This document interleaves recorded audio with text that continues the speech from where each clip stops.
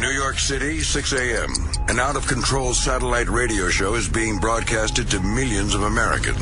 At the controls, Greg Hughes, a father. I am amazed it lasted this long. Anthony Cumia, an alcoholic. Holy mother of God. And Jim Norton, a comedian. There's no positives out of this thing, except for everybody's blood. The three men make up the Opie and Anthony Show, a popular radio program known for its cringe style of entertainment and having very few limits. Oh, my God. Okay, no, this is getting really intense now. It starts funny and then gets very uncomfortable. In the past, they have been accused of multiple FCC violations and have even gotten their show suspended from satellite radio. You couldn't have picked a fucking more self-destructive show. Yeah, crazier the better, yeah. What are you, 19? I'm 19. Delicious. You made Springer uncomfortable. Do you know how hard that is to do? Thank God this show's on radio. Everything you are about to hear is real. Real people, real excitement. Hey, let's go fucking have a good time. What the fuck? Get ready to experience the thrill of a lifetime. This is the Opie and Anthony Show. Just sit back and enjoy the show. But enough of this palaver. Let's get the show on the road. The show. Good morning. Hi, everybody. How's everyone today? How's everybody? They're not answering. Will you I answer? know. How are you? For years, they've never said anything back. Like when I say, hi, good morning. Yes, talking to you. How are you? But I want to be like that You. commercial for that commercial for, I think it might be a sleep thing. Morning, early birds. Oh, you ever see that? The fake radio chick kind of thing. And she's like, morning, early birds. She's all smiling. Get out of here. That's not There's how it no works. smiles. Especially around here today. With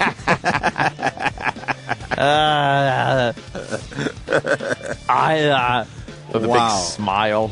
Wow, this place is very angry. Is this place angry? Yes. Is this place hurting? Yes, there was an angry face on this building when you walked in today. Oh, Silly Goose, feeling great. There you go. Someone answering us back. Oh, thank you. Thank you. Thank you. You represent the audience today, Silly Goose, in Mineola. That's great. Well, what a fine spring morning. I say it every time. I just would love to strap a segment of railroad track all around my vehicle and go on a driving insane rampage and smashing people off the road onto the shoulder, because it was snowing this morning. There was snow. Technically, there was snow falling from the sky. It was the wettest, fluffiest snow you'll ever see. It was wet. It was fucking. The air temperature wasn't even above freezing. 33. Now, if you take into consideration the temperature yesterday and the day before and stuff, we never broke through freezing. Mm-hmm. So the ground, and especially the pavement. You didn't go outside yesterday, did you? No. It was beautiful out. Well, I went outside to get into my truck. But it was in the 50s yesterday. Yeah. Oh, gorgeous. Did you say it never went below freezing? Yeah, it never went below freezing. Okay, I'm sorry. Yesterday. I'm the asshole. I'm sorry. No, so these roads are still warm, and snow is not even the second it hits, it's gone. It's water. Right. It might as well be raining, is what I'm saying. Right. People were driving with their hazard lights on because they can't fucking drive when snowflakes are coming down, because they think instantly it's going to be a sheet of ice. It just is infuriating. What, did everyone do bad in science class? I think they did. You can't figure shit out and go, this is a fluffy wet snow, and then you look down and go, oh, it says 34 degrees right in my car. Look at your thermometer. Now, let's see. Freezing's 32. The highways are usually a little warmer to begin with, right, Ant? I know. You know that. And, let me tell you something. I think the people that are very good at science and mathematics are the worst drivers out there, too. Enough said, enough said. Why? Well, because, there's certain students that do very well in Asians! Look, oh, my God. Look, we beat up everyone today. We took care of the Asians right off the bat. They're set. Enjoy your slam, Asians. We could have got a lot worse with you. Oh, hold on a minute. Yes. Sirius is coming in to take more money from me. Hold on a minute. Wait, what happened? They need more money. Hold on a minute. They need a little more? Yeah, my wallet's over there. Just take what you need. Just have them take it. Just leave it open. That's what I did. I actually just left a spare checkbook here. Yeah. And I signed all the checks. Yeah. And then I just left it on the table. It's kind of like Santa Claus. We just leave our wallets around. Take what you need in the middle of the night. That's it. Whatever you need. Right. Wow. Wow, wow, wow, wow, wow. I'll just say this much. Yeah. And I'm talking for myself because Ant gets very nervous. There's a lot of people really mad today because they haven't had raises in a really, really long time. Most of our staff hasn't had a raise in, 4 years, something like that? Raise. When me and Ant signed our last deal, it was truly a shitty deal. Truly a shitty deal. But we had no choice. That's what it came down to. We had no choice. Still making a very good living, by the way. I'm not. God bless. I'm not going to deny that. Thank God. But there's a lot of people that haven't had a raise in a really fucking long time around here. And as everyone will know by the end of today, Howard is suing this company. Well, his company is. Really? Howard Stern's company is, but that means Howard's suing this company. Yeah. It's a technicality. Yeah. And I just go back to Scott Greenstein yelling and screaming in my face. Right. Because right around negotiations, this place, there was a rumor that there might be a bedbug problem. Oh, remember that? Yeah, So, yeah. being a huge fan of Twitter, and I wander around this place with my HD flip and my camera phone, I saw a memo that I thought was hilarious that was on our office door. And I don't think it said bedbugs, but it made it sound like we could be fired, like something was going on, right? Don't go in this office. And I got yelled at and screamed at. That's not good for the company. Blah, blah, blah. You can't just tweet, a picture of a memo that says this place might have bed bugs. That's really bad for this company. Are you a team player? I need to know, are you a team player? Team. Just no in I. my fucking face. No I. And I wake up this morning and wonder if Greenstein is going to walk down to the special section of this floor and ask Howard if he's a team player. Because certainly having Howard's face on every channel this morning with big fucking font. Howard graphic. Stern sues Sirius XM satellite radio. Like, there's no mistaking. There's no mistaking what the story is. Right. You know when they say the headline should be the grabber with the who, what, where, when, all that information. Yeah. There's no mistaking what's going on. When you see Howard, you don't go, "Hey, I wonder what this story's about." Yeah. I have a question for Greenstein. Is he going to get in his face today and say, "How is this good for the company"? I don't think so. The stockholders are mad. They don't want this out there. I'm talking about myself, all the shit that went down 6 months ago. Yeah. Phone calls and Bob yelling at me because Greenstein's yelling at him, and then Greenstein's yelling at me, blah, blah, blah, blah, blah. Yeah, what I did was kind of tame.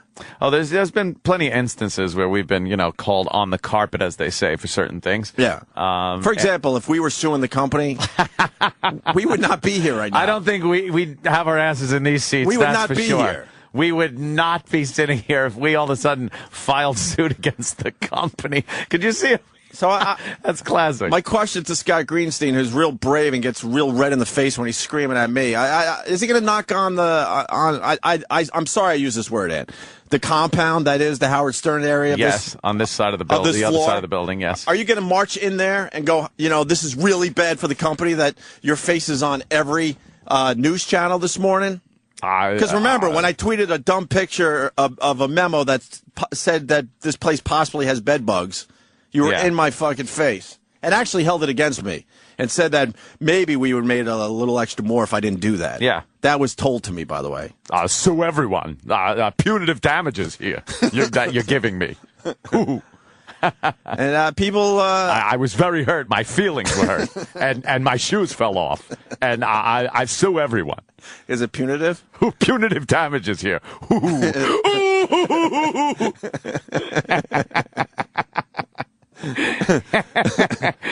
My head was bashed apart, Robin. Yeah.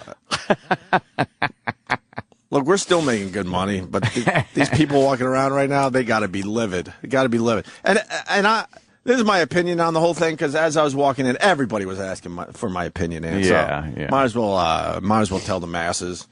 If this is part of Howard's deal, then I have no problem with Howard Stern, believe it or not. Yeah. He makes a shitload of money, but it looks like there might be some money owed to him that is part of his contract.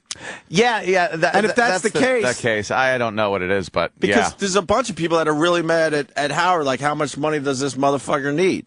Look, if it's part of his deal, it's his, part of his deal. I don't know the ins and outs of the whole thing, but if I was had a contract that said I was supposed to get a certain amount of money or stock or anything like that, and then I felt that I was not getting it, I would absolutely go to them and say, I want this. And then if they said no, you would have to litigate to try to figure it out. So I don't think my beef is with him. No. But the fact is, I don't know what the deal is with the company's side. I haven't heard any of that. I don't know if it truly is in his deal, because we aren't privy to such things. No, yeah, absolutely. We know that. We don't know what his contract's about. You're right. It's tearing the ass out of me. But now us talking about this, we'll be in trouble. Even though Howard's face has been on, I've seen it 12 times already. I'm keeping track. I'm keeping track. Where it just shows him and says suing SiriusXM. Yeah. How's that good for the company? Because we've been told that a million times in our careers. But I don't think we've ever been on TV with the letters suing. Yeah. And then, put the company we're working for at the Suing time. company you're working for, and then you're still there. Look, here's the deal. I mean, the place, SiriusXM decided a long time ago that this place is all about one guy. That's what they decided. Mm-hmm. I'm not even going to comment if it's right or wrong. They decided that. Right. Okay? So, good luck to you. Have fun with that. Keep up your good nature. They wanted to pay one guy a shitload of money and pretty much have everyone else work for minimum wage. It was pretty much banking the entire company on one guy. One guy. It's like, we're going to bank the entire company. We're going to, this is one guy. He's the guy. We're going to, if the company sinks or swims based on this one guy. Mm-hmm. And now. That was their strategy. Right.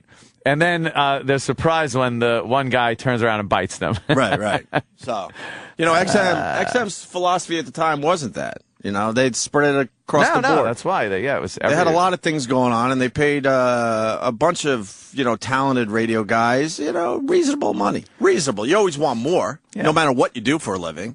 But the fact is, just so everyone knows, me and Ant make pennies compared to Howard. That is a fact. So when the merger, I'm not crying poverty, but we make pennies compared to Howard, and I swear to you, our audience is not that far behind his. Not at all.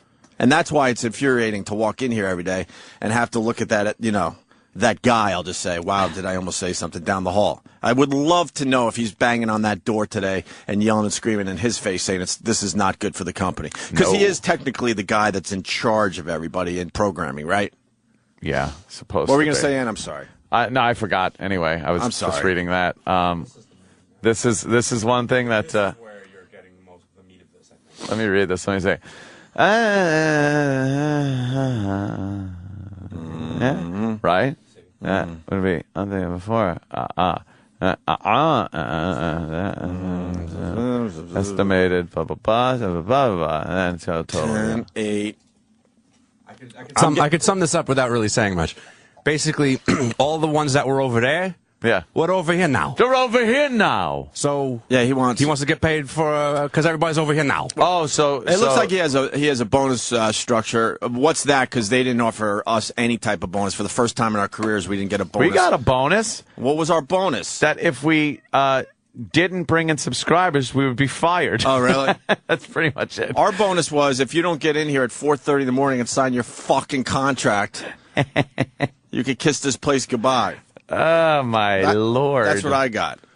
No bonus structure whatsoever, because why do that to a show that's, doing exactly what they were brought on to do? But he's got some kind of bonus structure based on subscribers, so when the company merged, now the XM subscribers should be under his bonus structure.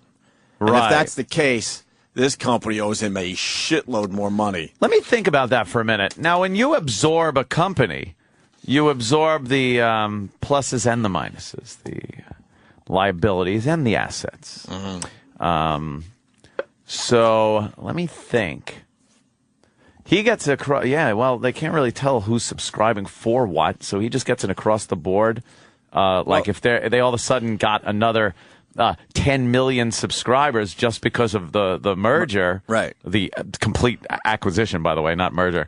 The fucking absorption of XM. Oh, it was an absorption. I think we're the only ones left from XM. Yeah, I think in this so. building. Anyone else work for XM that is in this building? I saw Bob Edwards himself last week. Wow. But he doesn't. He was just visiting from Washington, right? And Wickland, I see him sometimes. Yeah, but they brought a whole bunch of managers in from XM because they had to for the merger, and most of those guys have either left on their own or they're just gone. See, here's what They're happened. just gone. Here's what happened. The XM people were there, right? Having a good time. Which, by the way, can I? Sorry, Ant, because a lot of guys lost really good jobs. Those guys were really talented. Yeah. And I haven't seen talent that comes close to the guys they decide they didn't need after the merger. That has to be said for all the people that we lost in the last 2 years. Sorry. I'll shut the fuck up. No, it was I was just doing a bit, actually. Oh, you were? Yeah. You put up the bit fucking paddle. Bit. I'm sorry. It was just that the XM people. Sorry. But then the serious people came in, and they did so much fucking. They changed the whole look of XM. Money became no money. Bonuses became no bonuses. Your old employer got fucked over by Sirius. Yes, Sirius. And now, this guy. Now tell me, am I lying? All right, they did so much fucking. Shit. Wow. Very good. I interrupted that. I'm an asshole. Sorry. Nah, I'm an asshole. It just sounded like I was going into some. It sounded like you were gonna. It sounded like you were gonna. Do some real shit. By the way, Bob Edwards was interviewing people in the dark and thought it was funny. No, we thought it was funny. He probably didn't think it was funny, but all of a sudden we were going somewhere. We're walking together, and we see Bob Edwards, and we notice that he's in the fishbowl, and he's interviewing, who was it, Eric? Steve Martin? Steve Martin. Steve Martin. With the lights off. Don't turn the lights on. I do not like the light. So just to add to our... Wait, Steve Martin decided to do NPR instead of like a high-profile show? That makes total sense. It's not even NPR. It's like the fake NPR. Yeah, that makes total sense. I don't know the details. Steve Martin's a cunt. Enough with Steve Martin, the jackass. And I hear he's like... he's doing interviews and he's. I'm on fire today, bro. What's he doing? If I make it to 10, I'll be really surprised. I'm just letting you know now. He's making the rounds with his stupid banjo. That was years ago. And he doesn't want to really talk comedy. Well, good thing, because I haven't Who the fuck is going to buy your banjo album, you idiot? I haven't heard him talk comedy in years anyway. So. Can we hear a song from his dumb banjo album? Oh, no. What is it wrong like Paul with these McCartney's? Well, you know who else has a fun album coming out? Who? Pearl Jam himself. What, Eddie Vedder? Don't make fun of Eddie Vedder. His ukulele song's coming out. No, he doesn't. Yes, he does. He's not doing ukulele. Does he just sit there and think, how could I best fuck with people's minds? He's bored. Well, again, it's not. Is he And bored? this is what I've heard from resident Pearl Jam aficionado himself, Travis Taft. He said, look, this is not Pearl Jam. It's just Eddie Vedder, some solo stuff. Tiptoe through the tulips, through the garden, where the tiptoe through the tulips with me. We have the new single. You want to hear it? It's great. Is it really Yeah. ukulele? No, Yeah, he's doing a not. whole ukulele album. The It's awesome. ukulele sucks. Fuck the ukulele. I've never heard a ukulele that was good. And I love Eddie Vedder. And I know you're a big Pearl Jam fan. No, it's really good. And I know that Eddie Vedder's bored because he's been singing the same songs for over 20 years now in concert. He tries to mix it up a little bit by throwing in a Who song or something, Ant, but... Tiny bubbles. Wow, you came up with a second ukulele song? No, someone else did, and I looked. We should get a raise just for that you know more than one ukulele song. Tiny bubbles, will they blow around like bubbles? What are we doing? We doing Eddie Vedder ukulele? I want to hear Eddie Vedder ukulele. And where's that Steve Martin crap? This is Eddie Vedder. This is great. You're So glad E-Rock's listening. Oh, now he's upset. I'm falling harder than I've ever felt before. I'm falling fast while hoping I'll land in your arms. 'Cause all my time is spent here, longing to belong to you. Look, I'm going to do this for everybody else because I own this button. But that doesn't make me feel good today because I'm a big Eddie Vedder fan. I like his voice. We'll go see him. He's going to do a solo tour. You want to go? Yeah, I would. Wow. Is he going to do Elderly Woman Behind the Counter in a Small Town? Hey! Don't turn it down. Keep playing. What is E-Rock doing? Go home. Why would you fade out the song? I'm not really feeling this. No, yeah, you are. You just got to listen. Shut up!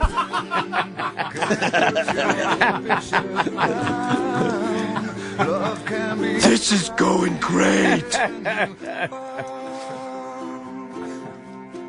I can't believe you're not doing a little toodly-doo. You could be. Oh my God! You could be playing with Eddie Vedder. I don't know the song yet.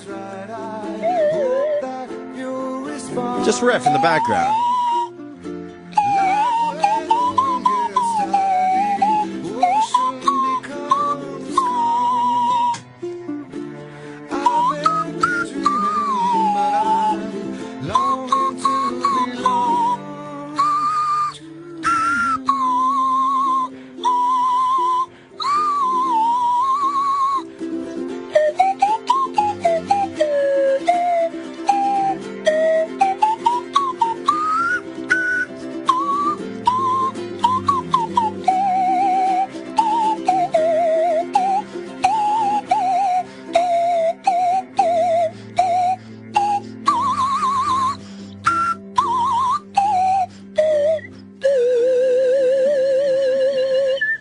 Damn, you figured it out. I was just riffing along with it a little bit, just jamming with a little Eddie Vedder and his ukulele. See, that was good. I like his very voice. I really like his voice when he slows it down. I like when he's it's- screaming. Do you? I like that when he's I like when all he's angry. everything. You just like everything. Everything. I can't wait. Yeah. What's your favorite Pearl Jam song? Song? Yeah. Oh, jeez. I don't know. What if Eddie Vedder did the music for the new 24 movie that's coming out? Oh, it'd be great. Would you just come in your pants at Next the movie summer? theater? Probably, yeah. Yeah, I I wouldn't bet. be able to handle myself. Oh, forget it. Maybe Rearview Mirror, just because I love that song live. Yeah, right on, man. How many times have you seen Pearl Jam?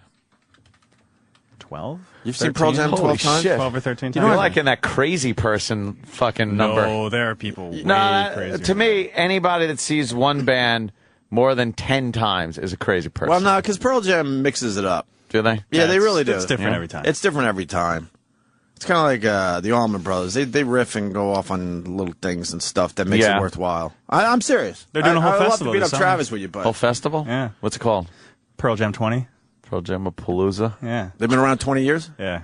You know that I've never seen Pearl Jam? You have to go. Three of my favorite all-time bands Jam. I've never seen. You've Pearl gotta go. Jam, Alice in Chains, and Nirvana. Three biggies Well, in my you life. can only I've Better seen one. hurry. I There's know. only one left. I know. I've never seen They're running out. any of those bands. Gotta go see And Pearl Jam. I've been to hundreds of concerts, but for some reason it never worked out with those guys. Yeah. Those three bands. I don't know why. You ever see Alice?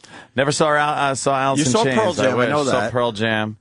Look, Um, how is this good for the company? I'm going to say it every time it Oh, pops there on it is. TV. Hey, Scott, how's this good for the company? It says Remember Howard when you Stern- busted my balls? Howard Stern suing SiriusXM. How's that good for the company? But Opie, what's the story about? We don't have the volume up, so it's very hard to see what the We're story covering is. some of that this morning, but yeah, Howard Stern's still on the air until 2015. By the way, with his new contract, we know his first contract was $500 million. Not a bad deal if you can get it. How's Wall Street looking today?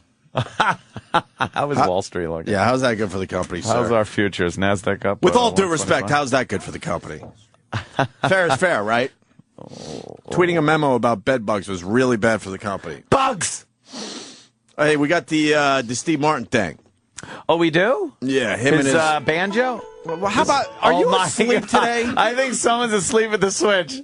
Hey, we got some Steve Martin. Bang, bang, bang. Like, can we set it up a little bit? I'm going to the left-hander. Get him the fuck out of there. Oh, shit. I don't have any patience for Oh, him shit. today. The bullpen. Why aren't you awake yet? What were you doing last night that you're not awake? I am awake. How are you awake? We didn't even set it up yet. Why isn't Be is honest. Sam not in today? I wonder why he's not running down with that smile on his face every time. He's just laughing to himself What- in the office. Oh, okay. What were you doing? Here he comes. What were you doing all night that you're kind of sleepy today? Yeah. Nothing. I did nothing last How many night. hours sleep did you get? Exactly. Your voice sounds a little. No, you're out of it today. I could tell. You could tell, yeah. Yeah, I'm razor sharp today. Trust me, I could tell. E-Rock, what happened? We were setting up the big thing, and you then hit the you music. just start playing it. What were you thinking there? Do you even realize you did that? Just trying to get into your mind. I realized I did that. When you said, "Oh, we have the Steve Martin thing," And then you faded out Eddie Vedder for no reason. It made no sense to just fade it where you did. What? Suddenly. Oh. Maybe I'm not. I love that one. I just haven't heard it in so long. I think Anthony's razor sharp. I napped and I stayed up late. I'm almost. That's pretty much what I did. I'm almost razor sharp. Spent 8 hours fucking booting my All of a sudden, TriCaster. someone from management appears and offers no support for the radio program. They just seem to try and be justifying their jobs. But that doesn't stop this radio show. That's right. Well, that one sort of makes sense. What? Out of nowhere, a Nagel appears. Uh-oh. The show swerves to avoid it, but there's no hope. The Nagel is just too big and has made too many mistakes. Whoa! You see that? Scramble to get a hold of the situation. Sam, you always know what's going on around Sam? here. Yeah. By the way, when was the last time you got a raise? A significant raise was Like a real raise, not a cute raise. Cute raise. Exactly. What do you got on E-Rock today? Well, I mean, he's flustered. What's the scuttlebutt on E-Rock? He's very flustered because you started. He doesn't do well with tasks first thing. Oh, all right. He assumes that we're just gonna kind of be kind of chill the first hour, Right. Well, the and thing- that gives him an opportunity to wake the fuck up. But it's because also- we're razor sharp today and jumped right into our show, Right. Yeah. he's way the fuck behind us. Especially because he gets here like 5:53, so it's like you don't have time. Oh no! You can't ease into the day. Is that what time? See, I'm not really up on when everybody gets here. What time does everybody get here at like 5:53? No. I get here between 4:45 and 5. Oh, so that as well as and then Travis gets here about the same time. So, oh wow, okay. Yeah. So you're fine with him showing up at 5:53? That's his. I mean, he's kind of my superior. Yeah. I wouldn't be disrespectful. So there's still a 4 in the time number when you're here. when I scan my card on the 4:45. thing, it's Oh, just okay. 4 something. And then there's a 5 when E-Rock comes. Actually, 2 5s. 5 and then Sometimes a 50. 3. And then 5. a 3. Sometimes 3 5s. I mean, yeah, there have been. Sometimes it's 4, depending on what month it is. There'll be times where I will have been here for over 60 minutes. Really? Sure, something like that. Oh, Something like that okay. could occur. All right. But no, I just say But that's because you don't have the skill set that E-Rock has. Yeah, he's I probably see more E-Rock organized with E-Rock his can time. do the same type of job in 7 minutes that you do in an hour. Really? Yes, he can, sir. Okay. So you're looking at a man that can really economize with his time. Because and then you asked him for the Friday song before the show started, and he's not. He had to rush around to find it, and he couldn't find it. Is that a task? One of the things he doesn't do well with in the morning yeah, is a you task. tasked him with something. He's looking through all his CD piles. He couldn't find it. Uh-huh. I mean, had to burn him another one, and then he had to run it up here, and so now it's like you asked him already to do 3 or 4 things. Speaking of pieces of shit, we were just that's not what I'm saying. I was saying we were looking at the Best Buy starts taking advance orders for RIM's Playbook tablet. How about an edge-to-edge screen, motherfuckers?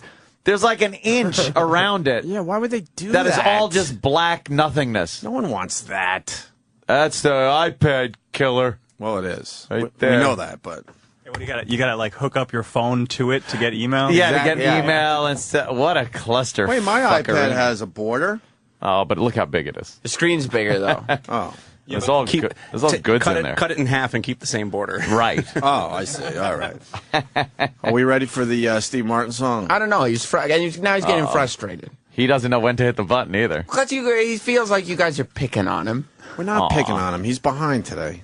Everyone sees it. That may be true. And maybe he'll tell us why. I like being able to watch him on the TV here. That's a great view. You can't come in at 5:53 and assume that he's wide awake and ready to go. I feel like I'm watching a live-action Simpsons, and that's Homer in the reactor. Maybe he works out in the mornings, and that's why he comes late. Let's make this. Oh, but you're really just being mean, right? What do you mean? That's what people do, right? Oh no. E-Rock, we should allow you to comment on this whole situation. E-Rock, comment? 100% right. All right. He works out. There's a man.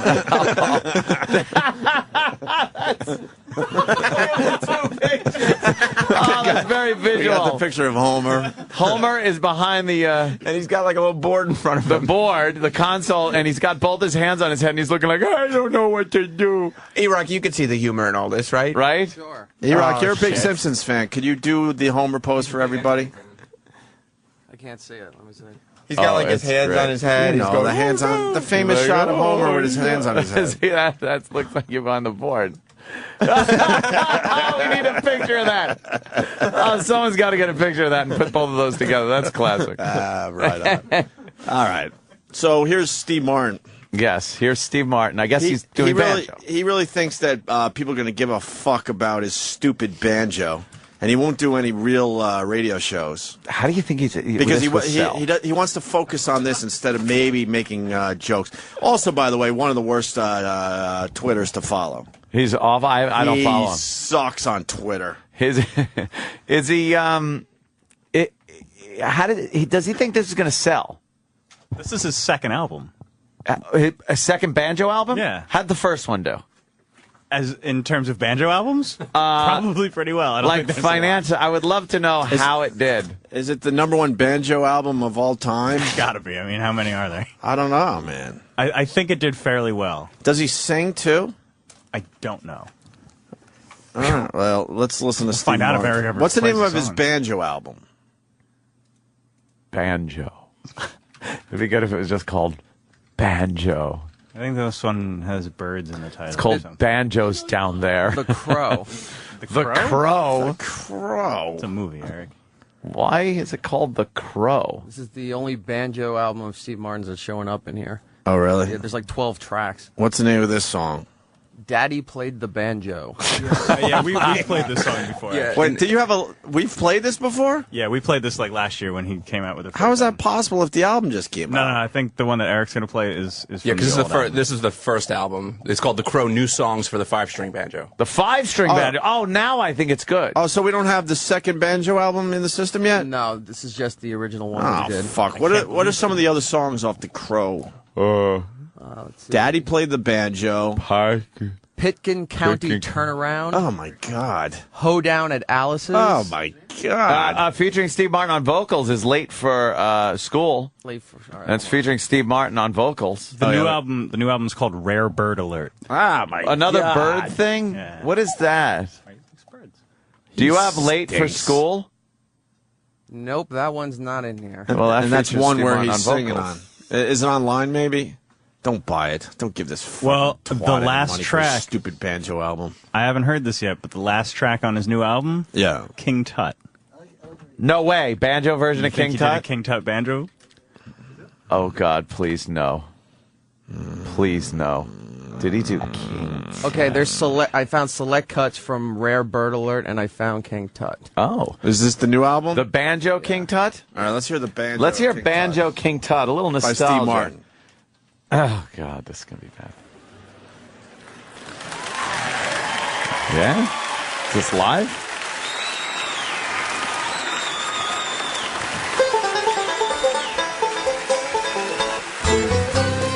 Oh, God. King Tut. Now when he was a young boy, he never thought it'd see people stand in line to see the boy king. King Tut. How'd you get so funky? Funky Tut. Did you do the monkey? Born in Arizona, moved to Babylonia. King Tut. I can't. If I'd known that line of I'd take all that money What happened? and bought me a museum. King Tut. Dear Lord Jesus, this ain't happening, man. Funky Tut. This can't be happening, man. This ain't happening. Born in Arizona, moved to Babylonia. King Tut. Okay. like The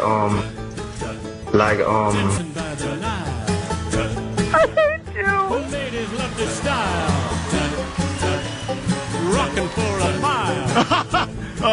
That's funny. I'm funny. Crocodile. It's over, Johnny. I was only joking. Tourism. This is going great. Oh my God!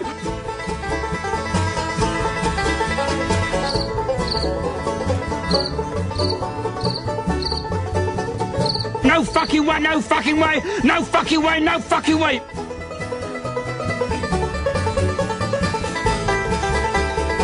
Does anybody remember laughter? Thank you.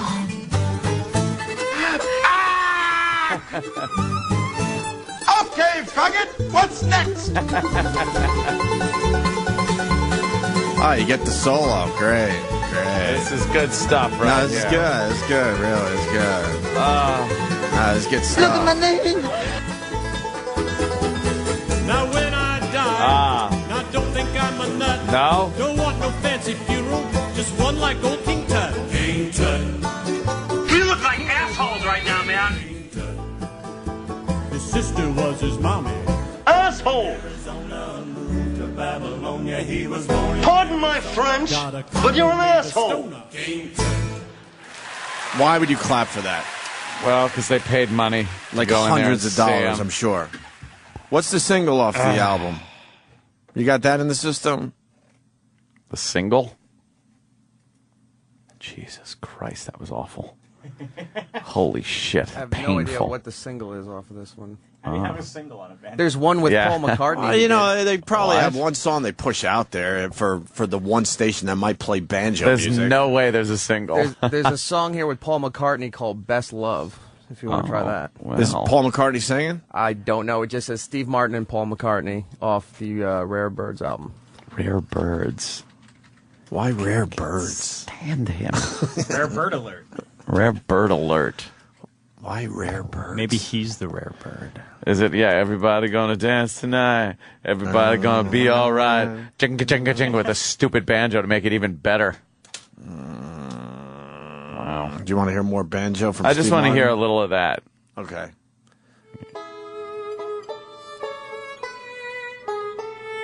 Banjo, worst instrument ever? Yeah. Bagpipes, too.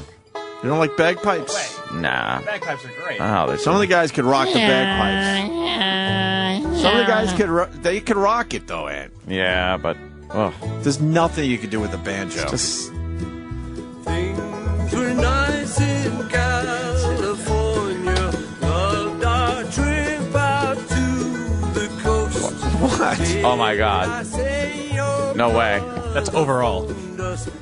Wait, what? Wait, but stop this song. That's No on way. Amazon. That's on Amazon. First of all, you can't beat up Paul McCartney's voice ever. No, he just sounds good. Yeah. Sorry. What is this? What did you find? I've clicked over to Amazon because I wanted to buy Steve Martin's Rare Bird Alert Yeah. for my iPod. Yeah. And I notice here that Steve Merton's Rare Bird Alert is #2 bestseller in music, folks. No. In all music. Yeah, well, it was #1 in bluegrass, and I'm like, well, it's got to be number zillion in all music. But no, #2. You sure you're in the all music category? Bestsellers in music. Should I do it again? I'll just No, start from the I homepage. believe it. Give me the top. Give me the top 10. All right, you got Adele, I guess that is. Adele is #1. Who the fuck is she? Who's Adele? Then you got Steve Martin. Steve Martin, and then Jennifer Hudson. Jennifer Hudson. He's beating out Jennifer Hudson And with his then- banjo album. Duran. Duran. Chris Brown. Chris Brown. Chris Brown is Green an asshole. Green Day. Mumford and Sons.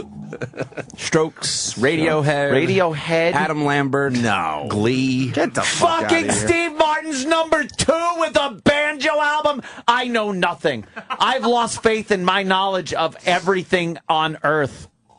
He's beating out all. Everything except that one broad. Yeah. Holy God, no. He's beating out Radiohead. He's beating out Jennifer Hudson. 20 days in the top 100. Get the People fuck out think of it's here. comedy? Maybe I should check Billboard. Yeah, check Billboard. I can't. I think it's because he got Paul McCartney. I can't fathom this. What do we know? He's still an asshole, though. I'm losing. Let's not forget. I'm losing my mind.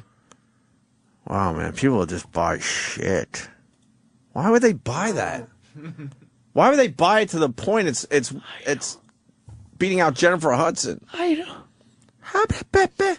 Jennifer Hudson and her pancake tits.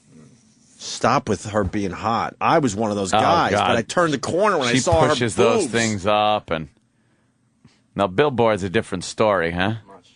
Well, let's see the Yeah, Billboard. Billboard's a different story. Billboard doesn't fuck around. What do we got? Exactly. Yeah, Keep going. now I'm like, oh. Keep going down. That's right. I was This starting. might not be updated though because I think it just came out last week. Oh God, You're a buzzkill. I don't know. Nah, I'm just defending Steve freaking Martin. me Why out. would you defend Steve Martin? I would rather have Steve Martin at #2 than some shitty pop Did album. people think they were buying Angry Birds? Maybe they thought they were buying the app or Martin something. edition? I don't know. I can't fathom that. It's freaking me out. He's not even up on the top fucking 50 now.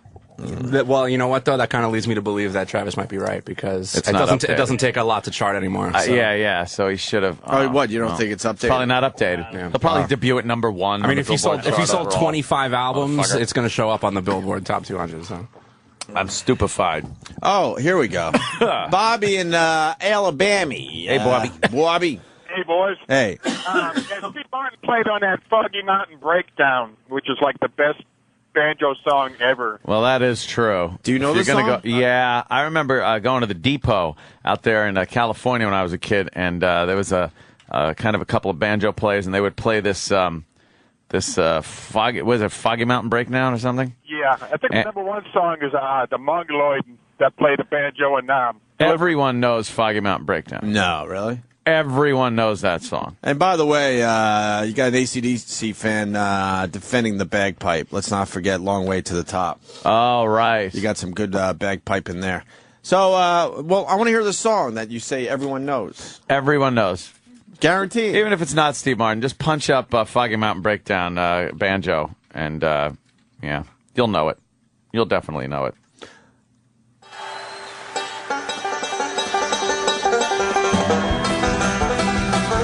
Bonnie and Clyde. This is in Bonnie and Clyde, I think, during the... This is like... Black people never want to hear this song close to them. If like a black guy's walking through the woods and he starts hearing this, like in the distance, way in the distance, it's like, oh shit, get the fuck out of there. Maybe in a pickup truck? Yeah. With tinted windows? Yeah, just get the fuck out of there. Yep. Yeah, I know this. More importantly, someone has a comment about E-Rock. Oh? Todd in Missouri, you can turn that down there, E-Rock. He doesn't want to turn it Todd. down. Yeah, good morning, boys. Good morning. We're trying to figure out why E-Rock's a little off today. You got something? Yeah, I think he might have been up all night on YouTube watching his brother, the honey badger, eat and eat and eat and eat. This is the Just doesn't give a shit. E-Rock doesn't give a shit. Look at Sam and Danny. They do all the work, and they say, thanks, stupid. Oh. Eats and eats and eats. And there he goes. Look, he's eating pizza. Can we find the honey badger? We have to play that Honey again. badger. We should have tweeted this weeks ago. This fucking video that doesn't make you laugh at. Yeah, there's something about it that's just funny. I don't know what it is. Yeah. It's on our Facebook page. It's his delivery. It's on the Facebook page, Opie and Anthony? That's good. Good news. Thank you, sir. We can go to break with the honey badger one more time. We'll play the whole fucking thing, too. You don't need the visual. I know. It's an over-the-top, what I would assume gay guy talking about nature. Honey, it's a nature film narrated by, instead of the usual narrator, you have a gay guy narrating it. And in this clip, he talks about the honey badger. A lot of honey badger clips in this. The honey badger. Hey. Whoa, what happened? Oh, I guess that's the original. Oh, really? That was the actual narrator. Your humble narrator. Oh, not gay guy honey badger. No. Search by... Go to our, if it's on our Facebook page, no? Yeah, I mean, we can just... Yeah. There it is. All right, here. That's funny. That's the slow-ass sloth. Yeah, the slow-ass, here we go. This is the honey badger. Watch it run in slow motion. It's pretty badass. Look, it runs all over the place. Whoa, watch out, says that bird. Ew, it's got a snake. Oh, it's chasing a jackal. Oh my gosh. Oh, the honey badgers are just crazy. The honey badger has been referred to by the Guinness Book of World Records as the most fearless animal in all of the animal kingdom. It really doesn't give a shit. If it's hungry, it's hungry. Ew, what's that in its mouth? Oh, it's got a cobra. Oh, it runs backwards. Now watch this. Look, a snake's up in the tree. Honey badger don't care. Honey badger don't give a shit. It just takes what it wants. Whenever it's hungry, it just, ew, and it eats snakes? Oh my god, watch it dig. Look at that digging. The honey badger is really pretty badass. They have no regard for any other animal whatsoever. Look, and it's just grunting and, ew, eating snakes. Ew, what's that, a mouse? Oh, that's nasty. Oh, they're so nasty. Ooh, look, it's chasing things and eating them. The honey badgers have a fairly long body, but a distinctly thick set, broad shoulders, and, you know, their skin is loose, allowing them to move about freely, and they twist around. Now look, here's a house full of bees. You think the honey badger cares? It doesn't give a shit. It goes right into the house to bees to get some larvae. How disgusting is that? It eats larvae. Ew, that's so nasty. But look, the honey badger doesn't care. It's getting stung like 1,000 times. It doesn't give a shit. It's hungry. It doesn't care about being stung by bees. Nothing can stop the honey badger when it's hungry. Oh, what a crazy fuck. Look. Ew, it's eating larvae. That's disgusting. There it is, running in slow motion again. See?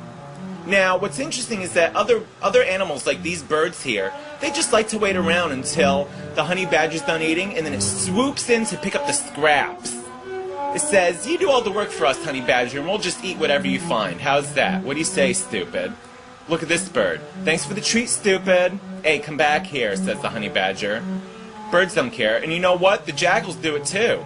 Look at these little dogs. They're like, thanks, stupid. Thanks for the mouse. See you later. The honey badger does all the work while these other animals just pick up the scraps. At nighttime, the honey badger goes hunting because it's hungry. Look, here comes a fierce battle between a king cobra and a honey badger. I wonder what'll happen. Look at this. There's the honey badger just eating a mouse. And then look, get away from me, says the snake. Get away from me. Honey badger don't care. Honey badger smacks the shit out of it. And the snake comes back and it lashes right at the honey badger. Oh, little does the honey badger know, FYI, it's been stung. It's been bitten by the snake, so while it's eating the snake, ew, that's disgusting. Meanwhile, the poisonous venom is seeping through the honey badger's body, and it passes out. Look at that sleepy fuck. Now, the honey badger is just going to pass out for a few minutes, and then it's going to get right back up and start eating all over again, because it's a hungry little bastard. Look at this. Like nothing happened. The honey badger gets right back up and continues eating the cobra. How disgusting. And of course, what does the honey badger have to eat for the next 2 weeks? Cobra, the honey badger. The virus. Call the Opie and Anthony Show now. 866-WOW-1-WOW. That's 866-969-1969. Send your feedback to feedback@opieandanthony.com. The Opie and Anthony Show.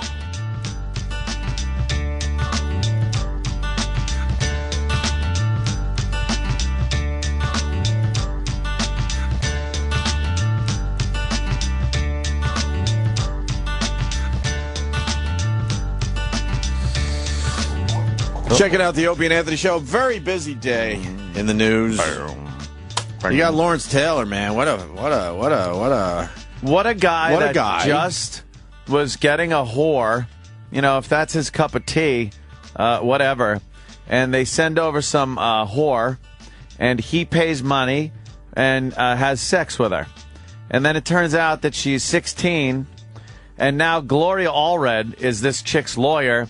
And she's painting her up as this poor, unfortunate girl that was beaten by the pimp and forced to go there and suck LT's cock. Bullshit! Goddamn, I'm calling shenanigans. Really? I'm calling shenanigans. You're taking that side. Yeah, I'm taking the side that this chick was a prostitute. A prostitute? But she was too young to understand what she was doing. Yeah, right.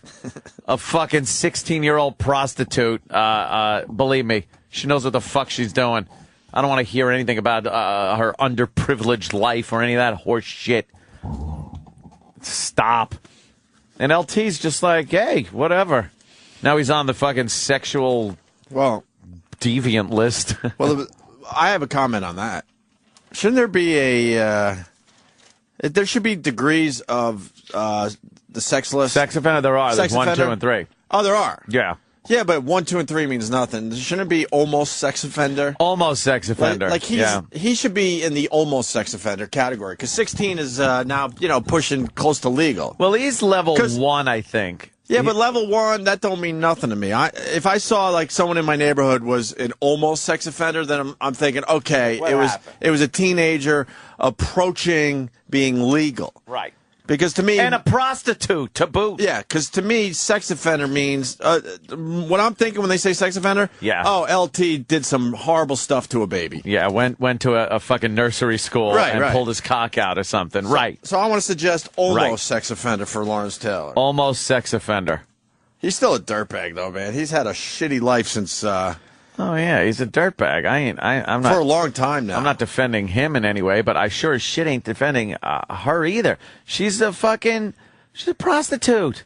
Sure. I don't give a fuck if you fucking call up a whore and they send up over some chick. What are you supposed to do? Ask her for proof? Ask her for fucking how old are you?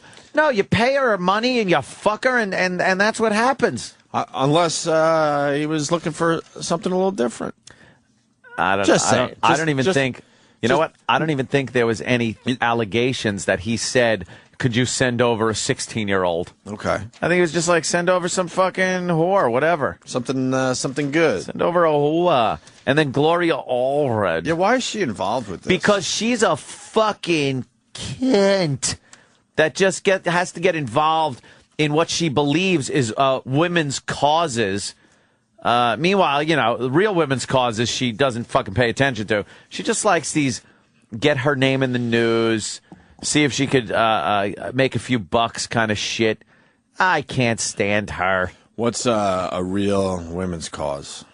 I don't know. How about you champion the cause of... I have no idea. I don't know any women's causes. I could give a shit about women's causes. When we allowed them I have no idea. When we allowed them to vote, that was a very dark day. Smoke cigarettes. That's a very dark day for guys everywhere. For dudes. There's plenty of other things she could be doing that I think would be more representative of helping women. We don't even know hopping on the bandwagon of some prostitute. How sad are we? We don't even know one woman's cause. There's got to be one out there. Like that needs legal help. Yeah. And isn't really there. Let's really think. Do we know one women's cause? How about Congo clits? Congo clits is a good one. Clits in the Congo. Get over there and help these women hold on to their clitorises. Can we get T-shirts made? Save Congo clits. Save the Congo clits. Hard to say. We might need to jazz up that. Yeah. The saying. Yeah, well, we're gonna have to put it through the Charlie Sheen filter. Oh, the Sheenonator filter. Yeah. Because Congo clits, save Congo clits. Yeah. How are we gonna get that ad on TV? Then they'll never take it. Huh? They'll never take it for television. Can we offer it to TV? See what they say. Pro-choice, Ant? Well, are you asking me or thinking that would be a good cause for her? I don't know, Janine. Be a little more fucking concise. This isn't Twitter. You could fucking, you could type out a few more words. Christ. What, do you get sleepy? Wow, you're mad too, huh? Oh, sorry. Doing my nails. Well, that's what broads do. That's what you broads do, huh? While we're getting ready to bring home the real money, you broads are getting your nails done. Well, we're bringing home the bacon. That's right. You're cooking it up in a pan. Yeah, and doing your nails. Actually, they don't even cook it up in a pan anymore, these broads. No. They want too much. Go ahead. We bring home the bacon, and now it just sits there. And now we got to cook it up. I want you to darn my socks. Right. When was the last time a woman darned a sock? I don't even know what it is. I'll be honest. I just laughed there because I know it's funny. I don't know what that means. It's an oldie term. I just know that women took like these tennis ball kind of things. Yeah. And they'd put them in the sock when the sock had a hole in it. Yeah. And they would sew it like that. Oh, okay. Because the sock would, the ball would keep the sock kind of the right shape to sew it. So you and they get would at call the hole. it darning the sock. Darning I don't know the why sock. it was darning.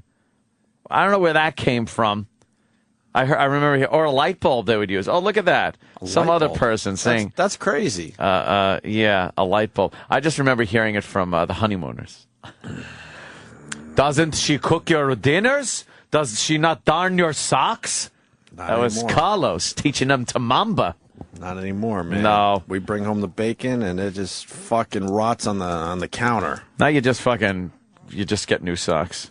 Yeah. You ever go to pull your socks up and you didn't dry off good enough for the shower because you're in a rush, and you pull your sock and the whole thing just rips. Like the whole top of the sock comes off. And it's just the dumb part of the sock is sitting on your foot. What? And you have a garter around your leg. What's the dumb part of a sock? It just looks dumb because it's hanging off like a fucking used condom off of your foot. And the other part, because you were trying to get it to come on, but the whole back just ripped right up. I hate that. People want to know how old you are. That you came up with all these weird I watched old The terms. Honeymooners. Is that where that comes from? Yeah, I watched The Honeymooners. It is a terrific show. It certainly is. So one women's cause. Wow. A women's cause. It's nothing like the National Organization of Women get on or Gloria Allred. There's got to be something that, but they just leave that shit alone. I don't know. She's making money on a hooker now that she's the pimp. Now you're the pimp, Gloria. You got a fucking hooker, and now you're gonna make some bucks on her while she's turning what amounts to a trick in a courtroom. Ooh, that's good, Anthony. And who's paying Gloria?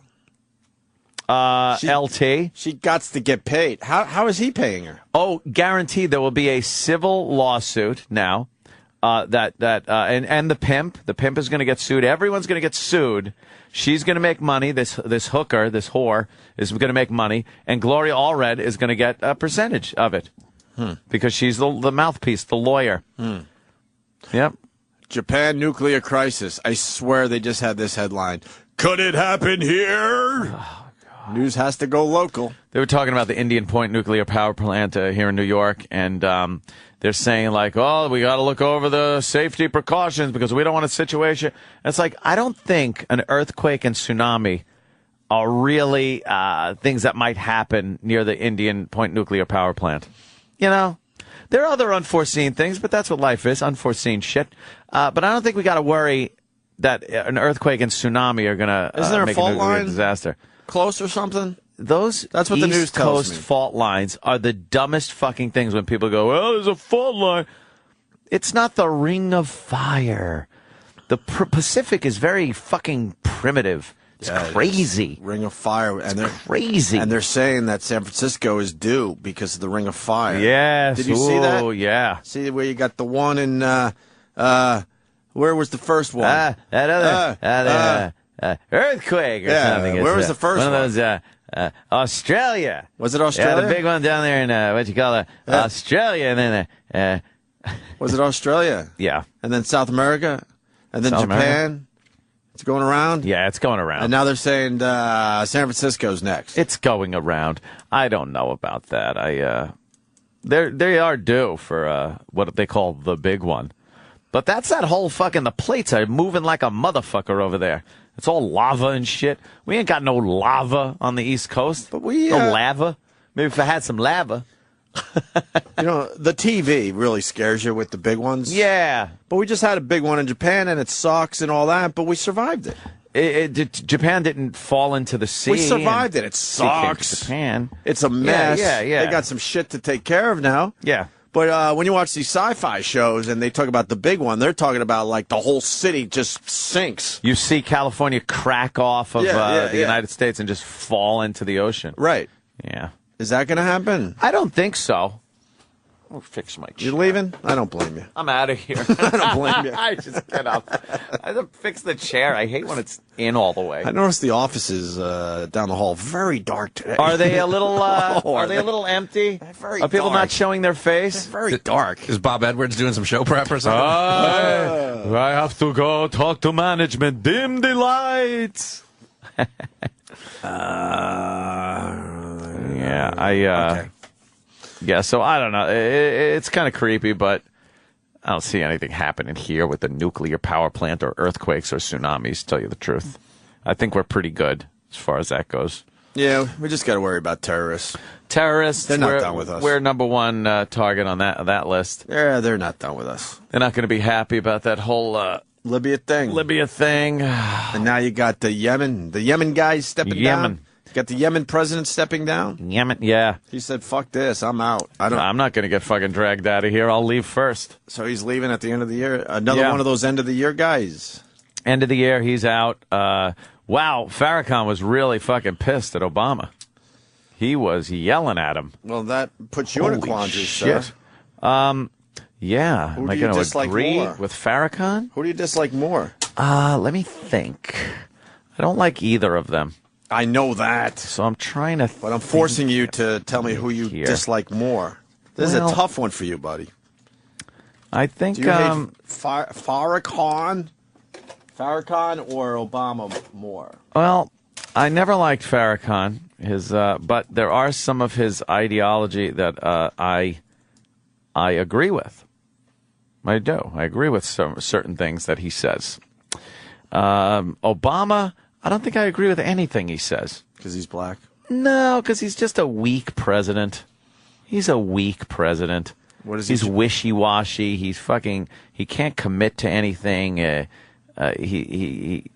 This whole military thing, and I've been reading a lot of shit, people giving me shit, like, oh, if it was George Bush, you would be have a big heart-on that they were bombing. It's like, yeah, it's not George Bush.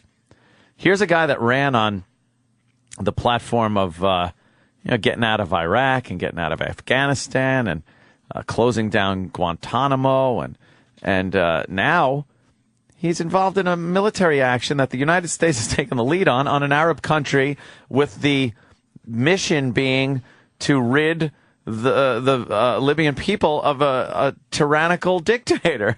If that doesn't sound like Iraq, that's exactly what happened. At least George Bush tried to cover it up with those weapons of mass destruction. But this is like, and then the whole thing with saying, well, the United States is taking the lead now, but we're going to hand it off to one of our other coalition members, by the way, which is maybe 3. And the other coalition members, especially France and England, are saying, hey, we don't want this. Hey, you're in charge. So now we're like, who are we supposed to dump this off on? If England doesn't want to take the lead and France doesn't want to take the lead, we're kind of now stuck with being the head muckety-mucks here. And Obama, sorry, not a wartime consigliere. I don't see him as being a wartime president. Very wishy-washy, very which way the fucking wind's blowing, that's which way he goes, and not really committed to doing things like this. And I don't think he really knows what he's doing with this situation. That's my take on it. There you go. Yeah. I have nothing.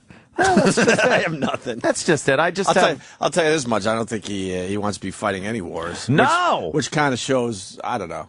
I think he gets a lot of pressure from other people.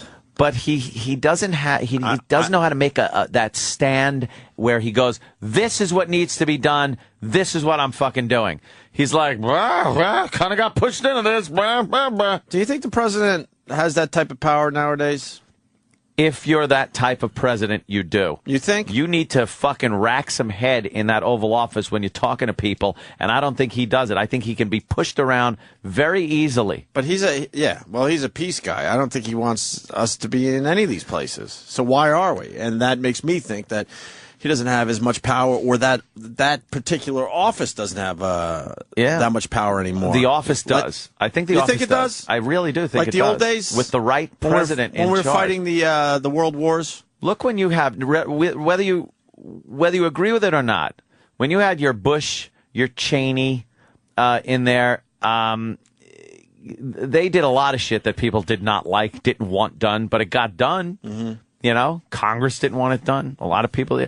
especially toward the end. So you think the office still has... I think the office has the power. power, but I don't think if the person doesn't know how to wield that power, it's... Or negotiate around some things. Like, don't you think that the office has lost a lot of power since JFK?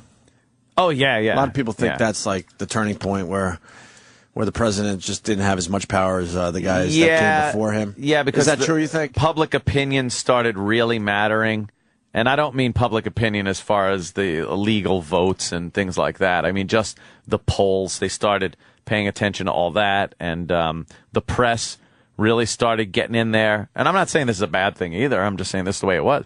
The press started getting in there and exposing a lot of things, and we held up every politician like they were infallible and trustworthy, and then the press started exposing people, and then you had Watergate, which made the presidency a complete joke. And now, you just hope you get a guy in there that is strong.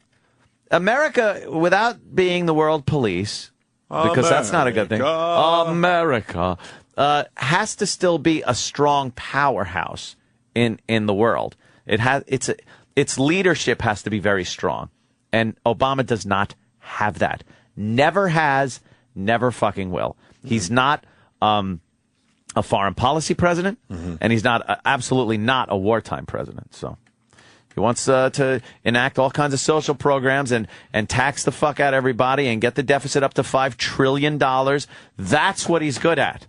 But as far as, leading as a strong, powerful American president and showing leadership in the world that is respected in the world, it ain't there. How many of the trillions is Obama responsible for? A lot of the trillions. A lot of the trillions? A lot of the trillions. You do know after Obama's gone, the trillions will continue to go up, right? Well, there were a lot of trillions. I'll even give Clinton credit. There was a lot of money in the deficit before Clinton, and Clinton was able to clean that shit right up. Had a surplus. Cleaned up some of that shit. Had a surplus. And then GW came in, and he chalked up quite a fucking deficit. But you gotta look at the situation.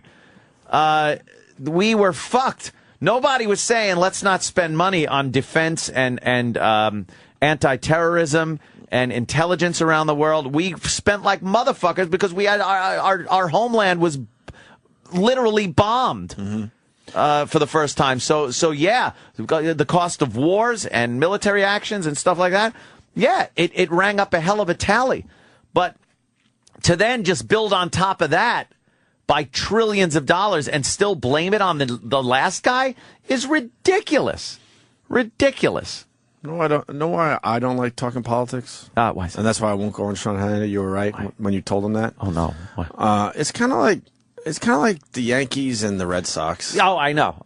Yeah, you're not changing anyone's mind. And I just can't argue. I can't argue with anyone that doesn't want to listen. That is never gonna listen. And that's why yeah. I find it entertaining to watch people do it, and you're certainly very, very good at it.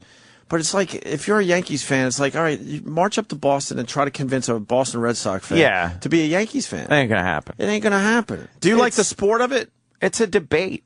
But it's debate, yeah. I don't think it's a debate because when I watch all these, I do watch a lot of this shit. Yeah. I go from Chris Matthews to Sean Hannity. I'm all over the place. Yeah. I do a little of the Situation Room, even though he's more of a situation than debating. Whatever it is. His fake situations until recently. And I just watch people not even listen and then wait for their turn.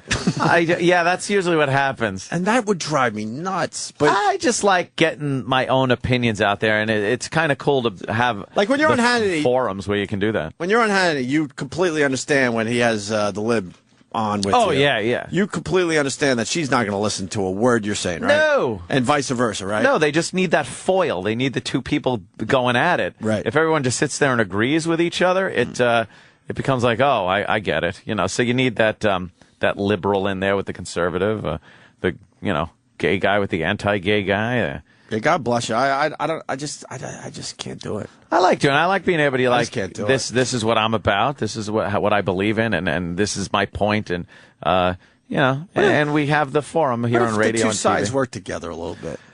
It can't happen ever, right? It really can't. I don't know if it ever really did. Was there a time it did? You think? I think at a time it worked better. I think people were a little more into the interest of the country than the interest of themselves, maybe. I don't know. Maybe it just looked that way more than actually was that way. I think it's been bullshit since day one. Yeah, I do. I think you got a lot of really rich white guys that made believe they were taking care of their fellow men. Well, and they had their own interest. The black guys got their own issues, believe me. You know, Look at Charlie Rangel, fucking with impunity, just skips his taxes. The head of the fucking Ways and Means Committee, and that motherfucker wasn't paying his taxes, and he skates and wins overwhelmingly in his dumb district with his dumb fucking constituency, voting for his dumb, crooked fucking ass. I hate it. And then you got Chicago, which is a wreck because of all that Chicago good old fucking little gang that they got over there. Detroit. Have you seen what's happening in Detroit? Lowest population since 1910 or something? They are leaving like rats, leaving a sinking ship. I was just reading all that. that's left there is criminal elements. Criminal elements. Well, that just happens to our cities over time. Why? No jobs because the automotive industry left. Well, that would fuck up Detroit. That would fuck up a city like Detroit. That's true. But you know something? There was a time when shipping was really important. If you go down like the coast from like Buffalo and then you kind of go south along the water, there's all these old factories and mills, and Buffalo was a happening city, but things turned and changed and pretty much killed that city. So, see, I'm thinking there are other... Like Detroit's supposed to survive with the auto industry taking a shit? So when one industry dies, instead of, invention and innovation and building up Detroit to be something else, why did Detroit have to be Motor City forever? Why does it have to be the place that builds cars? Why can't it have turned into something else and build fucking windmills? Do something. But then it just turns into this impoverished place where no one gives a shit about the city, the surroundings, each other, where they live, and it becomes a fucking dump. You're talking about Sirius? Oh, shit. I didn't realize that I was. I can answer your question by talking about this company. Yeah. Why didn't they do things differently? They counted on one thing.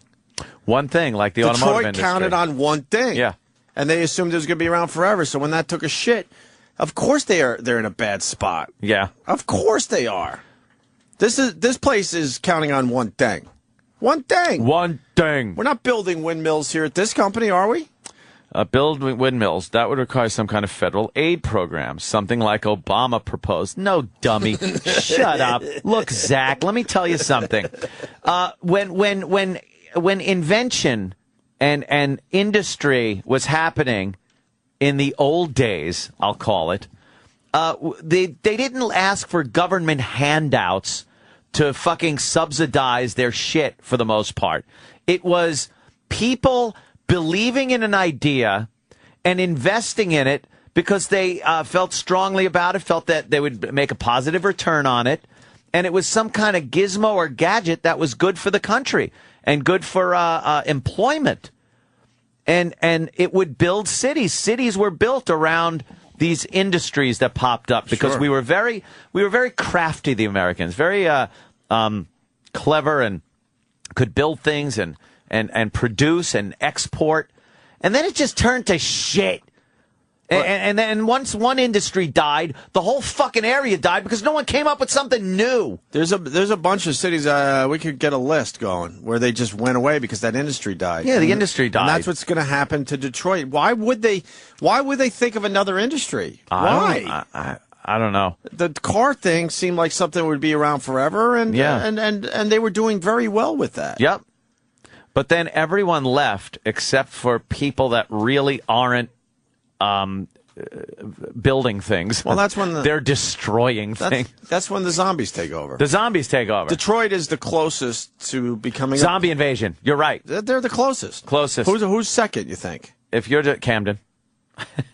Camden's pretty good. Did they ever have an industry?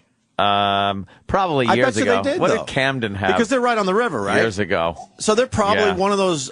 I bet you if we looked up Camden. Yeah. Please do that, Danny. I bet you they were a happening little city. Yeah. And then whatever industry it was went away, and that was it. That's what happens in America. That's what happens. I'm telling you, man, you take a drive, like I said, down the shore outside of Buffalo, you'll see this shit. Yeah. And these little towns south of Buffalo were happening in the turn of the century or whenever the fuck.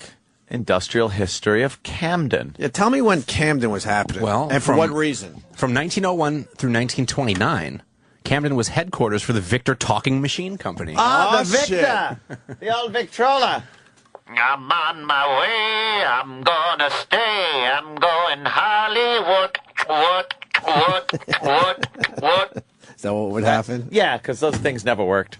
Well, it was a start, though. Yeah. We had to start somewhere. But that was the headquarters of the Victrola.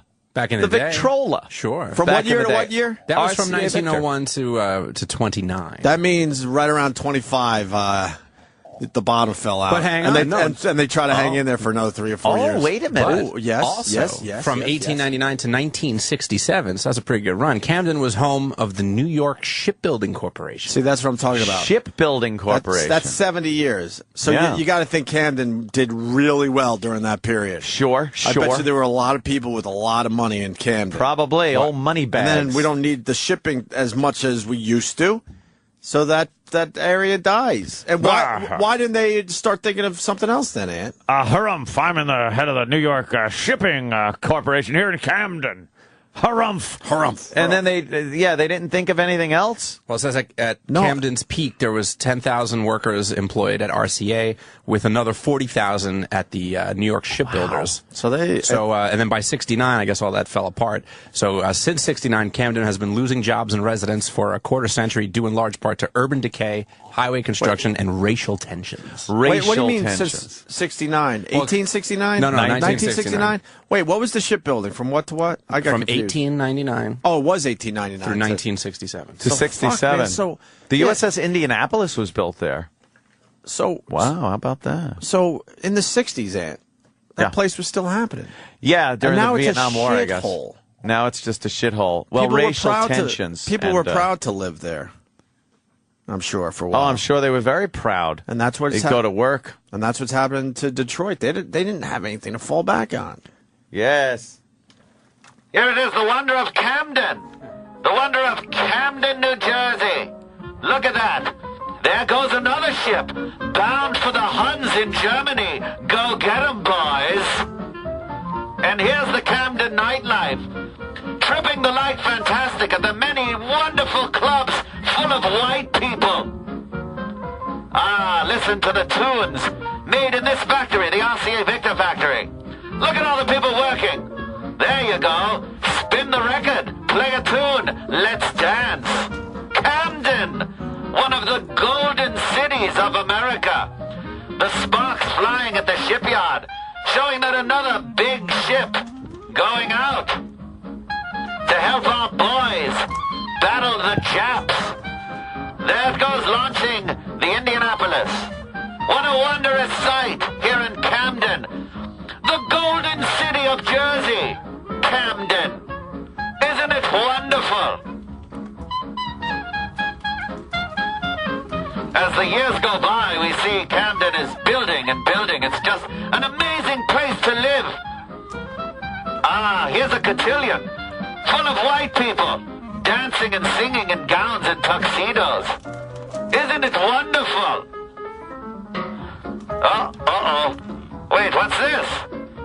I haven't seen one of these before. I wonder what's happening to lovely Camden.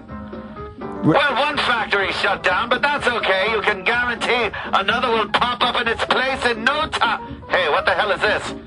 You said you weren't selling to those people. Wait a minute. The house next door to me was sold to, hey, Camden. You want to go in a time machine and fast forward a little bit? Let us fast forward a little bit and take a look in our time machine at Camden now. Struggle, you know what I'm saying? Oh, my dear Lord. Holy shit cakes. Get the police. Get me back to the 30s.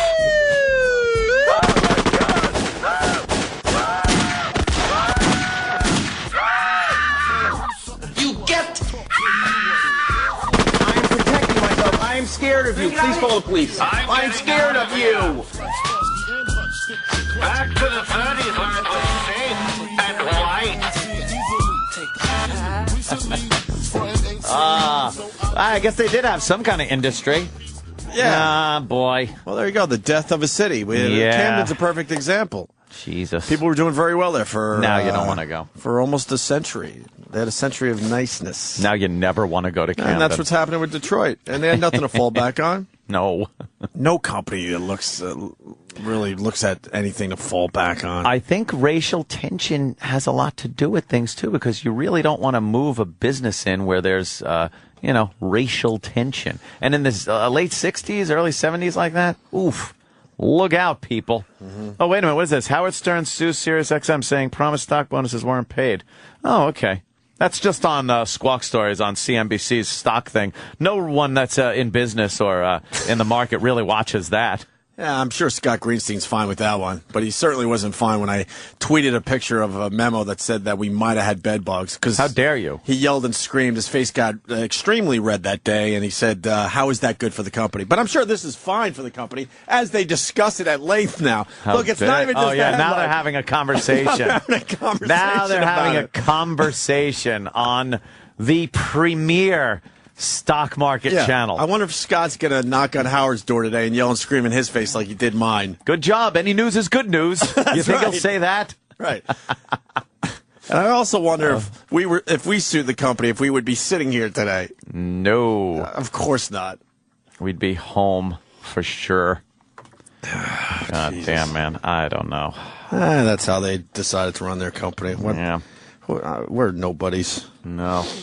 In this world, we're certainly nobodies. No. We'll have another world, though. Yeah, one of these days. We'll have another world.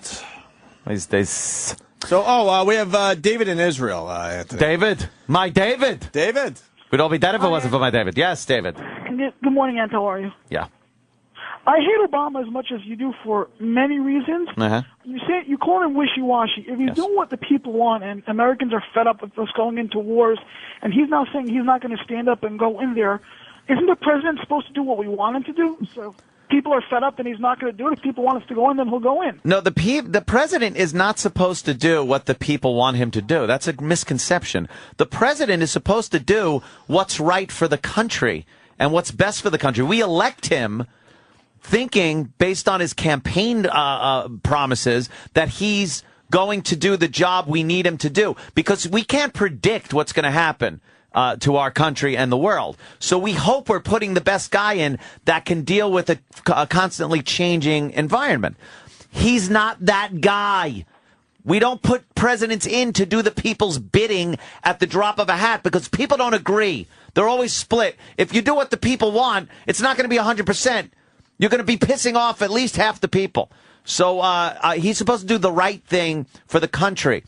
What is right for the country, regardless of what he decides, is strong leadership. He don't have it. Oh, I agree. But what's the point of voting? Just put in a dictator that's going to do the best for everybody. No. Vote for him based on what they think he's going to do. They think he's going to do a good job. Right. And based on what they want. No. You think... They're voting for him based on his policy, based on what he says he's going to do, and they like what he says, and because he's doing it what the people want. No, you would think... Because, then who would ever have voted for an income tax? Do you think when they first got income tax, people were like, all right, I'm glad I voted this guy in. This is great. No. It's for the best of the country. They did it. What? Before they started ripping us off in the beginning, taxes, it makes sense. I'm sure the people didn't like it when it was first enacted, my friend. I'm sure they all didn't like it. Hey, we're going to start taking a skim off of your fucking money. You like that? Yeah. No, they didn't like it. But it was something that the president and Congress and everybody that was elected had to enact for the greater good of the country. Now, I'm saying, regardless, going into Libya, not going into Libya, either way, it doesn't fucking matter. He's not a strong leader on the international front. If he wants to, push around Americans and force them into having the government up their fucking ass at every turn, he's great at that. I'll give him that one. But when it comes to leaving our borders, he's not respected in the international community. He's not looked at as a strong leader. He's looked at as a pushover. All right, I agree with you. All right, thank you, sir. Well, I got a question for yes, sir. David yes. in Israel. David. What is it that makes you sound so Jewish? There is almost a Jewish twang to his voice. Yeah, I don't understand that. It's that Israel thing. What makes you sound so Jewish, David? Can you answer that? Opie, you got me once. I'm not falling for it again. No, I'm not hanging up on you. I really want to know. What was that? Because I go down to my my B&H store there. Yeah. And man, they know how to sound real Jewish in there, too. Do they? What is it, though? They're not accepted. That's the language of the Jews. There is kind of a thing. Yeah. That is, what is it? almost a Jackie Mason. Do you got an extra part somewhere in your... extra part? Shecky. Do you got an extra part?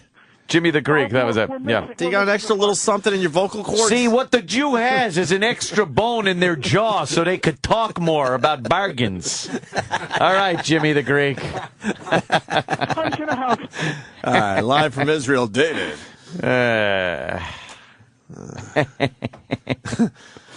What makes them sound so Jewish? I don't know. It's like an accent. It's almost Isn't like it a an accent? dialect. It's a dialect, like a black dialect. Yeah. Jewish people have a dialect. Italians, like hardcore. You go to fucking Brooklyn and talk to Italians there. They got that whole fucking, hey, what's going on thing. Yeah. It's just a dialect, yeah. People have them. I don't understand so much. You can't really comment on it, though, because it comes off as being insensitive, racist, and kind of, like you're pointing out something that is right in front of your face, yet you shouldn't point it out. You didn't sound like a Jewy Jew. You absolutely did. Ooh. My David. We made fun of the Asians and the Jews. Asians, so far. Jews. And the blacks. Blacks. Well, that could just... And the blacks. You could actually just put that as a sticky every day. Oh, really? The blacks? Yeah, put it up as a sticky. That's what people think anyway. They think I'm a hardcore raging racist that just can't stop railing against the black community. Meaning they're not sure yet? Some of them aren't. Yeah, I think. Jim Florentine's going to join the show next. It's been a while. Yes. And of course, I call him J-Flo. J-Flo. Yeah. Good He old should J-Flo. go with that. And Jim Norton, of course, not here because he's being a big star. A big star doing a Tonight Show. And what's he doing? What other show is he doing? One of them Chelsea shows? Oh, Chelsea Handler. Yeah? Mm-hmm. Doing the Chelsea Handler? I think maybe today he's doing Chelsea Handler. It's with Liv Tyler. I was looking at her. Well, she's no kid anymore, I guess. Guess it has something to do with American Idol. Oh. He actually, when I interviewed him, he said one of his daughters wasn't supportive. That's right, and we didn't know which one. Yeah, so maybe it's... Oh, God. I guess one of Steven Tyler's daughters not supportive of him going on American Idol. Is it Liv Tyler or the fat Liv Tyler? Well, you could have went with a supportive joke and did a fat joke. Oh, shit, I didn't even think of that. Yeah. Yeah. I didn't either, obviously. Yeah. Hey, Norton was on the Tonight Show last night. We got a little taste for the people that maybe didn't stay up to see it. I don't like really when good. that taste thing works sometimes, but when you're talking about Jimmy Norton, I don't want a taste of Jim Norton. No? No. What do you think it tastes like? Cumsies. Cumsies. Always. I don't think there's one part of his body you can lick where you won't taste cum. Taste cumsies. Jimmy did a little something for spring break, and we got a little. I guess we can't say taste. A little tidbit. A little tidbit for everyone. Now, what's your name, buddy? Chris Gooch. Hey, Chris, where are you from? Minnesota. Minnesota. Now, is this your first spring break? This is my first spring break. You enjoying it? Oh, I'm loving it. What are we going to do about Gaddafi? Gaddafi? I don't even know who that is. It's a venereal disease. Oh, we get tested for that at Planned Parenthood. I've had syphilis once, Gaddafi twice. Now, how do you think your generation can kind of help us in the future? Because we're kind of in a mess right now. The state of the world is not good. Well, just go to school, keep it real. You hear that? Keep it real, Jay. Keep it real and we can save the world. What do you think we can do as a country to avert disasters in the future, like Spider-Man the musical? I would honestly have to say, first off, it's all about Batman. So I think the message is, keep it real, and it's all about Batman. The Virus, Sirius XM. You're listening to Opie and Anthony.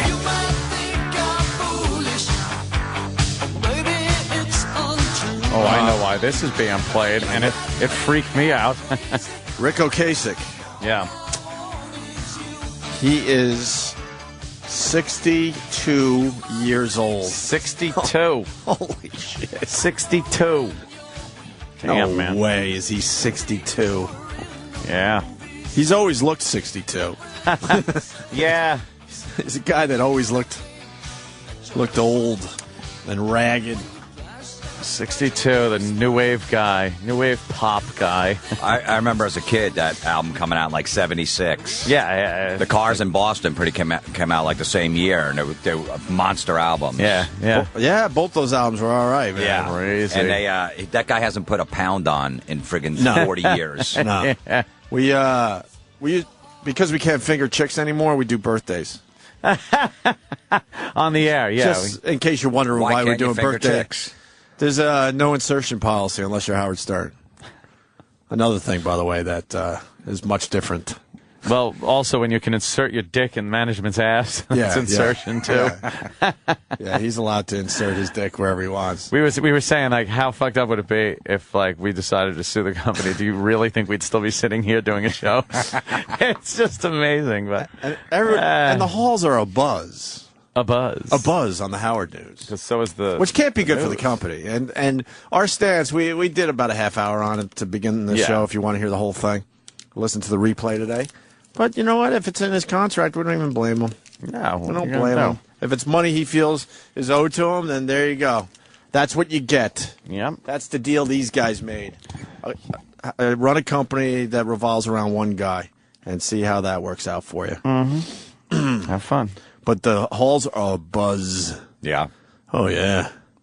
Well, it's on every news channel and everything, so yeah, it's not like it's under anyone's hat at this point. but knowing how radio works, they'll tell us to shut the fuck up, even though the whole world is talking about it. That's how they do it in radio, hoping that if we don't talk about it, maybe the whole thing will go away.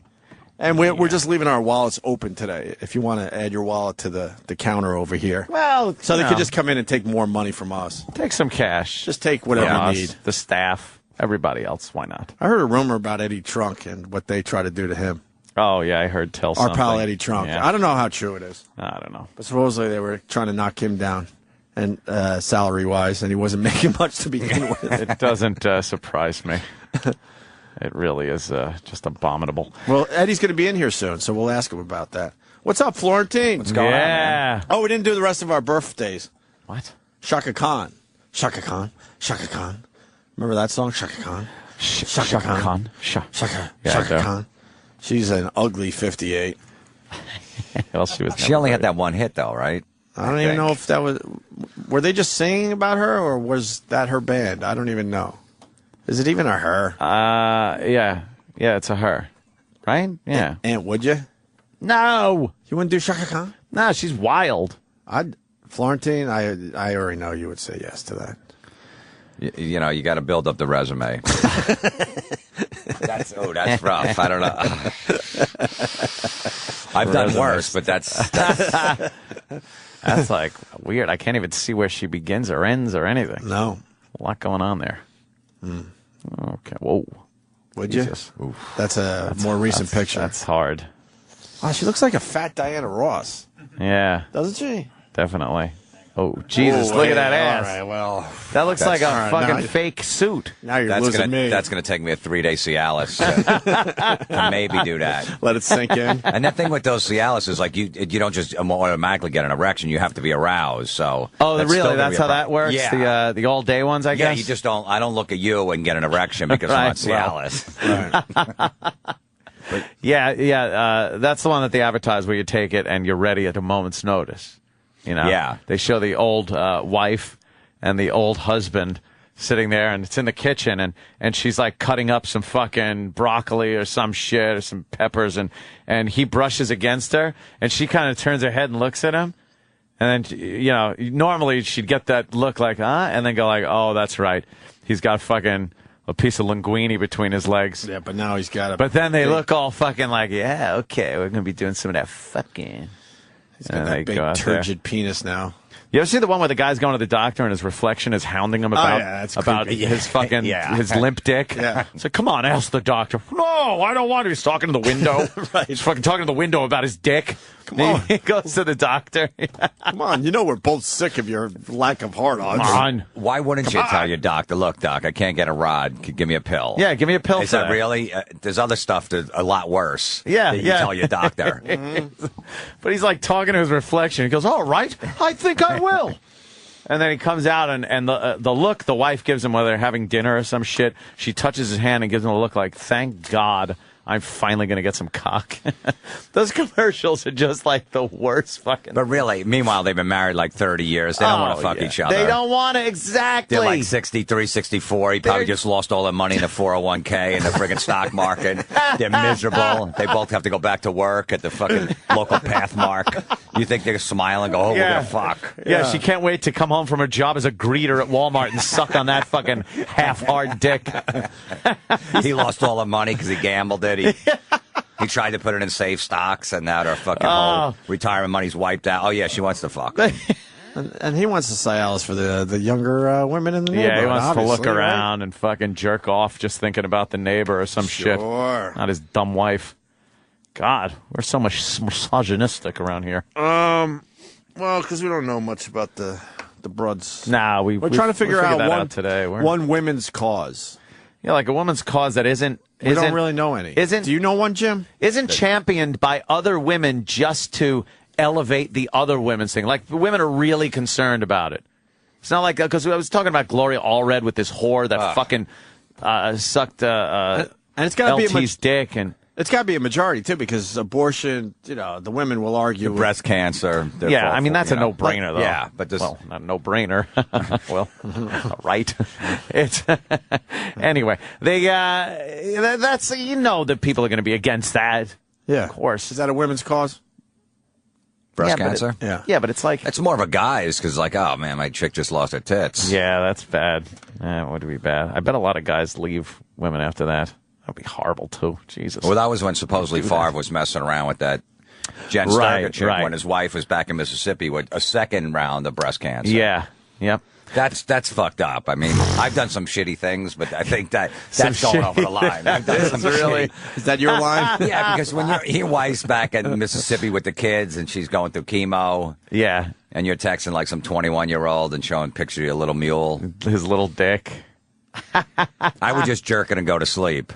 Yeah. Just get the jerk out of the way. Get it out of the way, and then you're like, oh, good. I'm glad I didn't go out. So let me go back to the playbook. Yeah, good. Now I could just fucking concentrate on the game. You could save hours in your day if you just fucking jerk it, and you know what I mean? Just leaves your mind instantly. Yeah. You're just like, oh, good. Oh, okay, good. That's gone. over with. Good. Fix that problem. Instead of hunting for hours. Dice had a great line in one of his albums. He goes, I was thinking about buying a $50,000 car when I woke up. Then I jerked off and I went back to sleep. I never bought it. It's perfect. It really is what we're all about. I saw this show. You're talking about that horrible mastectomy thing.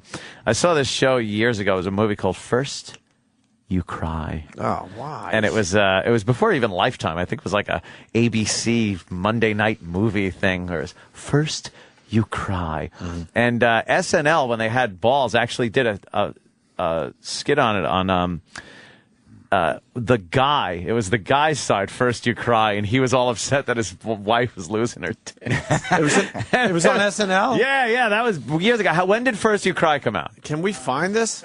78. Who was in First You Cry?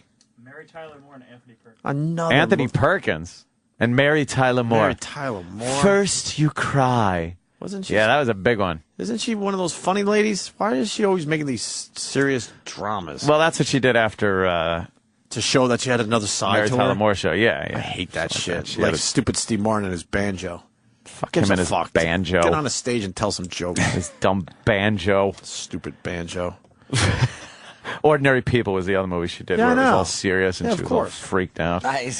Martin hasn't done stand-up since like 81. I don't know. Yeah, I don't know I how know. good he would be. You don't think he could get Little back dated. to it? He's funny. I mean, but I don't know. You know, he used a lot of props, an arrow through the head. Is he Yeah, funny? boy, that made people laugh. I don't get it. Man, I wish I started comedy back then. Yeah, I it's love easy. him, man. He's a legend. But When was the last time you walked around and said, wow, did you see Steve Martin in that movie? Blah. What was the last one? well, yeah, you're right. But the old ones are phenomenal. Sure. What is it? Planes, trains. What the hell? Automobiles, yeah. He played more just straight guy in that, but he was amazing. Yeah, the angry, that's a great cranky movie. guy. Yeah, Great that was movie. I like that one. yeah. Then he did some. The Jerk. The Jerk was good, Was but then he back. did some of those. All right, after Planes, I'm Trains, the corny white guy that doesn't know how to dance. One of those movies. let's go to his IMDb. After Planes, Trains, and Automobiles, was Steve Martin in a good movie? A good, funny movie? He was in like They did the Roxanne. father to Bride, but he was more the straight guy in that. Yeah. True. Parenthood? No, I wasn't buying that one. What else has he been in? The Jerk. Then you got A Wild and Crazy Guy, the TV movie. God, The Man with Two Brains. God, was that awful? Which way are we going? We have Jerk. To go, we have to go up? Yeah, we gotta go up. All right, we got to go up. The Jerk 2? Three Amigos. Wait, there was a movie called The Jerk 2? On It says a TV movie. So. Oh my God! Did you Wait a know minute. that? What was that? Come on. By the No way, way. when we talk about bad sequels, and we do Caddyshack, and then of course Caddyshack 2. Yeah. And why don't we ever mention Arthur and the second Arthur, where they try to have a sober Arthur? Arthur. I was just talking about that with some people on the other day. Rocks. It was called On the Arthur Rocks. on the Rocks. 'Cause we always talk about really bad sequels, but we never bring that one up. You know, it was good. Arthur was about a guy. Obviously, he drank too much, rich, spoiled, and then he finds some kind of redemption and fucking when his guy butler guy dies and shit like that, and his drunkenness was just enough irresponsibility for him to clean up and be like, yeah, I think I got to be a responsible guy. And it was fun drunk and shit. And then Arthur on the Rocks was, even as while you're watching the movie, you're just thinking, wow, this guy's got a problem with his drinking. It wasn't funny. Right, yeah, It the was first just kind of one like, was- oh, now this should be intervention. You know, he's the first one's hysterical. So this is the trailer for Arthur on the Rocks. Oh, okay, of course. The wonderful, lovable Playboy is back. Oh, is it? Hello, my beauty. How you do this with such dignity is what baffles me. Thank you, sir. Yeah. He's Arthur. Boy, this looks so bad. We were happy, weren't we? Oh, sure we were. Then we met. You must hate those things. Hey, don't fair They tried some of the same jokes. Pull! Hit the bullet! Hit the bullet! And he's broke. Arthur's just lost $750 million. This was back when 750 million was considered a lot of money. They actually tried to do the exact same scenes. I mean, what would you do if you were me? The word bait comes to mind. We're looking for somebody He who's was dead. honest, not afraid to learn, and not afraid to do a little hard work. Well, Hank, if you hire me, I'll help you look. Dudley Moore.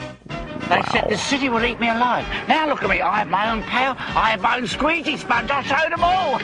Liza Minnelli. I should have married you for your money. John Gielgud. I think I've come just in time. Arthur 2 on the Rocks. Can make me feel this way. Myself. Wow.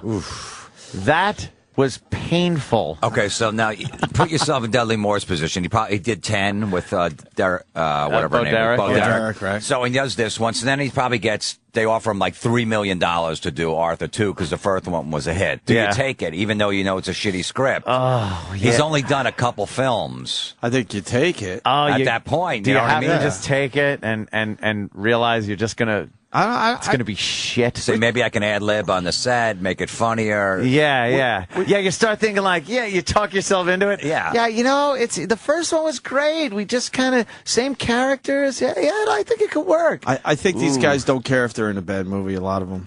We've talked to enough people where you get the feeling they're... Well, Michael Madsen, but that's about... I think that even in the end, he doesn't care. He just knows. No, the that's ga- what I mean. He doesn't Oh care. yeah. He knows the game. You know, you're going to be in a couple really good movies, and you're going to be in a bunch of shit. It's just how Yeah, it I is mean, in the Hollywood. audiences are very forgiving. You know, you could do a couple duds, and then even De Niro's at that point. And then Oh, if my he comes God. out with a great film, the last 20 he's done, people are going to forget. We're waiting for De Niro to come out with something good, but as he gets older, it's kind of hard to picture him in one of those good roles anymore, you know? I don't know, everything. Like, stop trying to be funny. Stop with the comedy thing and just be a mobster. Just be a gangster. You do that so well. I know, he does. He's got one more good role, I think, that he's You gonna, think he's got one yeah. more that's going to make us forgive him for Yeah, we're going to all forgive him that for the shit?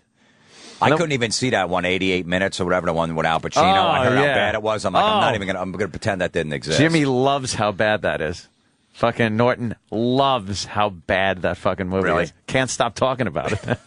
Sometimes the really bad movies are really good. I know. Really good but to watch. It's and then the new Arthur just looks horrid. Every trailer I see for it, I'm sorry, it just looks fucking awful. And I think you're right. I think he doesn't drink in this as much as. Like, I don't think it's drunkenness. I think he's more retarded than drunk in, Yeah, in I this think one. he's irresponsible. Like, because showing someone drunk and having fun in a movie is very really bad these really days. You bad. can't do that. Well, you could ask Russell Brand when he comes in. You just gave Roland a heart attack down the hall. Oh, really? Yeah, why don't you tell? When's say he that- coming in? Soon. You could say all that to Russell. Oh, when he's really? sitting in Jim Florentine's seat. Is he? Let's see if he got the balls. I don't think he's. I would say it. You would say it. No, I'd say, hey, great movie. Fucking asshole. And then also, our management, me and Norton's management company, produced the new Arthur. They produced the old one, the Oh, original really? one. I don't know if Really? I don't know if they did Arthur 2. So why aren't you in it? I don't know if they filmed it in New York. serious. Why too. not? Yeah, shit. We said, can we Local. just throw us in something? Yeah, I'll be you the guys hot are- dog vendor. Yeah, You guys are anything. funny. Why not? Nothing. Nothing, That huh? sucks. It's bullshit. That's the way it should work. Yeah. Can we get Roland down Nepotism. to come down the hall? I want to see when Russell Brand is scheduled. April 8th is when it comes out. So he'll be in that week, probably. Well, maybe. Oh, it might or be when just you're not before here. that. Oh, I'll be on my cruise. Motherfucker, you might be off the hook. I'll be on the cruise. You might be off the hook. I'll call in from the ship. I have a satellite phone. I'll call in just for that. You can't get service out there. Oh, I can. Satellite phone? Oh, yeah? Sat phones? No problem. I learned after being lost in the woods on a hike with my chick years ago. Hold on. Yeah. You were 200 yards from your car. You just didn't know No, what... I wasn't. You just didn't know what direction the car was in. He makes it sound like he was on the Appalachian. If you're in a Appalachian bunker, Trail we're getting for- bombed and you're in a bunker, it's going to work. Well, no, you need a line of sight for the sky. How far As were- long as you're outside, you're okay. How far So- were you from your car in the end? Real far. Come on. We were walking for all day and actually 2 days away from the car. Why 2 days? Because it was the day we were hiking, and then we had to spend the night in the woods, and then woke up in the whole next day in the opposite direction until we hit another trailhead on the opposite side of these Why mountains. would you turn around if you went a whole day without Because finding your there car? was some rock cliffs Yeah. that we climbed down, and I knew my chick, not me, I knew she wouldn't be able to climb back up. So it was one of those point of no return things, like in a video game where you drop off and you know you can't go back any further. Gotcha. So it was that we dropped down and climbed down these rocks, knowing that we couldn't get back up, and had to just continue. Fair enough. Going. So after that happened, I decided I am getting a fuck, because you know what it's like to look at your cell phone and be like, here's your connection to the outside world. This will save I'm me. lost in the woods. I really want to talk to somebody. Oh, look at that. It's fucking useless. What if you climbed a tree? Would you have gotten I a signal? tried. You did? Oh, yeah. I tried everything. There was no fucking signal. Were you scared? Whatsoever. I started getting I wasn't scared at all the first day. When it started getting dark, I started getting I started thinking, we're not going to be able to get out of here tonight. Like, you can't hike in the dark. This was, rock cliffs and fucking everything, logs everywhere. You couldn't fucking walk in the dark. So I'm starting to think, I think we're fucked. So I knew that there was. I saw a sign that said "lean to," and it had a little directional thing, and I guess a hunter's little lean to. Yeah. And I wanted to make that by the time it got night, and we just made it by the nighttime. It was pouring rain and cold as fuck, and we woke up in the first break of light. And went to stand up. But you actually were able to sleep? No, I wasn't able to sleep. I kept looking. And this is great. We went out so unprepared. This is like one of those dumb motherfucker things to do. Can I ask you something real quick? Yeah. Why would you go hiking? You don't seem like a guy that hikes, and definitely with a chick, too. Nope, I'm not. Like, I could see you going with a couple buddies, pitching a tent, and just drinking beers. Whatever. Exactly. And Like in the eating some- backyard. Eating some steaks. yeah. Right. Who do you think wanted to go hiking? Me or the chick? Of course. I fucking got talked into it. Once again, easily influenced by a woman. And then we get up to the top of this one little mountain thing where she goes, all right, we'll stop here. We'll eat lunch. So lunch, all the water, everything, because we're not that far. So we go through everything. And then she goes, oh, I remember as a kid when we used to come up here, we took the way up that we came, but then we went down this way. And all I was thinking was like, why don't we just go down the way we came up? And then I started getting the look like, bleh, bleh. And And I'm like, all right, well, take the fucking weight down. You remember when you were fucking like 6 years old. Yeah, great. So we go down that way, and I started knowing, like, really quickly. I was like, are you sure? And she's like, yeah, I'm positive. And then after we did a couple of those drop-offs where we couldn't turn around, then I was like, I started going, do you realize we're going back up a hill right now? I go, it just changed. We're now going up again. I go, up isn't out of here. We went down. We never went downhill and then uphill. And then she's like, you look, all right, forget it. Keep walking. Was there a lot of bitching going back and forth at that point? Or were you working together as a team to at get the out of the beginning, woods? it was a weird, there was a whole metamorphosis of emotions and all kinds of things that happened. Because at first, it was I was annoyed that she did this. And I was annoyed at myself for going along with it. When did you finally look at her and go, this is all your fault? I never said that. You wanted to. I wanted to. Boy, did I want to say, I fucking told you. We should have went down the way we fucking came. This is the dumbest fucking thing. It's textbook fuck up. Was it early in the relationship where you wouldn't say that, you think? Yeah, early enough. Yeah, early enough. Where I was like, you know, if it was like a year or two in, you would have been called her a cunt and everything. Oh, yeah. It would have been one of those deals. But it was just kind of like, okay, whatever. So went down and started walking up the hill, and I realized we're fucking lost now and couldn't find a way out. We found the lean-to, went to sleep. I couldn't sleep, though. And get this, it was freezing fucking cold now. Cold rain. She had a little fucking Jackie O red jacket, and we had to try to share that to cover ourselves because it was freezing cold. And all I was doing, and there was this, like, fog in the woods, and all I could do was look out of the lean-to into where you can't see anymore, and I'm just waiting for like a something, Stephen King novel. something to come out. And rationally, you know that, like, look, odds are nothing's going to come out of there. But that doesn't help you, though. It doesn't help in that situation. I didn't want to shut my eyes because I imagined I was going to open them and a bear would be staring me right in the face or something. So I just I barely got any sleep. Woke up. Now, we've been walking all fucking day over rocks and things where your ankles are really taking like a beating. They're going in directions they never go. And from the cold air and wetness and stuff, I went to stand up and fell right the fuck down. I was crippled. I couldn't fuck. Now I'm really starting to think, holy shit, I'm not going to be able to get out of here because I can't fucking walk. I'm crippled. I'm going to be dragging my ass out of here.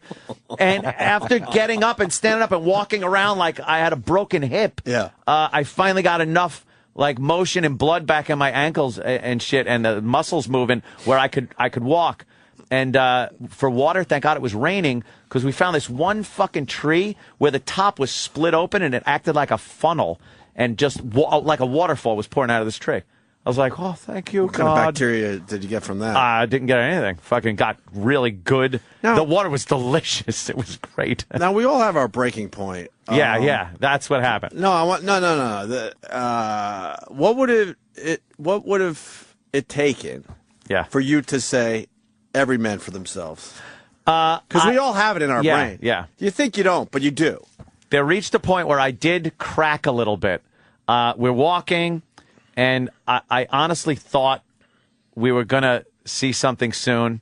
And when we didn't, we rounded a bend, and it was just more wilderness. I just started going, motherfucker, shit, like cursing like a fuck. I go, this is bullshit. We're fucking lost. This is bullshit. And she's just standing there knowing not to say a word. And so we kept walking. I shook it off, kept walking a little, and I noticed I was just walking further and further in front of her. Like I wanted to. Now I just wanted out, so I'm kind of chugging a little more, and she's just kind of walking, and I had to keep stopping and going, come on. And then a black bear came walking out. Like it was a little one. But it was one of those. You ever see a black bear? They're like very round. I've never seen They're very one. round and fucking fat and In kind the of wilderness, never. and kind of like jostly. And You really stuff. saw a black bear? Yeah. I don't remember this walked, part of the story. Oh yeah, walked right in front of the fucking trail we were on. So I'm like, oh god, fuck, what do I do? I go, I gotta find some kind of stick just in case this thing turns around. So I see this log on the side of the trail. I pick it up. The thing just goes. It was like oatmeal when I picked it up. Just this rotted, wet fucking piece of oatmeal. And then I'm standing there just like, there's nothing I could fucking do. If this thing if the mother was around or some shit, done. You got to think the mother was close. Yeah. So we waited for the thing to move on. I said, just don't move. And then we kept moving. And finally, I found this little, there's this little box on a tree with a little hinge and stuff, like a little mailbox. And inside was a pencil and some paper. And I guess you were supposed to, like, if you fucked. So I put our names on there and was like heading this way down the trail and popped it in there. And then about another 2 hours later, we came to a trailhead, popped out on a road, found a ranger station with this stoned ranger kid in there. That's like, can I? And we're fucking disheveled. We walk in, and they had already known that we were missing. Like, the word was out that we were fucking missing. How was the word out? Because her mother was expecting us. Oh, okay. And she called, like, the state troopers and everything, and like, the word was out that we were missing. Usually it doesn't end well. I know. Well, it did. Yeah, so no we walk into this trooper, this ranger, and he's like, "Can I help you?" And I'm like, "Yeah, What do you think, we were asshole? lost. We're Look at us. disheveled." I Look go, at us. "Yeah, we're lost. We were lost in the fucking woods all night and shit." He was like, "Oh, where?" I was like, "I don't know. We were lost. We were back that way." It doesn't matter. I go, "I know where we started." But it so doesn't I go, matter yeah. where. So I go, "I know where we started. Could I get a ride back to our vehicle?" And he's like, "Well, I really can't leave." I'm like, "Dude, we were fucking like, it's either this." I go, "There's two scenarios that could have happened. This, me walking in, or you going, you hear about the two dead people in the woods? Can I have a fucking ride?" So he got us in the car, got us a ride back to my vehicle, and there were two trooper vehicles there, a rescue vehicle. There were all kinds of things. And we come pulling up in a car. Hi, we're They're back. like, "Oh, you okay?" How far were you away from your vehicle? We were fucking miles away. Really? We had walked probably in 2 days, maybe 15 miles. Holy shit. You were 15 miles away from your car? 15 miles away from the car. Oh, man. You were a little off. Oh, yeah. Yeah, take this way. I remembered it when I was 6. Sounds like you were on the Appalachian Trail. Does it go through that area? I don't even know where I was. I was on some dumb hill she used to climb as a kid. So how long were you supposed to be in there? For like 2 days to hike? No, it was supposed to be Just an a day afternoon. Oh, It just was an just to afternoon. go up this hill, eat lunch, back down the hill. Were you back in 4 hours? Were you planning on banging? Yeah, probably. Did you guys talk about it or no?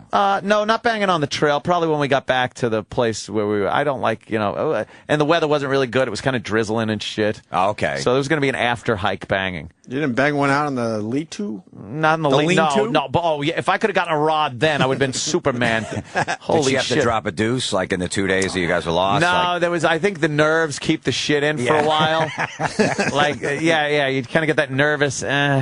But then the first thing we found was like a campground with water fountains and sinks and shit. It was just like, fucking never sucked down so much water in my life. And then, then and you the didn't have to emergency go guys- either when you were lost? No, it was really kind of you have one mission. It's just get the fuck out of there and don't die. Right. So, they gave us like the little blanket things and some fucking oat bar and drove us back to the house, took a little report, and we were done. But after that, I was like, I am never going anywhere without a satellite phone. Imagine if you're like walking way ahead, you're so aggravated where she's like, I got to shit. And then she has to go, and then of course there's no toilet No paper toilet or anything. paper. You guys didn't prepare for that. No, we So it's didn't. like, what am I going to use? And you just have to stand there and wait. Wait even longer. I probably would have had to like give her my underwear to wipe with. I would have ripped my underwear. I'd have ripped my underwear into sections and saved it for toilet paper. Florentine has weird scenarios. No, that's something that could absolutely happen. Who gives a You fuck what know? anyone smells like when you're lost in the woods? Oh, but you can because you can't hike with shit in your ass. Because if that's some gonna chick hurt. wants to go hiking with me, I'm like, all right, we're banging at least twice. You're going to be up against a tree. If I'm going to go walk through the fucking woods. We're fucking. I'm a grown man. We're fucking. Where's some of those fucking clothes? Yeah. That's a great story. Yeah, that was the last time I fucking went hiking. I'll never hike again. I like hiking. No reason. Fuck that shit. But the thing with the black bear, Yeah. now you let the black bear pass by and you Yep. saw it kind of disappear, right? Yeah. Wouldn't you think this black bear is right around every corner That's now? what I was thinking. That would scare the fuck out of me. And then from that point on, I was looking everywhere. Like, where the fuck is the next monster in these woods? I like being in the woods, but you start looking a little too deep in the woods, and No. man, your mind gets fucking. Now the idea of weird. going into the woods without a fucking gun and a satellite phone is retarded to me. Like, I don't know why I even did that. The only problem with the satellite phone is it getting smaller finally? Yeah, they're pretty small now. They are. Yeah. How small? I got one in my bag. You want to see it? Yeah, let me see. Can you text? He's got to Yeah. go. He comes in here with the go bag now. My little go That's bag. not Look at radio. that. That's not radio your stuff. This is your magnesium and your flint fire starter because Oh, so just in I case couldn't there's start some a attack fire in the either. city while he's here. Yeah, I can start a fire on Fifth Avenue. In case the zombies and the Puerto Ricans act up, You never know. he's ready to go. One never knows when these people are going to start, when the race war will happen. Look. No, I'm not kidding. You got like one of those. It's natural disaster kind of stuff. Jim, You know? You got a whole food thing in there, like they have in the army that you could just eat. Yeah. MREs. Do things you like have any of that. those? I got some food. See, I come in with an iPad to do a radio show, and he's preparing for the apocalypse. I got a every day. Cliff Bar and a water. Yeah, A Cliff Bar and a water. look, he's got his All go bag right here. There we go. We unzip this right here. This is just the little go bag. I have a good go And bag. this is what he's willing to show us, by the way, Florentine. Oh, yeah. He's got some other shit in there that he's not going to take out. This is That's see, kind of big. It's big, but it's not fucking. I'm not toting it around for fucking. It's even bigger when you pull the antenna up. Look at the fucking huge. But that's a satellite. Is it charged? Yeah. So you have a. Is Charged up. that a carrot top prop? No, You're it's walking around with. It's like Wall Street. It is a Hello, wall- buy, sell. It pretty much is as big as the Wall Street phone. And I have When a Michael That's Douglas the was phone on they the used in beach. the first Arthur. Yeah. Yeah, I have Do you a have a solar panel charger. Do you have a getaway plan to leave the city, like if there's an attack? Yes, I have a getaway bag too. I did a whole show on it on Live from the Compound the other night. But do you where have a I, whole like plan, like how to get out, which highways you're going to take? Like You can't take it's all- highways. I think it's all dependent though on what's happening. Yeah, you like can- it's like is it You is got it a nuclear plant or is it some kind of natural disaster? Is it people just fucking the society gone awry? I don't know. I just like having shit just in case. All right. Rush hour Just in traffic around the case. city is horrendous. You think when there's an apocalypse, you're actually going to be able to get on a road? But he's already prepared. He's going to be the first one in his car and out. I just got to You need get a out. bicycle to get over the bridges, or a boat, or a helicopter. He'll get a cab and go. Here's get a 500 cab, bucks. yeah. Just take me over to George Washington, New Jersey. Get me into Jersey. Traffic's Yeah. going to be at a Yeah. standstill. You're going to be too busy He'll looking be at the the first flying one running. saucers That's in it. the air. I don't care. I'll fucking take a boat. I don't give a shit. That river. You need a boat. And by the way, I did show in the go bag the most important thing is a gun. Because with the gun, you could get anything else you need. See, Louis C.K. was talking about his gold. Fuck He goes, the gold. yeah, he goes, I like always, carrying a piece of gold with me, little gold piece, because if money becomes worthless or something happens, or that, he goes, you could always get something with gold. I go, that's why I like having a gun, because I could take your gold with the gun. You're not wrong. So the gun and communication is like your two biggest things. Sure. One of them wind-up radios, so you can hear what's going on. Right. Then there's little packs of food and water, little water things, water filtration systems. Who's going to be the asshole to do a radio show as the apocalypse is going on? Wouldn't that guy want to get out too? Somebody probably would. I think it's more like Somebody's going to stay behind? Yeah, you get some info. There's hardcore radio guys. It'll be Twitter. Eddie though. Trunk could be on. You got the Twitter. though. You'd be fucking rocking to some metal tunes while you're trying to flee the area. What about the Twitter though? You don't need that shit. Twitter? You just need the Twitter. I don't think anyone's going to be tweeting either. You don't think? No, I don't think I could tweet on the satellite phone. Wow. Good point. No Twitter. That's just for the worst case scenario. But there's other levels of it. Like, do you just have to get out of the immediate area because a nuclear plant is fucking doing something? Or did you bury your boat in the woods yet, like I suggested? did I bury? Every good plan has a boat stashed in the away woods. somewhere. No, I didn't have that. I could take a boat. I could go to the North Shore and just take a boat. How? If all the boats are taken by other guys that got there before you? No one's going to take all the You boats. have to have a secret boat, I'm There's telling you. got, do you understand there are guys with families that own these boats that have to get their kids together and the wife and then get shit? I'm ready to go. The second something happens, I'm gone. Have you timed how quickly you could get to the shore? 3 minutes. You probably have, you weirdo. 3 minutes. So you would head towards firing the whole way. He you would head towards Long Island I instead would of head like toward Long Island Sound. Because if I'm home the majority of the time, which I live on Long Island, I would head to the North Shore, grab a boat, and fucking head to like either Connecticut or what? I'm just going to tell you that everyone's heading in that direction. So trick the zombies and the Puerto Ricans. Go the other way, to the ocean. South Shore? Yes, no one's going South Shore. Here's the problem. It's a lot farther to get to some kind of land, and you got to go through some heavy-duty waters. North Shore, you go across the Sound, you're in Connecticut, now you could cut over, you could do a lot of shit. See, I'm thinking north. I'm going north. Maybe even Canada if you have to. Why not bury a jet ski? What? How do you bury a jet ski? Then how do you dig it up? Well, not buried. You know how they had the You don't have a shovel in your bag? That's I do have a shovel in my probably real has a go little- bag. It's in my real go bag, which is at home. This is just a quickie. But the go bag I have at home has a military, one of those shovels. They're like as big as your hand, but they fold out, and you screw it, and boy, you dig into foxholes. He ain't fucking around, Jim. It's unbelievable. Oh, I got a bunch of shit in there. Filter devices, all kinds of fire starting equipment, because, you know, I could start fire even if shit's wet. This shit, magnesium shit burns to like 5,000 degrees. Might be onto something. You got to What do you just think? be prepared. You know why? Now I throw it in the closet. It's in there.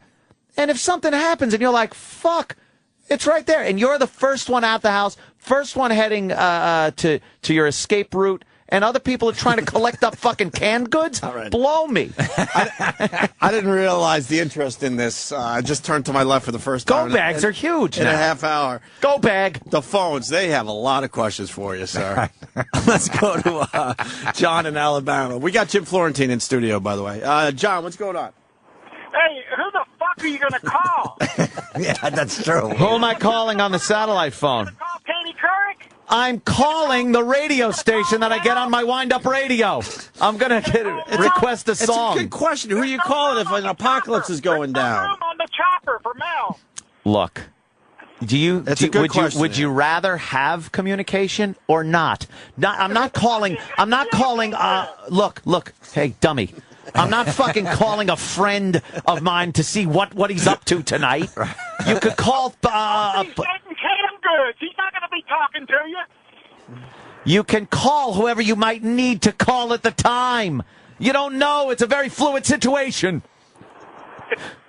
So you go with your fucking Verizon plan or your AT&T and try to dial away, or if you do hear something where there is someone or something or some place that could be helpful to you, you try to figure out where you are while I'm just pulling up my fucking latitude and longitude on my phone and telling people where I am so the chopper could get me. Blow you. Me. What? All right, let me say hi to Ron in Georgia. Ron. What's up, Ron? Good morning, boys. Love your show. Mac. I do Ironman training to prepare for the apocalypse if it ever happens. Ironman 2.4 training? mile swim. Yeah, 2.4-mile swim, 112-mile bike, and then a 26-mile marathon. I'm ready for when it happens. That'll only get you 25 miles away. That's great. While you're huffing and 30 miles puffing, away. while you're huffing and puffing, I'll blast you one. Right. Thanks to Ronald Reagan for my military training. I am prepared. All right, sir. Well, Thank you. I think you need a little more than that. That's not in your bag. A 12-mile run, a 25-mile swim. No, but He is I working out a do little bit. work out. Oh yeah. Let me say hi to Matt in See Ohio. the guns? Hey, Ant, I just want to make sure you have a handheld chainsaw. Have you seen one of those? Yes, I did. I have one of those, as a matter of fact. It's like a chainsaw blade. You don't have to It's say cool. it as a matter of fact. We just believe you. It's like a chainsaw blade. So what do you think you're going to need that for? Well, if you got to bring down a little tree or something. I was under the impression For some that shelter. Yeah, you might have to cut a tree down. Where's a tree going to be in your way? Well, you might need it for some kind of shelter. It's New York City. You might no. You're out. You're out of the cities. There's no city. You're out of the cities. So if a tree falls on the Connecticut Turnpike, if Right. you take it, Right. you're going to come out of your car. No, you Hold might. on. I got to get in. You might have Hold to. on. You take your rowboat across the Long Island Sound, right? Rowboat? And it's still cities until you get past Hartford. There's no trees until you get past Hartford. But see, that whole situation's going to be bad. Everyone's going to be in fucking traffic and bullshit and everything. You got to go to a place where like maybe a little northeastern parts. But then you're in some rough waters, sir. But no, not past the point. Oh, okay. You're going up and then north, and then you just got to deal with the woods. And that, hence, the little. So like Providence, Rhode Island, maybe somewhere up there. You got to keep going further. Maybe Vermont, New Hampshire. In the woods. Vermont's not connected to the water? No, in the woods. No, you got to go overland at that point. Okay. But where does the chainsaw come in? Like, where do you think the Let's say you're in the woods, right? And you got to set up shelter, and you need some wood. You need some sticks to make poles and stuff. But if there's like a radiation fallout, the woods isn't going to help. Well, you got to You're get gonna as be far outside. away from the plant as possible, from the All right, we're on a- radiation. Are you talking nuclear war kind of thing? Because then we're really Hold fucked. on. We're on a map now, thanks to Okay. Danny. So we're All right. You can't go all the way out east to get in the water. I'm going to stop at the Mohegan Sun and play a few hands of blackjack. See, Danny's pointing at the easternmost point of Long Island. He's not going to go in the water there. How about There's no way he would get to that point. How about I just go straight across to Bridgeport? Bridgeport? Yeah, and then I continue north. Look, there's nothing there. It's all green. Well, there's a lot of green to the left of Bridgeport. And a lot of black. Or how about I go in and up the river, and then I go up the Hudson. You're going to want to deal with 95 during the apocalypse. Thank you. That's what I keep telling them. No, I'm crossing right over it. Where's the Connecticut Crossing River? right over it. Connecticut River's a good river. There's a river there? How about I go west? Now, how about I go west and then go up the Hudson? Now, whose boat are you taking? I'm stealing one. And you're going to know exactly where to go. Yeah, there's plenty of marinas. I know where all the marinas are on the North Shore. Where are you I've going been to find to plenty the of them. keys? Keys, schmees, motherfucker. It's a boat. If you can't hotwire a boat, you're a retard. You know how to hotwire a boat? Yes. It's easy. You ever see fucking... I have no There's not idea. even like a car with a goddamn dashboard you got to get into. Why What if the keys, boat then? only has like a quarter tank of gas and it's only going to go for about an hour? There's gas stations. No one's going to be... During the apocalypse? There's gas stations right there, all along the marina. You don't think my bolt cutters are going to fucking be able to cut the padlock off of that Bolt thing? cutters, chainsaws. And believe me, shovels. You're a landscaper. Do you have a weed eater there, too? I'll be edging for the apocalypse. I'll be edging until the apocalypse. If I come wheeling up with, an AR-15 and a couple of fucking 1911 45 strapped on me, I don't think all these guys at the gas station are going to be armed that quickly. The trick is, and let me tell you something, and this is the reason I have everything ready to go. The trick is speed. You have to get the fuck going before everybody else decides I have to get going and gather everything up. So leave now. That's a good idea. I'm out of here. You might want some hedge clippers, too, because if you're in the woods and the paths aren't Should I get some clear- hedge clippers? Yeah, just... That's heavy for a go bag. This guy wants to help you with your sat phone. He's got a All lot right. of numbers already programmed in there. Go ahead, Okay. Bill, in Missouri. Hello, Bill. Good morning, boys. Hi. I was just going to back Anthony up. I guess you got Iridium, right? What? Yeah. Your phone's ready. Yeah. No, I put Department of Justice in it. I put what are the three? I got Department of Justice, Fox News, and the Pentagon. You do a little research on the internet, you can find their. See, there you go. Oh, you have a sat phone too, sir? Yeah. See, an Iridium sat phone, and he programmed in very pertinent, very good government. How's the Pentagon pertinent? Because then you Who could the fuck's say, gonna "Hey, pick up a phone at the Pentagon what's during going the on?" apocalypse? Oh, they're always there. They don't go home. They're like fucking. So you're going to tell them you're in the woods in Vermont somewhere. I'm just going to You're gonna say, call the Pentagon I up. won't tell them where I am. I'll just be like, hey, you got any updates on what's going on? On the zombies? Somebody, and he goes, oh, wow, we haven't gotten many calls. And I'll say, yeah, because not many people have sat phones with the Pentagon programmed in. And he'll be like, okay, well, here's what's happening. Sat phone call regular phones? Call soon. Oh, yeah. Okay, I didn't know. Oh, yeah. It's very handy. Very handy item. But how do you call? See, you have a sat phone because the regular phones aren't going to work. So if you call a regular phone, how are they going to pick up your call? Well, that's just it. If you have a regular phone, then you're shit out of luck. So you have to get other sat phone numbers. No, if it's localized, if it's a localized problem, I think you got holes in your plan. No, I do. You don't even have a if there's an plan. apocalypse, do you think someone's going to be answering the phone at the Pentagon? Maybe. Nah. Maybe one guy. Be left the Because maid. Washington's going to be in disarray. Because Washington will be a mess. Yeah, it'll be a mess. Yeah. Think about how surprised they're going to be when the damn phone rings. Imagine that guy. Who the fuck is this? Fucking Bill, right on, brother. That's funny, man. His delivery was perfect on that. Yeah. See, you can pick it apart, and I understand a lot of people. Okay. Keith says drive south to him. Boat is always fueled with all provisions. That's right. Okay, Keith, the cop has a boat. I told you go on the South Shore, so I could hit the South Shore. So all we need to do is just pick it up out of the driveway and dump it in the water, and we'll be set. Oh, it's not fucking in the water yet? What is this, a seasonal Armageddon that we got to deal with? We got to make sure his boat's in the fucking water? Keith.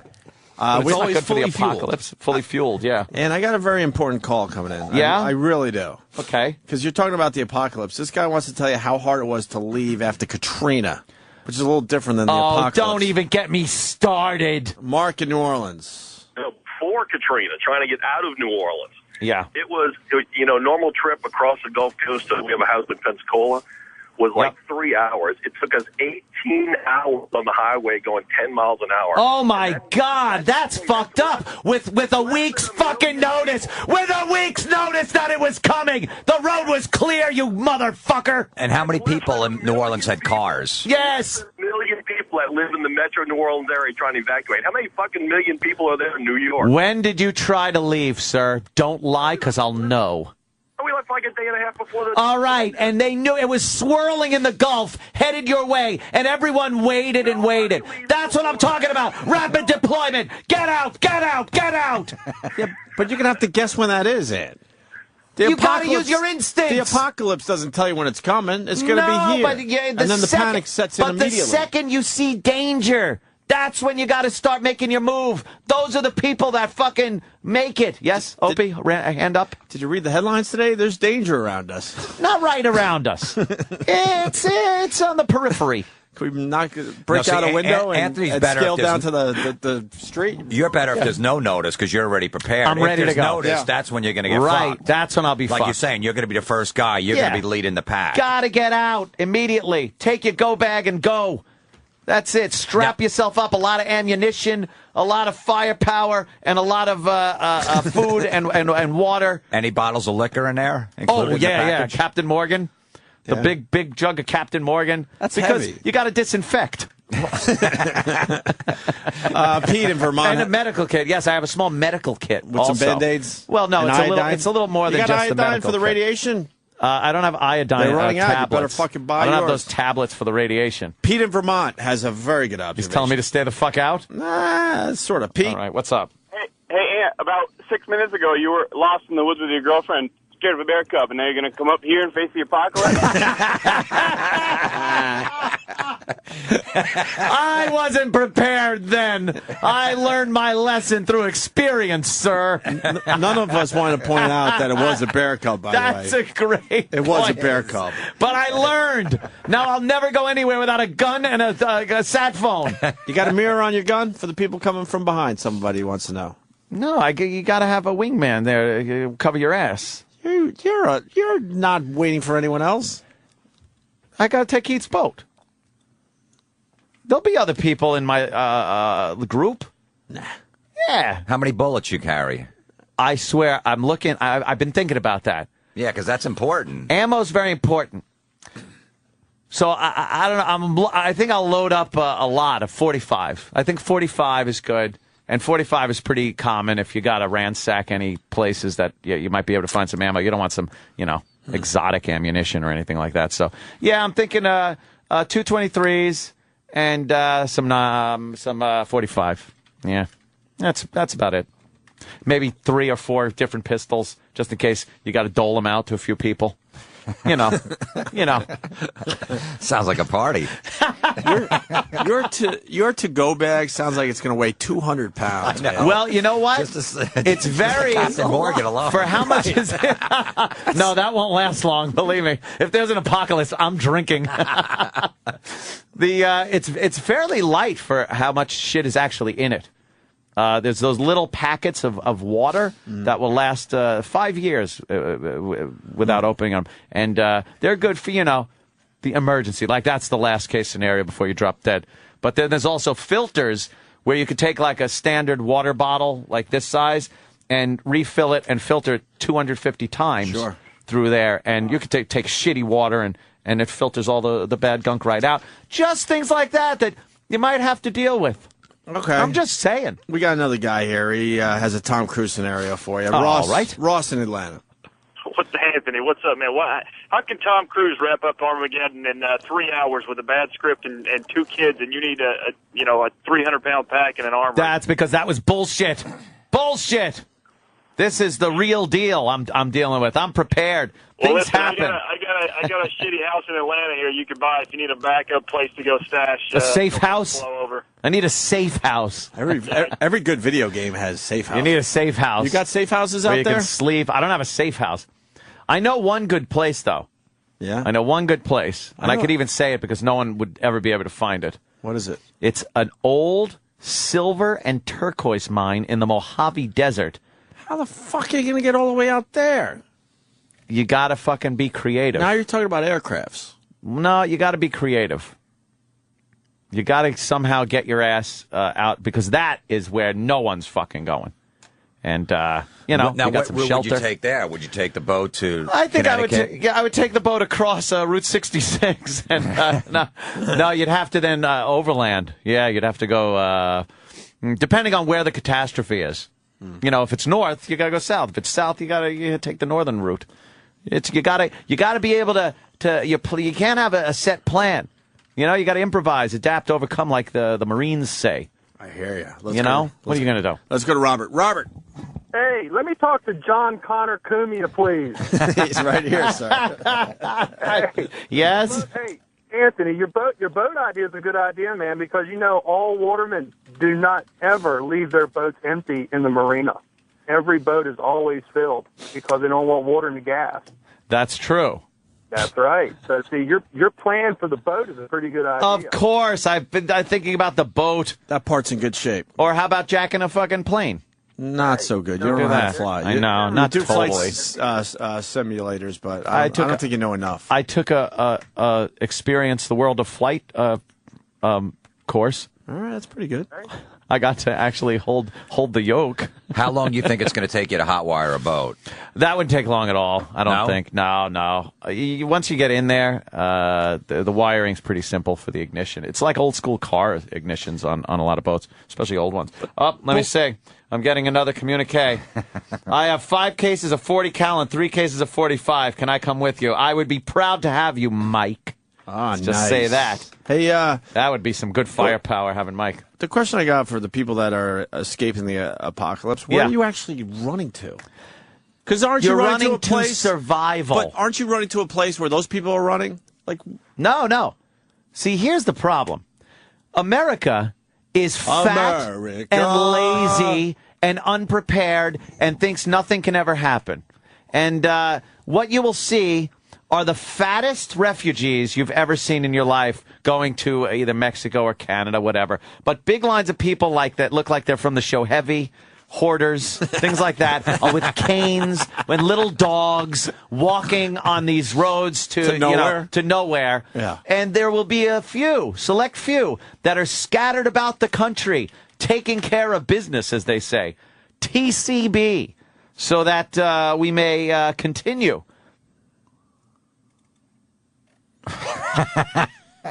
You're really losing your mind. What? Because it's happened. It usually happens like every 10 years. We have the apocalypse. Well, probably a little longer. The world's ended, 17 different times over the last 200 years, so I can understand. And what if? All right, perhaps past performance is not indicative of future result, but look, if you never know. Is my whole thing is you just don't know the future. If everyone's running away, yeah, and being chased, yeah, why wouldn't you stay put? And then, you know what I mean? Because where your houses aren't going to be safe. Because yes, it is. Oh my God! Because the people that are in charge of the apocalypse, they're chasing people the whole time. No, this so could if you be stay bad. put, they think your house is empty because you ran away. No, see, and then you're sitting nice in your compound. So are these people going to go house to house? Well, again, it all depends on what the emergency is, where it is, how contained or widespread it is. There's no definite plan of leaving the house, let's say. See, I might just stay in my house. There's no definite plan. You might have to defend your home. That's why I think you should start digging the tunnels I told you about the other day. Tunnels? Yes, you have the perfect house to start digging tunnels. Why dig them if they're finished, my friend? Why dig them if they're finished? You got a mini compound under your pool? You never know. You never know what's going on over there. Maybe that's where all the water goes. That's where the water in my pool goes. You fucked it up. Motherfuckers, I got to find where that water goes. 90,000 gallons? Where could it have gone? Oh, my God. I think that dead tree has been drinking the whole thing. I got a tree dying in the background. What house is trying to figure out why their basement is right? full? Thank God I'm not on the downhill side of my pool. Holy shit. Did you really lose 90,000 gallons? It was full. I just checked under the cover. It's completely empty. No. It's a built-in pool. No. Yeah. No. Yeah. Where the fuck's the water? I don't know. Wow. Someone stole it. I think it's the main drain. It has to be. But no neighbors are knocking on, hey, do you have a leaky pool? Because my house is How a would wreck. they know? It would just be like, It would have to we be must one have of a the- leak. One of the houses right around you. But it's probably slowly leaching through their cement basement walls, and they don't even know where it's coming from. Someone in your neighborhood is pissed. They don't even know. They're probably like, wow, why is this chlorinated water coming in my... Oh, my No, God. I don't know where it's going, to tell you the truth. I'm going to have it fixed, though, hopefully, before the season opens up and I refill it. Right. But my water bill was atrocious last year. I didn't know because I have an autofill, and it just kept filling it up and filling it Right. up. And it was leaking out and leaking out. And then I got my water bill, and it was 90,000 gallons of water I had gone through, and it cost me like $420 water bill. I went through 90,000 gallons of water. You know, yesterday was water day, too. Was it? Yeah, for the world.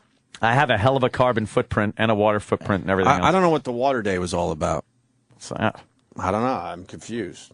A lot of people saying let's shower together. 75% of the planet. Stop with your water shortage. There's desalination plants. People are stupid. Mm-hmm. Don't worry about the water. This place is going to be spinning just fine without any of us. That's what I think. All right, we should take a break. Yeah. You're all set, though, for the I'm apocalypse. set. I'm ready to rock, as they say. Florentine, what are we promoting today? I see you got something nice here, huh? Yeah, new Meet the Creeps Nice. is out today. Volume 3, featuring Club Volume Soda 3. Is that to give out? This is good for the apocalypse, too, to Yeah, watch. I'm going to put this in my go You bag. might have a little DVD player when you're in the woods in Vermont. You know what? Once I come across some people after civilization's been gone for a while, I could just reflect it in the sun and they'll go, ooh, and give me like food for it. You know, when people forget about DVDs. And Available today at jimflorentine.com. pick it up. Kenny's on there. Definitely Club Soda funny. Kenny's I see on that. there, too. Featuring Oh, Club Soda my Kenny. God. Kenny. And then this weekend, Jim Florentine will be at the Hartford Funny Bone. Look at that, right in my go bag. Nice. There you go. I All feel right. honored. It's going in there right next to the grenades. More with Jim Florentine and Stephen Lang coming by today.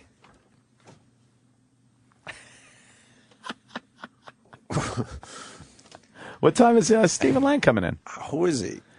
Stephen Lang. He's the guy. He was the. Isn't that guy that was the sergeant? Oh, the Avatar guy. The sergeant in Avatar, Oh, the right big on. soldier guy. Oh, okay. Yeah. That guy. Yeah. Oh, all right. Yeah, I knew he was coming in. Yeah, he's got I a just couple didn't know of his things. name. He's got a couple of things going on. He's the big Marine guy from Avatar. Right. The badass. Yep, that's him. Okay. And we'll talk about Chris Brown next. Stay there. The Virus, Sirius XM. This is the Opie and Anthony Show. Liz Taylor has died at the age of 79. This was our favorite song. Is that why you're playing it? Yes, exactly. Yeah. That's the tie-in. Yeah. She loved this. Oh, Liz. Poor Liz. She's dead. I guess Michael Jackson needed her, huh? Oh, yeah, they were asshole buddies, weren't they? Bum, bum, bum, bum, bum. Yeah, she's dead, though. We know. What'd she die of? What did she die of? Anyone know? No, huh? I will She's guess. had health problems for like 30 years. Yeah. I will guess. I'm going to go with the old heart failure. It's funny. She started getting health problems after Rock Hudson banged her. Ah. That was a long bout with AIDS that she had. Holy shit. How long ago did... Oh, died of congestive heart failure. Hey, Very good. What for No, she's dead. And by the way, we beat CNN on the Twitter. Oh, yeah? CNN with that, we got to confirm shit, is Yeah. really fucking them up. Yeah, fuck the confirmation of anything. And I can't take responsibility. Everyone was tweeting this. Everybody. And CNN finally said, okay, Liz Taylor's dead. It's too late now. You're the news. You're supposed to be the first one to tweet this. Not some schmuck from Georgia. What are they doing? They find that out. 79's not that bad. She was 79? I thought she was older, to tell you the truth. What age do you want to die, Anthony?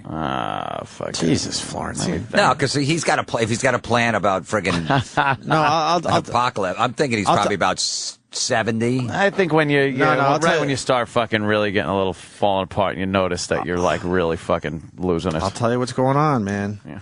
A lot of guys die at the age of 74 or 75. Am I wrong, Ant? We see it Am I time wrong? and time again. If you can make it past 74 or 75, you're going to live well into your 80s. You bring the average up? The 74 or 75 is a brutal couple of years for guys. That's Look it up. the, Look it up for yourself. That's the hump? Look it up for yourself. You Well, get it's the past average that, there's a good age, chance isn't you're going to make 90. Really? You don't die at 77. You die at it's 74, true. You don't 75, hear like or 81, 82. Yeah, once you make it that far, you usually Look it up. skate into the 90s. Look it up. 74 or 75 are bad years for men. I wonder how many people die in their 80s, because that is Not kind a of lot. weird. And then you make it to late 80s. Early 80s, not so much. I know this shit. That's interesting. I don't know. Danny's looking up statistics. 75 wouldn't be bad. Oh, that's Liz Taylor wheeling her out in a fucking wheelchair. Yeah, she deteriorated in the last couple Liz months Taylor badly. Fucking do. What the hell is that? Would you? For the story. You have to. You have to. Right? You have to. I love Florentine. Just like, you have to fuck anybody, really. See, well, you know, I don't like playing the would you game with Florentine because his bar is very, very high, man. What is there a situation where you would say no to the would you question? Yeah, there's some situations, but you know, I don't know.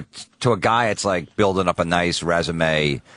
You know, some Hall of Fame numbers. You might not have a lot, but, you know, you fuck like an Elizabeth Taylor. That's like, you know, getting the game-winning hit in the Game 7 of the World Series. Right. You came through. You're Edgar Renteria, who's won 2 World Series with big hits. Never even considered the Hall, but like, man, that fucking guy came through in the clutch. You didn't have the great numbers. Yeah. So that's the way I look at it. All Because right. then when when you get older and you settle down, maybe you want to have wife and kids, you just know, hey, I had a Hall of Fame career, or I was pretty close. I was an underachiever. And then when you're on the porch at 75, right before you die, you tell your grandkids, I fucking look up Elizabeth Taylor. Yeah. I fucked that. Fucked her. Well, what year? Don't ask. Yeah, You know, yeah. That's one of those. It's like it because you wasn't her could get prime. her. You could get her in her old age. Yeah. but not in her prime. Yeah, even that construction guy. Remember she married that construction guy, got her. Yep. He lost his house. He had a shitty house after that marriage. He did? He lost his house. I just saw an article on that guy. What was his name? He had the fucking feathery hair. Like Larry something, I think. Larry? But you know, if a construction guy can get Elizabeth Taylor. Oh, yeah. Then, anyone could have. Yeah, you could have. Put in the work. What was his name? Because I swear he lost his house recently. And they said Liz can't help him. For what? Fortensky. Fortensky. Larry Fortensky. Yeah, he had that fucking Rowdy Roddy Piper hair. Yeah. He looks like Rowdy Roddy and They Live. Time was not kind to this guy because they had a recent picture of him. And, oh, did they? Wow. Did he lose his curly locks? He looks a lot different. That's Liz and Larry's wedding. Exclusive pictures of the cover of People. It's with got, Michael Jackson. Michael Why aren't you- Jackson was Okay. there. Oh, yeah. He was, what? The best freak. Maid of honor. She was married like 7 times. Oh, Wasn't yeah, she just like a whore. Richard Burton like 2 or 3 times? Yeah, she was one of those. It's like, that Hull Hollywood marry 8,000 men multiple times. And Richard Burton was like a raging alcoholic too. Oh, yeah. She married him again. Probably smacked her around, right? She kind of liked drunk. it. Fuck you, I think you she kind of liked bitch. it. If you go back to that, I think Right, you yeah. kind of like, there's, you got a little freaky side to That's it. when you're allowed to and nobody said anything. Oh, no one said anything. Right. It was just. She's wearing a little more makeup under her eye one Yeah. day at she goes the out to get the mail and none of the neighbors at the even Brown questioned it. Derby. The waiter at the Brown Derby puts her in a dark lit booth. To cover up some fucking bruising. World of hurt that fucking Mr. Burton might have Yes. done. Yes. Oh, that's great. The Brown Derby. So we lose Elizabeth Taylor today. Hey, they know We it. hardly knew ye. Yeah. Adios. Goodbye. She hung in there for quite a while. Like I thought she was gonna die years ago. Mm-hmm. She's been dying for years. Who's that she's with? Now they're showing all her clips. Now we got to look at her. Okay, here we go. I'd rather look at fucking Libya. See what's going on there. So sad about Elizabeth Taylor. She will be missed. Oh, is it the Twitters? I coming? love reading Twitter when someone dies. Death Twitters, the serious ones? Here's one. Heaven has gained another angel. No, someone didn't actually put that. Oh, yeah, they did. People are fucking weird, I'll man. be having fun with this later. You never notice because you don't hang out with people that would be like that. But through Twitter and shit, you're able to see that people are just fucking weirdos. Yeah. They come, and that's coming from me. Oh, here's one. You ready for this one? Yeah. You will forever be beautiful. No, she's going to rot in a box. Right. She's going to be in a box. There's no beauty in rotting. No. There's none there. At some moment, that jaw is going to drop when she dries out, and the bone goes like an Indiana Jones movie. Here's one with dead seriousness in the tweet. I know you and Michael Jackson are just having a blast in heaven. And then Michael Jackson's in heaven? And then, the fuck? And then this guy goes, I'm taking a personal day. He's just so bummed.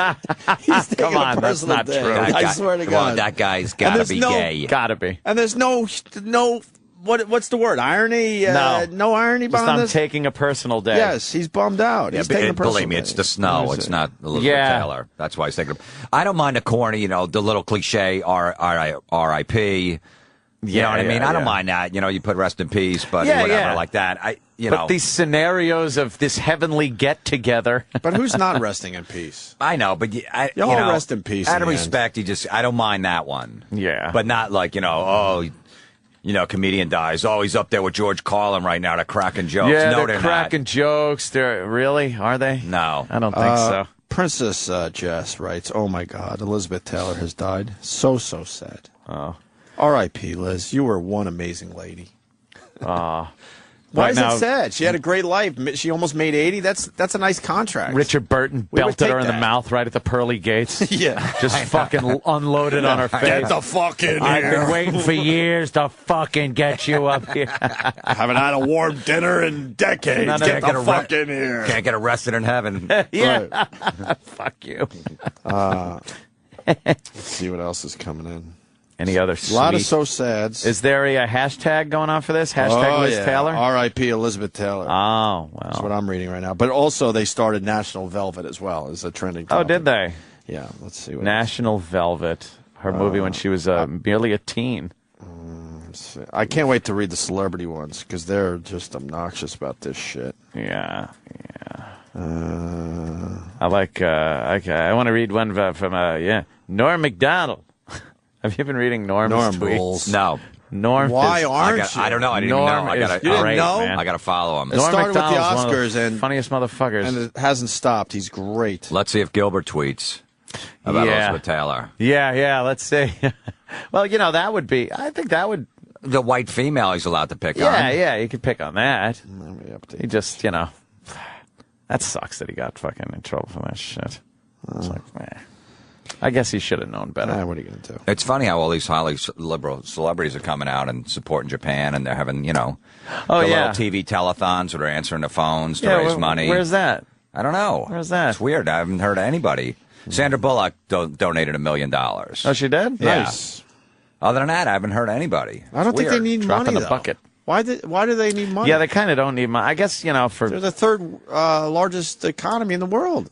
yeah, they got cash. Like if something horrible happens in America, do we actually need money from other countries? Would be nice. Never do, though. Oh, yeah, What do you think? After 9/11, they were fucking, let's chip in some money. Yeah, they were paying money to buy shit. I don't think they Buying need all money our in the fucking end. property. The Well, Chinese. No more good ones coming in. They're all just saying so sad. Terrible. Oh my God! Here's a good one. She's with Richard now. Oh, The true love of her life. oh, come on. Are you Well, then serious? she's got an ice pack on her eye right now. It's like, really? I just got here. Can you let me Yeah. let me put my bags down before you belt me one? Fucking Burton. He hit her and went, wow, this now truly is heaven. Yeah, that's the shit you should be tweeting, not fucking. She's with Richard Burton now. Give me a break. Didn't they? This fucking. She's got 7 other husbands up there. So Yeah, like, who, yeah. who does she go to? Yeah, well, which one does she go to? Does How the other that guy work? get jealous? How does that work in heaven? Yeah, that's why that heaven thing's really strange. I was waiting for you. Oh, really? So was I, what and happens- I, and I, and I. That's what happens, Yeah. like the guy that's married to his wife for 40 years and she passed away, and then he gets remarried like 2 years later. Yeah. And has the second wife for like 15. Yeah. And then she dies, and then he dies 6 months later. So he's got 2 wives up there. Who does he go to? Danny's saying that gangbang in heaven. They allow it. They allow the gangbang. And the girls aren't jealous anymore. All of a sudden, they're crazy emotions. No, there's no and jealousy in feeling. heaven Really? or anything. Yeah, well, what the fuck is that? Guys, here's one. Yeah. R.I.P. Elizabeth Taylor. Say hi to MJ. Oh, Jesus.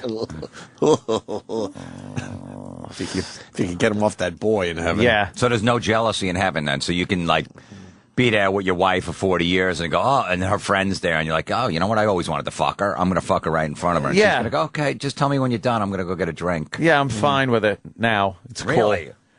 What about remember that fucking Titanic? That movie Titanic? Didn't the old broad, wasn't she married at some point in her life? Because she had like a daughter, right? So then she dies and she's back on the fucking Titanic with the guy that she was with for fucking 10 minutes. And the husband that she spent all that time with that was dead, where's he? Yeah, where is he? He just gets he's shit out of luck? God, are you right? He put in the years. Yeah. What a faggot I am. What am I talking about that for? I don't know. Jesus. Do you really want to see your wife after 40 years? You know, she passed away, you moved on, and then No. you got Yeah, and then Oh, do you you- look oh, like you. do you look like you did when you died? So now is it old Liz Taylor and like Richard Burton from years ago? Or do you get to pick when the fuck? All right, I want to be like when I was 29 or something. It doesn't make any sense. Oh, you're all of a sudden healthy? Yeah. She doesn't have a heart problem now? It's Yeah, all good? she's not in a wheelchair. What is that? It's all bullshit. That's what I say. Bullshit. Bullshit. We'll see when the apocalypse was going down if you think it's That's right. bullshit. Well, you guys will. Let me know, because I'll be in the woods somewhere in Vermont, being chased by a bear. When they're closing in on you, you'll be saying your prayers. Yes.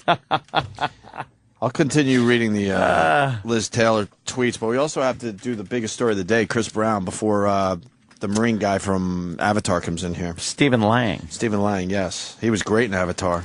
Yes, he was also. He'll be in the upcoming Conan the Barbarian movie. Yes. Chris Brown, wow, what a dummy. He was just about over this Rihanna thing, and he lost his mind yesterday on GMA. Well- or right after his interview with GMA is when the real shit went down. Uh-huh. And Robin Roberts was just asking him some questions about Rihanna. And he was getting like a little uptight during the interview. Yeah. Yeah, and supposedly she asked him before, a producer asked, can he ask about Rihanna? He said, okay, before the interview. Right. Mhm. So she knew to ask those questions. And So, yeah, well, he just showed that he does have an anger problem. yeah, he finally showed the whole world. Yeah, he's got an anger problem. He was Okay. able to kind of sweep that away a little bit, but now, fuck, he is You go on fucked. there with a cliche answer. Hey, man, I got help. I put it past me, and Right. I'm moving on, and hopefully, Yeah. that's all you got to say. But and then he fucking- can't get through the anger. He was so fucking mad. He was throwing a chair through a window, and glass was falling down to the Yeah. street in Times Square. Very, very close to where we broadcast, matter of fact. And Just then a couple took his blocks shirt away. off. Took his shirt off, and just was like a raving lunatic on the streets for a while. I hope David's okay. Breaking news: bus blast in Jerusalem. Where's our David? David, call back, David. 2 dead after explosion in Jerusalem. Yeah. Boy.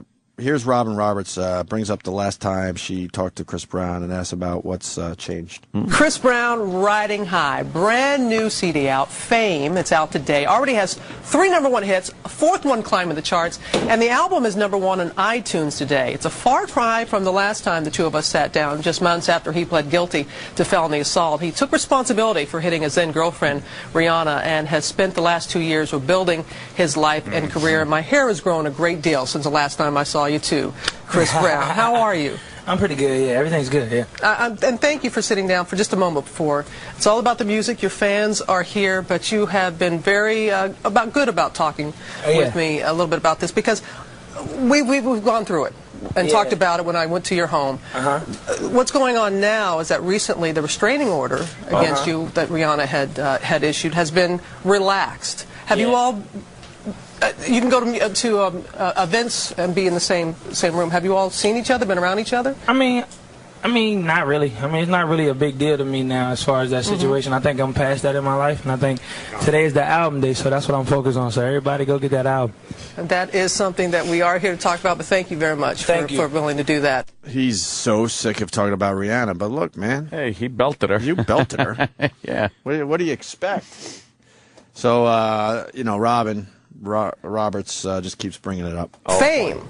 F-A-M-E. Yeah. What does that stand for? Fame, forgiving all my enemies, and definitely fans are my everything, and that meaning, being able to go through everything I went through and show my fans that I love them, you know, that's what it is, and fans are my everything. When you say forgive all your enemies, who do you consider your enemies? Just anybody, naysayers, haters, whatever the case may be. I just think Rihanna? being positive and promoting that is what I'm about now, and that's what I'm going to do. Yeah, but you can understand how some people, you know, what that was very serious. What you went through and what happened and even the judge though afterwards said that you had served your time as far as the community service and that and moving on. But have you been able to? How have you been able to?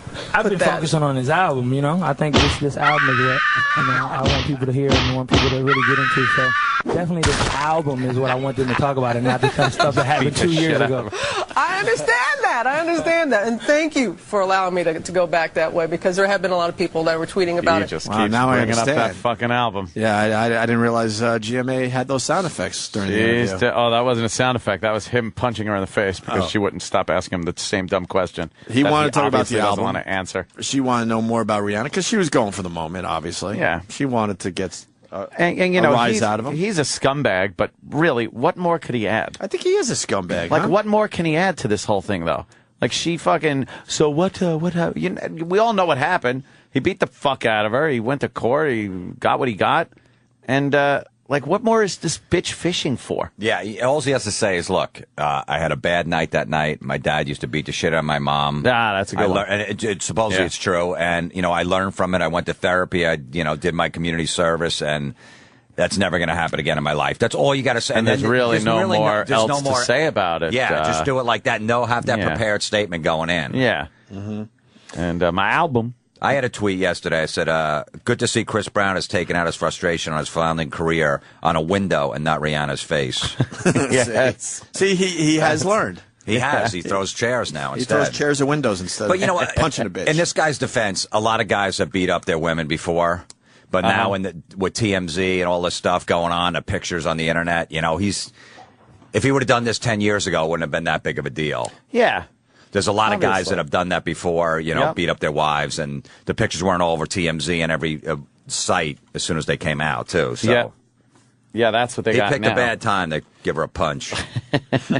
Back in the old days, you could belt a broad. And finally, Robin asked Chris about the people standing by him. This is the last clip, and then all hell broke loose. Unfortunately, not on live TV. But you do see the people that are out here, and it is about your music, and they have stood by you through thick and thin. So what is it about the music for you that helps you?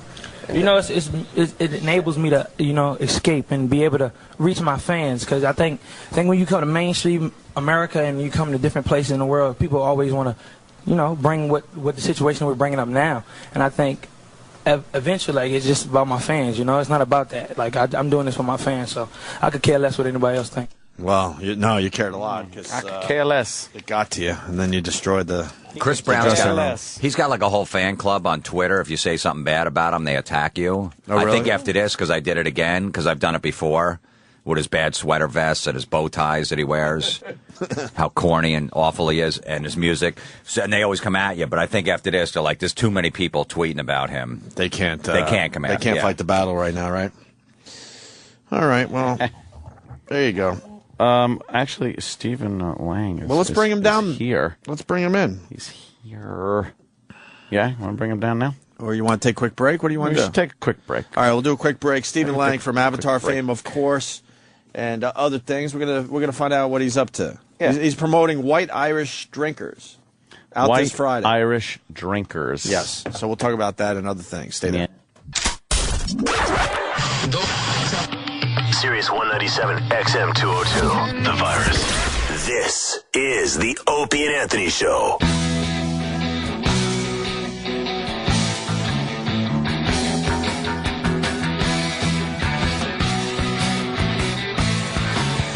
Hanging with Jim Florentine today. Meet the Creeps, Volume 3, out today, featuring Club Soda Kenny. I got my copy. I can't wait to go home and check this out. You got to see the bit where it's on my website, JimFlorentine.com, where I'm in a wheelchair playing a comic in Vegas on one of those big stages, and Jameson's heckling me. And I tell him to fuck off. He's like, oh, really? He comes on stage and throws me off the stage in the wheelchair into the crowd. Because he's like, I'm funnier than you. And I'm like, I'm just trying to do my job. And then he picks the mic up as I'm laying there. And he's like, so how about these penny slots in Vegas? He starts doing an act as people are trying to pick me up and put me back in the wheelchair. And no one recognized that was you? No, I had a bad fishing hat on, and I was all... No, they didn't know. We did it a couple of years ago, but they had no idea. And how did you set it up with the club? I knew the club, and a friend was the MC. It was like an open mic night on a Monday night. There was like 15 people in the audience. Wow. Nice. Brutal. And Very he dumps cool. me right out of the wheelchair. It's beautiful. Give me one more bit from Meet the Creeps straight. Club Soda Kenny, we go into a pizza place, me and Jameson, we say, how much is a pie? The woman goes, $15. I'm like, wow, that's a lot. I go, hold on. I call another pizza place. I go, can I order a pie? Club Soda Kenny comes in as a pizza guy with another pie right in front of the girl at the counter. Someone order a pie? I'm like, yeah. I go, how much? $9.99. She goes, you can't get a pie. I go, well, you guys are 15. He's only 9. She goes, well, you can't eat it here. I'm like, well, you guys got tables at, his place don't have. She goes, you can't order a pie. Wow. So then we look at it. I go, oh, there's no pepperoni. So Kenny's like, hey, miss, can you put some pepperoni on this pizza, please? That's awesome. And the funniest line is he goes, and she's so aggravated. She's like, fuck you, get out of here. He goes, come on, miss. One pizza guy to another. Like there's some camaraderie. Yeah. Oh, that's good. That's awesome. I love that bit. That's fucking very funny, cool. man. It's on JimFlorentine.com. Anywhere else you could get it? Probably when you hit the road, right? Yeah, I'll hit the road, yeah. You're selling them after your shows. This weekend, Hartford Funny Bone for Jim Florentine, right? Yep. All right. Long Island in April, Bolton Center, and then Mexicali Cafe. And also, Teaneck you're a in really April. good one to follow on Twitter. Not all you comics are good to follow, like Anthony has brought up, but Florentine's a good one. What's your Mr. Jim Florentine? It is, MR, okay. just Jim I knew it was a Florentine. little Mr. different. Jim Florentine. Mr. Jim Florentine on Twitter. Definitely worth following. Let's get Stephen Lang in here, please. Yes. Mr. Lang.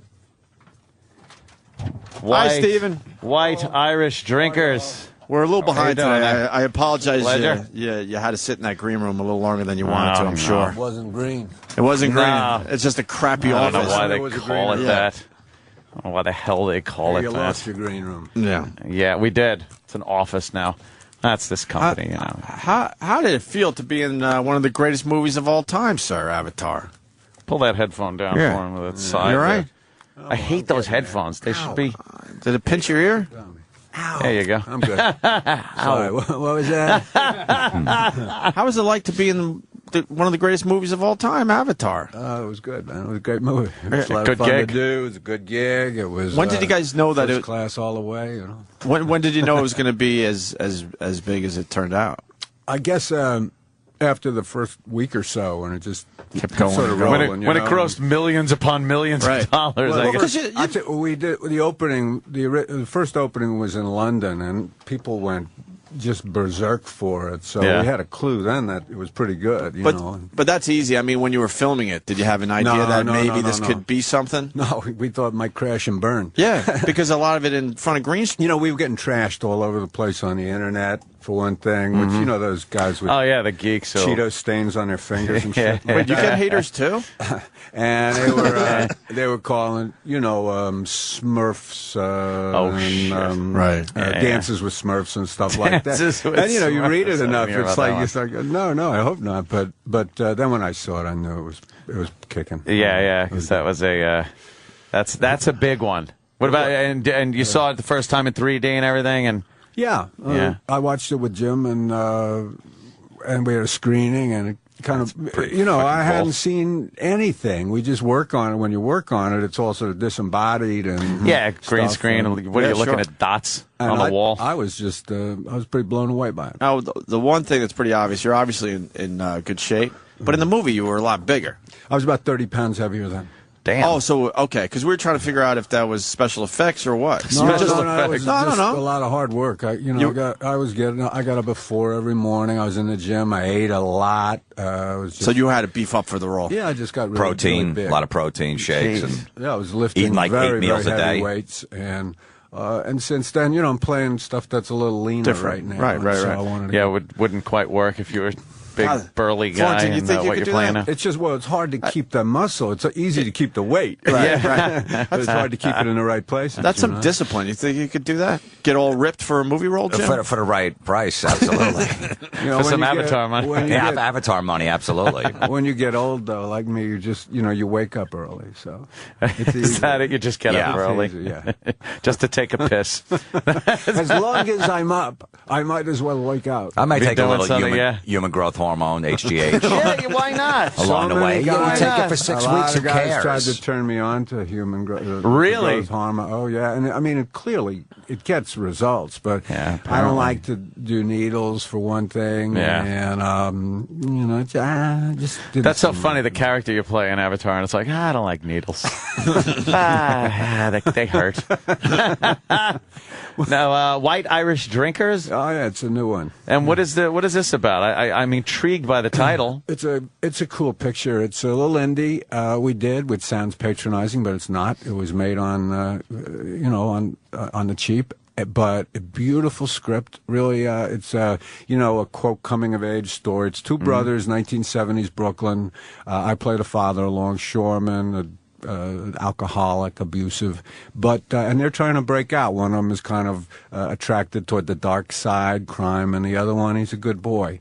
And it's sort of an age-old story. It's kind of a tribal story in a way, but it's played out really charmingly, I think, and audiences dig it. That sounds cool. We're going to open it on Friday, and opening a couple of theaters in New York, a couple in L.A., and then they're whatever they're doing with it, trying to build That's the kind of the new thing to do is like just kind of smaller films, limited releases, cheaper budget. You go from Avatar, like the biggest budget corporate kind of movie, and then going to do an indie, just open it up in a few places. Whatever it is. It's one of the actors in it with me is Peter Riegert, from Animal House, great. Peter Riegert. We just saw him on one of the news programs. And Peter says when when the camera rolls, they all cost the same, and he's right. Yeah, that's true. I think so. Yeah, whatever that means. Oh, that's that's interesting. Because we saw him the other day, and we're like, oh, I wonder what he's been in.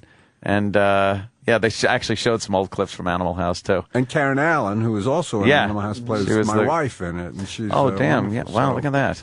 Bringing them together That was the again. one that Donald Sutherland was banging, right? Yeah, Donald Sutherland was having sex with her, and he walked in on them. But Donald Sutherland is not in White Irish He's not in it. No, he's not in that I did one. a picture with Sutherland years ago with Charlie Sheen, actually. What movie was that? The Shadow Conspiracy, it's called. You don't want to miss it. It's okay. I'll look for it on Netflix. It's a real stinker. It was the opposite of Avatar. Now you know your stinkers when you see them, or I shouldn't say that because I didn't see it. Oh, okay. You didn't even see your own movie? But I could smell it a mile away. You knew it was coming. He played Babe Ruth too. Really? Yeah, he played Babe Ruth. 91. I did that for NBC. It was. Oh shit! And it's a wonderful movie. Been in a few things, haven't you? And another situation where you had to gain a lot of weight. But that was soft weight. You didn't have to fucking lift for Babe Ruth. I was 189 because the movie started in 1919, the year he got sold to the Yankees from Boston. He was 189 pounds at the time. He put on the weight during the ensuing years, and so then we used these sort of graduated pads. Oh, okay. So you didn't have to get yourself all fat. Well, I was heavy. Yeah, heavier than you would have liked to have been. I was pretty. You chunky. worry about your health when you have to do things like that? Like, I'm kind of boosting my cholesterol over here. I got to say, back in the 70s and 80s, I really did not worry about my health at all. Yeah, huh? Oh, okay. Yeah.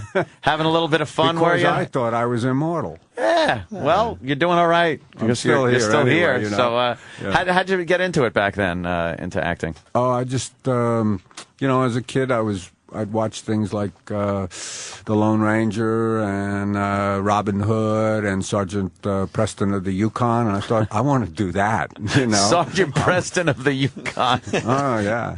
I think I missed that one growing up. Yeah, I don't know that one either. I just wanted to, and, watching Errol Flynn movies. It was just guys, people jumping around with swords, bows, and arrows and riding on horses. Sort of appealed to you. Kissing Olivia de Havilland, which I have not gotten to do. In like Flynn. Yeah. Yes, exactly. In like Flynn, baby. That's right. Exactly. And I saw that you were the guy. Now, we played this clip a lot that was on Larry King when Larry King had his famous misquote of "You can't handle the truth." What did he say? It's true. What did he say? Larry was a great supporter of that show. You know, I was Colonel Jessup on Broadway with the thing, and Larry loved the show. He had me on, and he misquoted it, and he really misquoted it. Yeah, I think it was you don't know the truth, or you wouldn't. You don't know what you're talking about. You wouldn't know the truth if you fell over it. I said, well, actually, it's you can't handle the truth. I'm trying to find the clip. That's it. It's a classic. We miss Larry. He was we used great. to beat him up all the time, man. I tell you, I did him fairly recently, and I did it. There were like 4 of us. It was Cameron and Sigourney and Sam Worthington and myself, and Larry was great. He orchestrated it beautifully. I mean, the guy could do a great interview, I think. Yeah. He was kind of.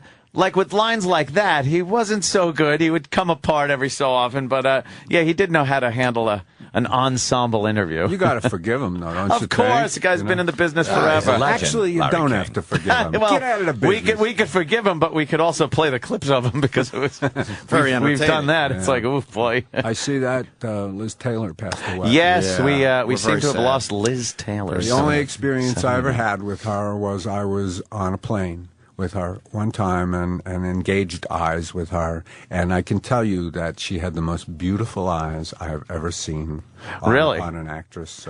She always had that. A lot of people have said that. She was extraordinary. Her and Lucille Ball, most beautiful eyes. Beautiful when Richard Burton wasn't putting his fists into them, I guess. You know how it goes. Well, hey, he wasn't known as the nicest guy to be married to. What am I going to say? Look, he's given us... Elizabeth. Not quite Camelot at that house. He's giving us a nice moment. Well, it was a nice moment. I was just trying to bring a little reality into it. We all saying something nice about Liz Taylor, and I know. Of course it had to turn to shit like everything. We all know she took a few to the face, but we don't have to tell it. Richard Burton was, Who didn't? Who hasn't? Yeah, exactly. Come on, especially in Hollywood. Well, let's move on. The thing to do.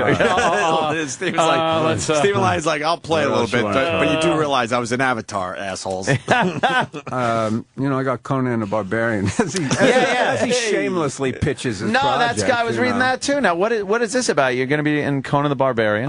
It's coming out in August. I'm Kalar Zim, the baddest-ass warlord who ever walked the planet. All right. Well, that's pretty cool. Anyway. Who's Conan? His name's Jason Momoa, and he is good. He's a total stud. He's the kind of guy that women are going to love, and guys are going to be non-threatened by. They're going to like him as well, I think he's going to do great. Yeah, big guy. And, of course, obviously he's going to be compared to Arnold because that's kind of a... Yeah, he is, but he's very different. He's big, but he's much lighter than Arnold. Arnold was kind of blocky.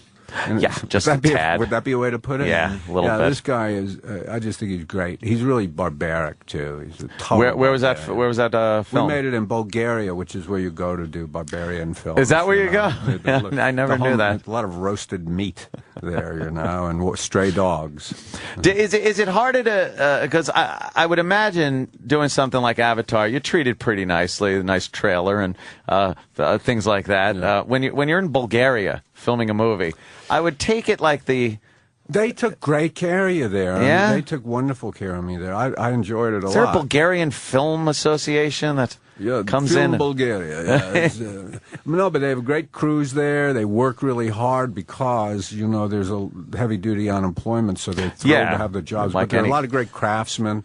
It's a good place to make a picture. I think it's got its challenges, of course, but I've been in many worse places, believe me. Really? Where's the worst place you had to film? Hazard, Kentucky. Sorry. Really? I did a picture with Worse than Bulgaria? Yeah, I did a picture with Seagal down in Hazard, Kentucky. Yeah. And, which film was that? It's called, it's a little number called Fire Down Below. Oh, okay. Yeah, that was one of his later ones. Yeah. Fire Down Below. Fire Down Below. Aptly titled, I might add. What made that part of Kentucky worse than Bulgaria? I think it was the town itself was based on a feud, was founded on a feud, like a Hatfield-McCoy type thing. And you could actually feel the kind of the negativity and the hatred in the air all the time there. And the entire time I was there, nobody was ever nice to me. Oh, shit. And I lived in a place, and it had this weird name like, the Fleur de Lis, or some sort of French thing down in Hazard, Kentucky, and there was a yellow jacket nest on my window, so that was a bad thing also. Yeah, that's you can't open the window. But that was, maybe they've cleaned it up, maybe they've solved their problems down there, but that was not a Probably great not. place. If it's based on a so. feud, I don't think they clear that thing up in a few years. What did you like anything about Bulgaria before we move on? I loved Bulgaria. But what did you do when you weren't filming? You get to check it out a little bit? I worked out. That was it? Pretty much. I read a lot. I walked on Sofia, which is the capital. I went to all the things to see there, and that took an hour and a half. And really? What's the big thing to see there? I don't even know. Well, the cathedral, I guess, and they probably have some relics there. Yeah. Some bones or something. But if you get out into the countryside, first of all, the Black Sea is beautiful. Of course, I wasn't there, but I'm told. So I'm told. And there are lots of wonderful fields there. That's a lovely field out there. Look at that, all the grass and everything, and many goats. Yeah, it's it sounds nice. It is. It's a lovely place. The people are splendid. The food is, it's okay. It's all right. It's okay, but it's a good place to make a movie. Is the beard for a role very Hemingway? This is for Terra Nova. It is my new thing with. It's a series for Fox, which Spielberg is producing. Well, that's that's pretty good. It's a time travel. What's that James about, Cameron? Steven What's that about, Spielberg? Mr. Involved in a lot of stuff right now? Yes, it's like I'm busy. Hey, listen, I'm riding a wave. What can I tell you, please, that's great, man. What's that one about? Don't break my balloon. no, please. It could end at any time. No, it's funny because we were talking about Arthur before, and Dudley Moore did Arthur too, and it was really bad. At that point when he was rolling, he only had a couple films under his belt. Do you take that Arthur 2 with a shitty script for a few million, knowing it sucks, but cash in now? Well, the answer is no. Oh, really? Really? Yeah, I believe the answer to that is no. What if they came to you with? What if there was a fire down below too? Well, go with Avatar, obviously. What if? Avatar is going to be a monster. Yeah, that would be a monster. There's Avatar 2 and 3. Which would be readied even as we speak. Definitely. Did you already do your part for Avatar? Oh no, we haven't. Okay. I shouldn't say we because ostensibly I'm dead. Right. They bring you back. You were too never good know. at Avatar. You never know. But you don't know. Sure. They bring you back. Well, who knows? But no, I think you got to be careful about what you do. I mean, and as long as you know the reason, you do something for money, that's one thing. You do it for location, that's another thing. But basically, I do things right now. Like I did, I certainly didn't do White Irish Drinkers for the money, and I didn't do it for the location, which is Bay Ridge, Brooklyn. Which I can go there anytime I want.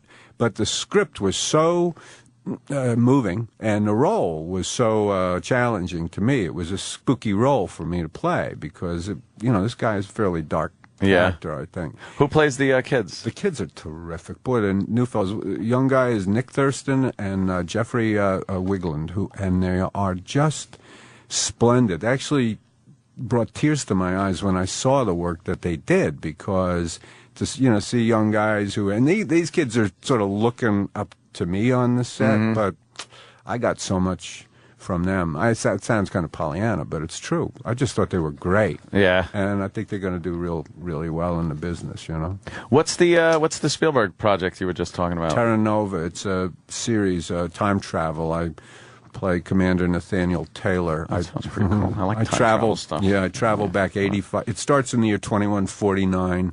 And I travel back 85 million years through a little tear in the time 85 million years? That's what I said. Jeez. That's going back a ways. Okay. 85 million years, and I found a colony called Terra Nova, and I attempt to, create a damn and fight dinosaurs at the same time. Damn. Wow. It's a hoot. It's great. Wow, damn! No, believe me, I like. It'll be. It starts time next travel fall. shit. It's great. Yeah, let me ask you: if there's an apocalypse, do you have an escape plan? You're talking about the comet? No, I'm just talking about like a real escape plan because we were talking about making before. fun of me. you mean right Anthony, now? yeah, Like a go bag. Do you have a go bag? Oh, no. But I worry about apocalypse now because my career is going well, you know. So something's got It's like that T-shirt, you know, nuclear blast going off, and I got a thought bubble going, how will this affect my career? Yeah. I don't, what are you going to do? I mean, where are you going to go? Well, that's just it. I have no idea. I'll go home.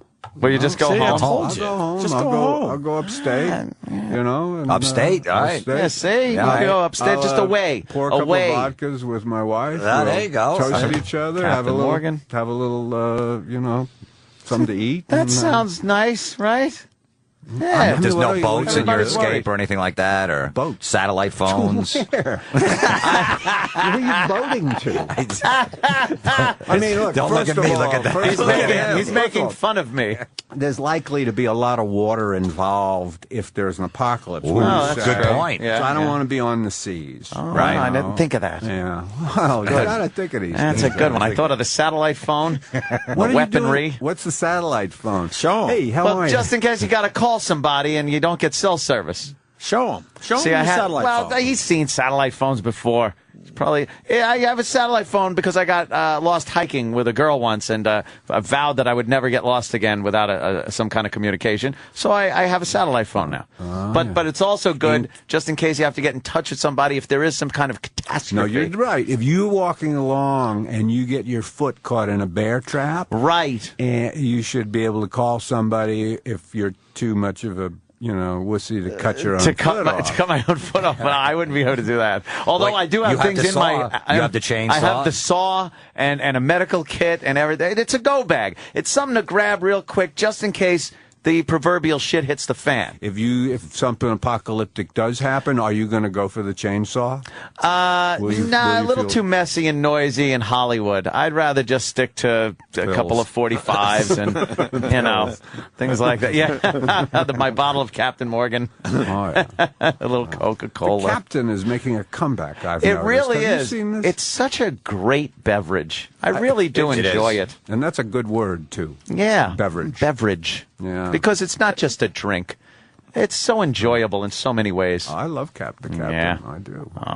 And the vodka. He likes the vodka. What kind of too. vodka do you like? Any in particular? I like Kettle One. Kettle's good, yeah. But I'll tell you, I love Smirnoff. Smirnoff? I A lot mean, of people. it's a really good vodka. I know. Yeah, a lot of people are like, oh, that's It old consistently wins in taste tests. Ah, The well. Smirnoff does. Smirnoff. Smirnoff is good. And I like to say it also. Smirnoff. Give me Smirnoff. Very good. No.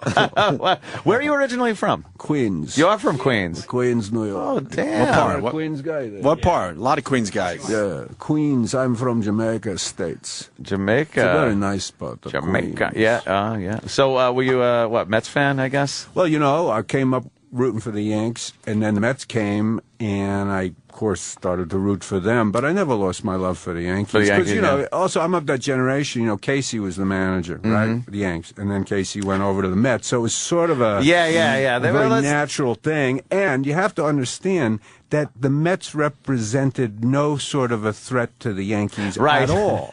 I mean, it was possible to love both teams. And in the Mayor's Trophy game, I used to root for the Mets.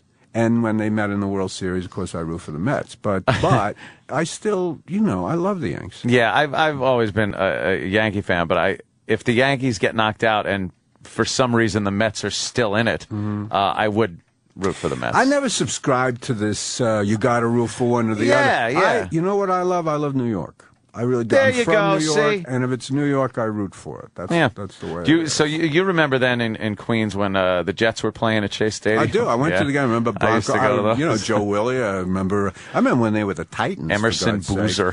Boozer and Jim. What was his name? Sherm Plunkett, who was the only Plunkett. 300-pound lineman in the NFL at the time. Right. It was really weird thinking that I watched football at Chase Stadium, though. Yeah. After I went so to long. one game. I saw the Denver Broncos and the Jets play. I remember going to a game. My dad took me, and I was horrified in the bathroom because I had to go to the bathroom, and it was just a giant room with a trough in there, and I was just like, I don't like this all crowdedness. You know, that's a very apt metaphor for Shea Stadium, which I've always characterized as the biggest municipal urinal like on the planet. You know, it's about the size of it. Now that it's gone, I don't miss it at all. I thought you were going to get nostalgic for a second. No. Have you been to any games at Citi Field? Yeah, I like it. I actually like Citi Field.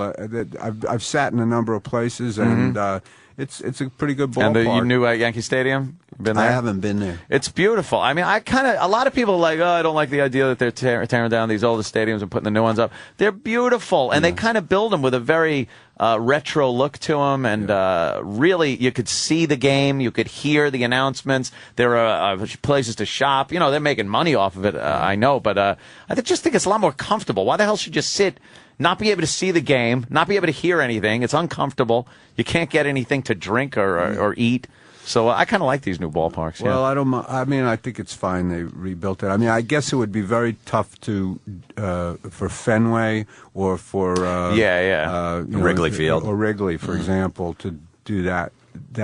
But Yankee Stadium, I don't know. I miss it. It was, but whatever. Yeah. It was one of those things where you're like nostalgic for 2 seconds, and then you go to the new one. You're like, okay, screw the old joint. Pretty cool. Yeah. There's no line in the bathroom. Yeah. You don't have to piss at a trough. All ample bathroom space. It's an amazing place. Holy shit. Where do you live now? Is it? I live I live half in Manhattan, up in Harlem, and way up, in a little village. Way up in Columbia County. Oh, really? Yeah, which is quite nice. Okay, that's and come getting out of the. You're not like a city. You're not really a city guy. I'm in town a lot. I love the city, but I love to go up there. My wife loves to be up there and gardening and stuff like that. So. Yeah. How does that work when you're on a movie set? Does your wife come with you? Are you gone for a few months? Well, she didn't come to Hazard, Kentucky. Right. Lucky her. It's gotta be a good She place. came to Bulgaria for 4 days. Right. I was there for 10 weeks. She said, how should I come? I said, come for no longer than a week.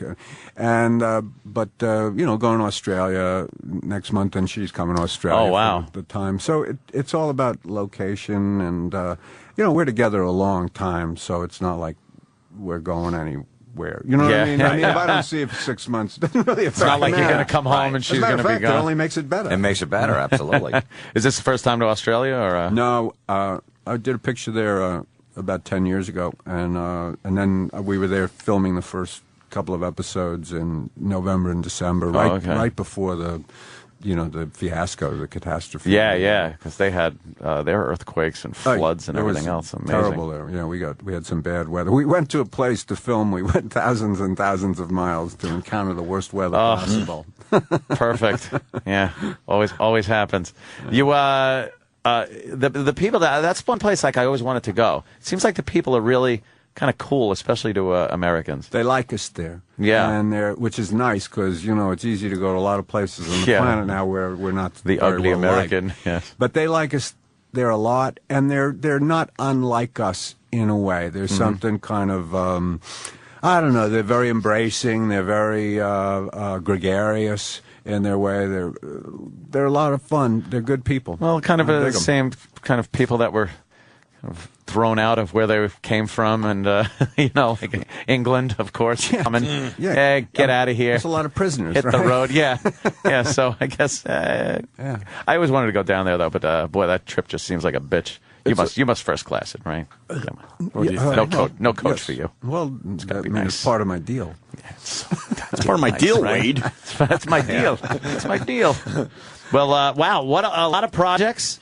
And looking forward to your resurrection in Avatar 2. Thank you. Thank you. I'm not saying anything. You mean Avatar 2? Avatar 2. Avatar 2. Let's make it official. He's going to be in Avatar 2. We all know. Nothing official about Come on. Don't blow the gig for him. Stop it. Give us a scoop for once. We need a scoop from one of you guys. The minute I know, I'll give you the scoop. But and I just want to say Tombstone, of course.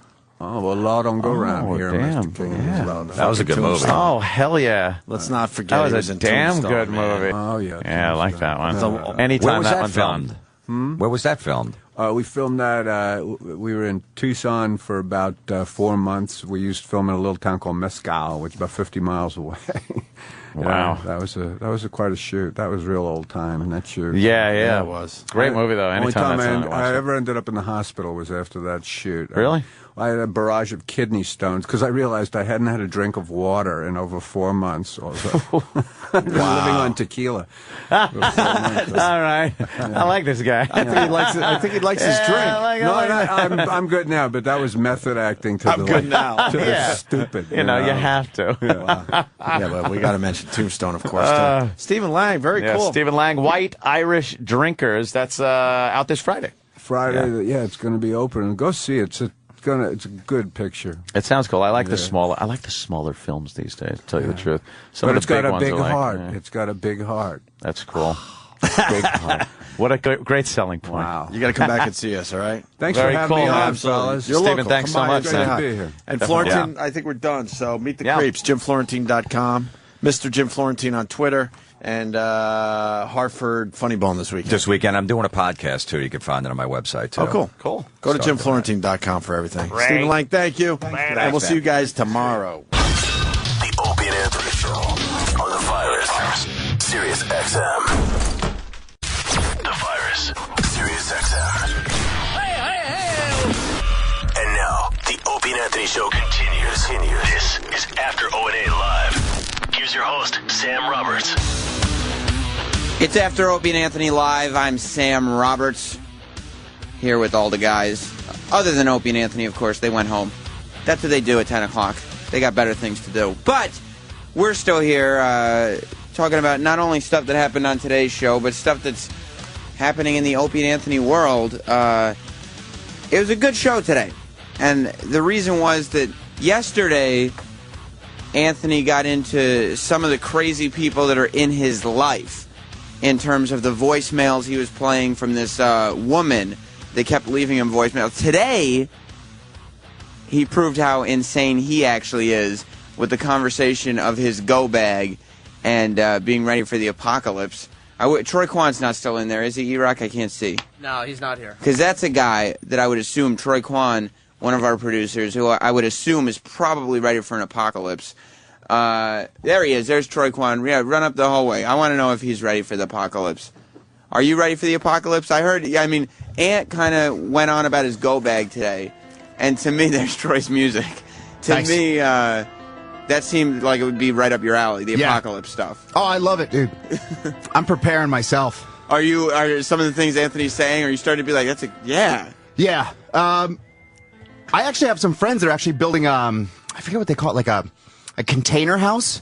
A container house? Yeah, up in Maine. And they're getting ready as well. What's it made of? What do you mean a container? Is it above ground? Yeah, it's like a container, and then you can actually just, it goes up on a truck, and then you build a house in it. And he actually has a website. I don't know it offhand, but he photographed his journey of building it. It's on a truck? No, they bring it in on a truck. Uh-huh. Like, think of like a tractor trailer truck. So what makes it apocalypse proof? It sounds weaker than a house. Well, it's way up in the middle of nowhere. Oh, I got you. So that's not where you live. And it's solar powered, and it's... Oh, so it doesn't need... It's self-contained. Yes. Are you going to get a satellite phone, do you think? No.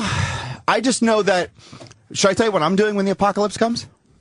I would say if would be a more suitable word, but go ahead. No, all hell's going to break loose. It's just a matter of when. Do you know when, or no? You don't know that? Your guess is as good as mine. Okay, but when the inevitable does happen, what's your... Because I don't have a plan. I was going to just kind of ride the wave, you know what I'm saying? Yeah, well, the first thing is, I hope I'm not in Manhattan, but if I am... I have to get to the other side of the Hudson River. And that's one of my fears of living in a borough. Yeah. Like, I don't want to live in Brooklyn or Queens because it's like then you have to get through Manhattan to So you New live Jersey. in Manhattan now? Yes. And your plan would just be to get to a bridge? Get to New Jersey, and from there I'm going to live with the Amish. In Pennsylvania? In Pennsylvania. So you're going to... do you have any plan on how you can get to the bridge or tunnel? Would you do a tunnel, or is that too risky? Tunnel's a little too risky. I'd rather swim. Then take a tunnel. Yes. You'd swim across the Hudson River in the middle of the apocalypse. Instead of going through a tunnel? Okay. I'm just saying, because waves and things like that. I got that adrenaline going, and I got to go. You think know what I you'd be mean? good. And once you get to Jersey, I'll figure it out from there. Some mode of transportation. I'll walk to Pennsylvania, to Amish country. Yes, through a state and a half. If I have to do it in order to survive, yes, I will do it.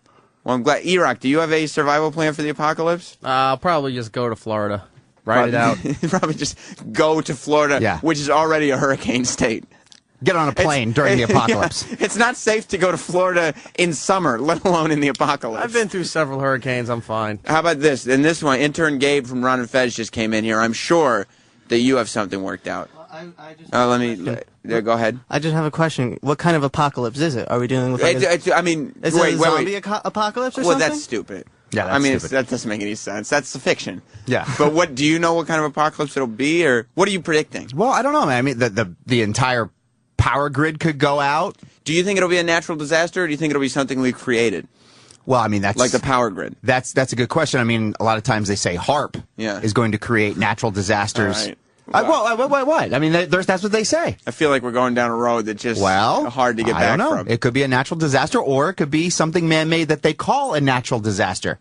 What a great way to... They call. Well, powers that be. Conspiracy. Right. So, Gabe, you're worried about zombies, so I wouldn't be calling Troy stupid. Exactly. You know? I just want to make sure. Well, Troy, I'm glad that you're prepared. I'm ready. E-Rock obviously has his plan. I'm just sitting on the beach. And intern Gabe is looking at comic books or something. Stephen Lang was in here from Avatar. He thought Anthony was a little crazy for his whole theories. But the reason I love Stephen Lang being in here was what we brought up in the interview, that he was the guy who was part of the infamous Larry King clip when Larry King misquoted A Few Good Men. You know, maybe one of the most famous movie lines in the history of film was misquoted by Larry King, and it led to one of my favorite, and I'm sure most of your favorite, Larry King mocking bits of all time, which we will play right now. This is Larry King Can't Quote a Movie on After Opie and Anthony Live. After O&A Live. What was that accent, Stephen? Where is he from? That's a Marine accent. It's been my experience that the Jarhead clan almost has their own vernacular, their own accent. I'd say there's a bit of Virginia in there, a little Tidewater, Virginia, and maybe a few other things as well. It's made up.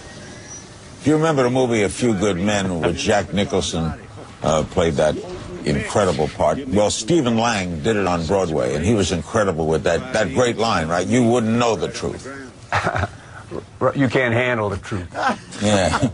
Yeah. Just gonna, you wouldn't know the truth. I think we laughed at the end. Listen to that great line. Listen to Larry at the end of it. Way, and he was incredible with that great line, right? You wouldn't know the truth. You can't handle the truth. Yeah. Yeah. Whatever it was. That great line. Look, man, I don't know a lot of movie lines, but I certainly know that one. That one's a tough one to get wrong. That famous line, I love the smell of lip balm in the morning. Smells like unchapped lips. What? Yeah.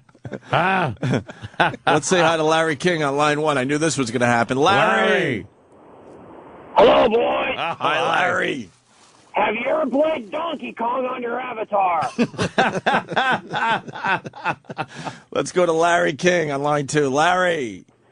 How important is getting the quote right? Apparently not too much. Don't I feel like the asshole fucking? What a dummy. Yes. I love that line by Rhett Butler. Frankly, my dear, I could care less. Yeah. What? What was that one? Here's touching you, kid. No, that's not it. That's a great line from another great movie. That's not the line, Larry. What? That's not the line. Go ahead, make my breakfast. No, it's make my day. Was that Larry. Yeah. Yeah. Let's say hi to E.T. Text your family. No, that was a great one. What? Let's say hi to Larry King on line 1. Larry! Good morning, gentlemen. Morning, Larry. Quick, how important is the memory? Yeah, no kidding. Not very. And he prefaces it by going, that great line. That great line by Martin Brody. I think we'll need a heftier vessel. No, it's a bigger boat. What? Same thing. My line's better. Let's say hi to Larry King on line 2. Larry. Yes, you remember that famous line from Mommy Dearest, no more plastic hangers ever. No, that's not it either, Larry. What? No more. I thought that was it. If you build it, someone's going to show up eventually. It's a great line. Larry King on Instant Feedback. Luke, I fathered you. John G. from Lexington. To infinity and then stop. And Chris from Sudbury, Ontario. The great Braveheart quote. Gotta fight to be free. Frankly, I don't give a hoot. A hoot. Larry King on line 5, Anthony. Larry. Rich. Wow, Hold on. We got to stop the bit. Rich. Oh, what's the matter? What? This is our Larry King segment. We all talk like Larry King. Larry. Even if you don't do a good impression. I'll do it. I can do Larry King. I just did it. Okay. I'm not saying I could do the Larry King perfectly. So if you have anything to say, you have to talk like this for the next 10, 15 minutes. All right. Let's say hi to Larry on line 3. Larry. I'm going to make him an offer. He might want to say yes. Elementary school, my dear Watson. You don't come to Reno and talk to Mo Green that way.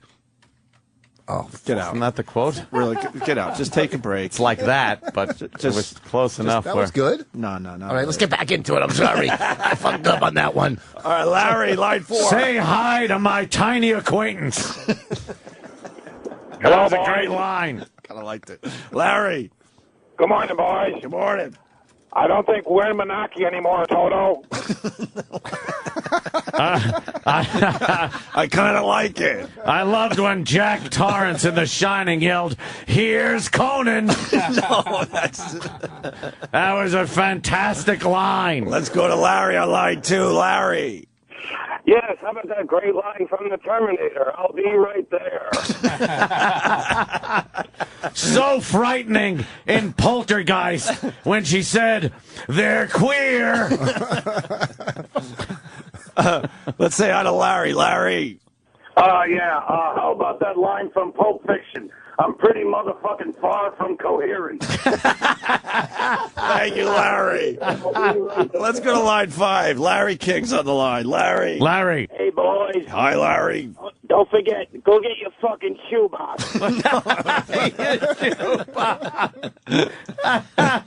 How about your favorite line from Planet of the Apes? The only good human is a good human. I don't have a good line for it. I'm not good at this. It's just a fucking... But it was a famous line. Am I supposed to make it funny? Actually, yes. Chris L. from Jersey just writes, James. Bond, James. That one was a tough one to read. Let me say hi to Larry on line 2. Larry King. Well, the great line is, I thought you said I don't like spiders.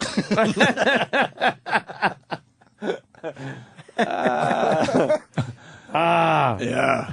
When Johnny Castle, the great Patrick Swayze in Dirty Dancing, said, "No one puts a corner in Baby." A coroner. What? Yeah. Larry, you got a great movie quote? Yeah, good morning, boys. Morning. What we have here is a failure to talk. You're some clever bastards. Fucking cloning Larry. Yeah, of course. Go on, Rich. No. Jesus, you can't even come close to doing Larry. I'm thinking of one. Hold on. Yeah.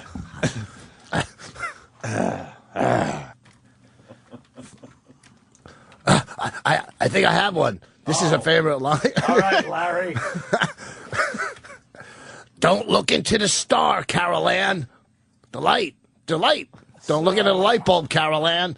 Oh, fuck, this sucks. Yes, it Stupid. does. Holy Jesus, how come my lines?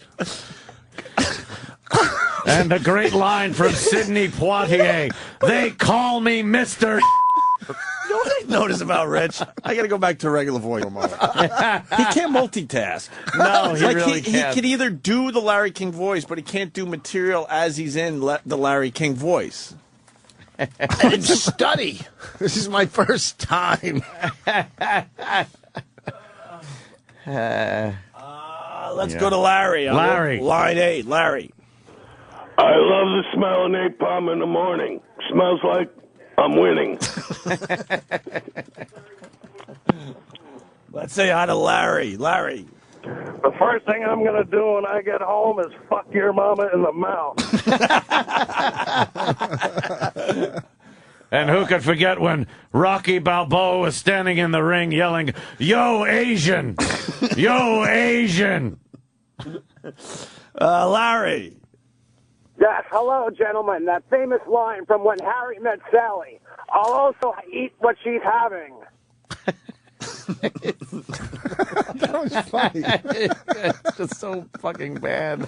It's no worse than what he did. I know, yeah. Let me hear that Let's again. hear Larry. Yeah, we're going to actually hear the real Larry last night on his own show, quoting movie lines. Well, Stephen Lang did it on Broadway, and he was incredible with that great line, right? You wouldn't know the truth.